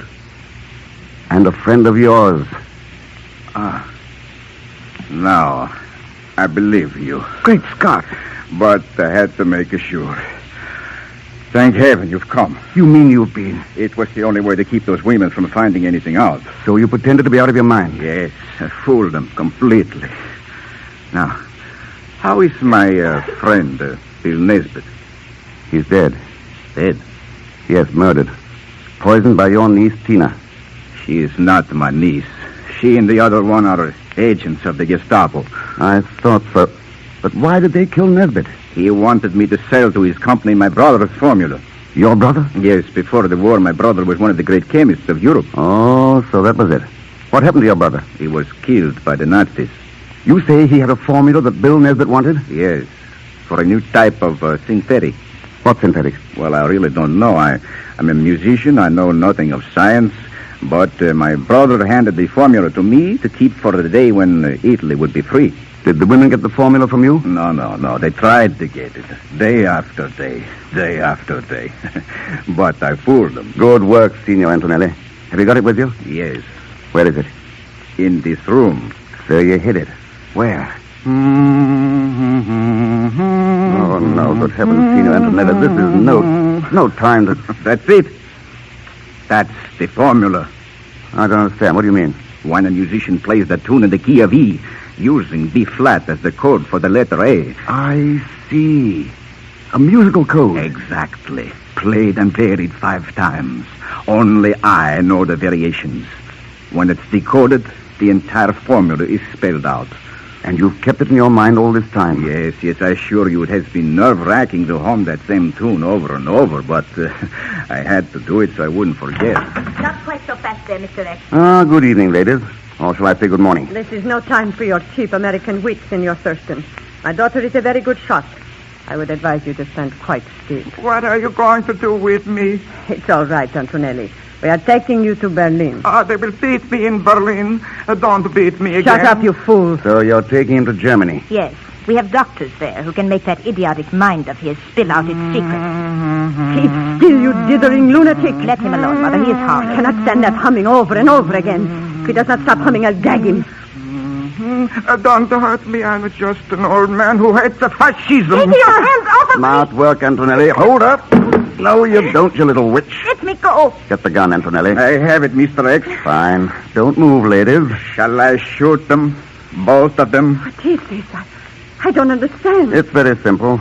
Signor Antonelli is not the fool you presumed him to be. He is not insane. No, Signor. It's you and your daughter, and people like you who are the insane ones. But now I think I shall do with you what they do with all mad dogs. Mother, I am afraid. Do not let him kill us, Senor Thurston. It will be a pleasure to destroy you both. No, Signor Antonelli. Let's not use their tactics. There will be judges for them. Judges made up of your own people. Hold up your hands, lady. Oh. You've caught them, Mr. X. I'm afraid your heroics have come a little late, Egg, huh? Oh. Is there anything I can do? I'm afraid not. Go to sleep now. Did you find out why they wanted this old man? Naturally. Why? Signor Antonelli had a formula. Tell me, Mr. X, what was it, huh? If the first note stood for chlorine, and the next 3 notes stood for oxygen, carbon, and nitrogen... Yes. What would it all mean? Wouldn't you like to know?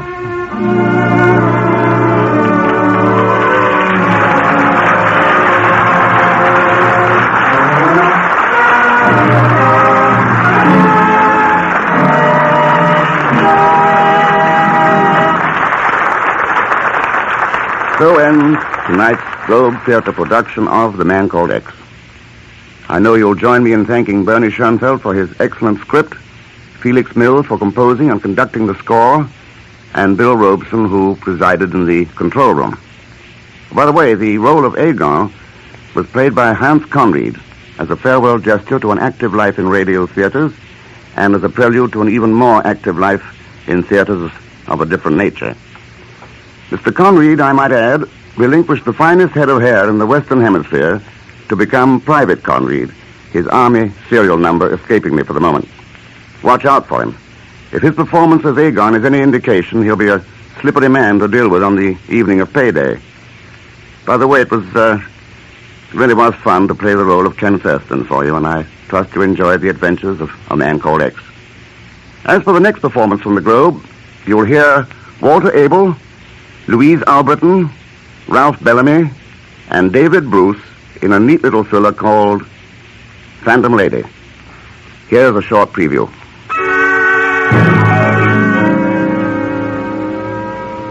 That hit him hard. I could tell by the way he looked, by the way he watched me all night as I sat there at the bar just staring at him, never saying another word.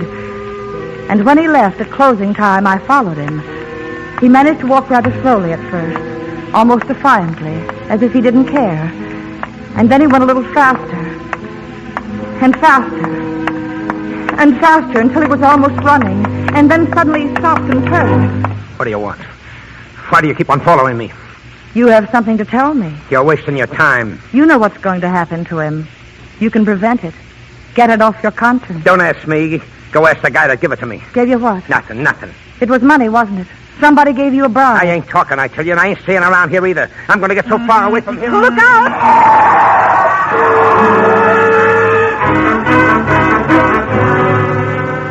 It's going to be a good show, and I know you'll want to hear it. So, jot down on the inside of your helmet liner that you have an appointment at the Globe Theater with Phantom Lady, starring Walter Abel, Louise Alberton, Ralph Bellamy, and David Bruce. I'll be on hand to show you your seat and take care of the introductions. Till next performance, then, this is Herbert Marshall wishing you all the best, and I'll be seeing you.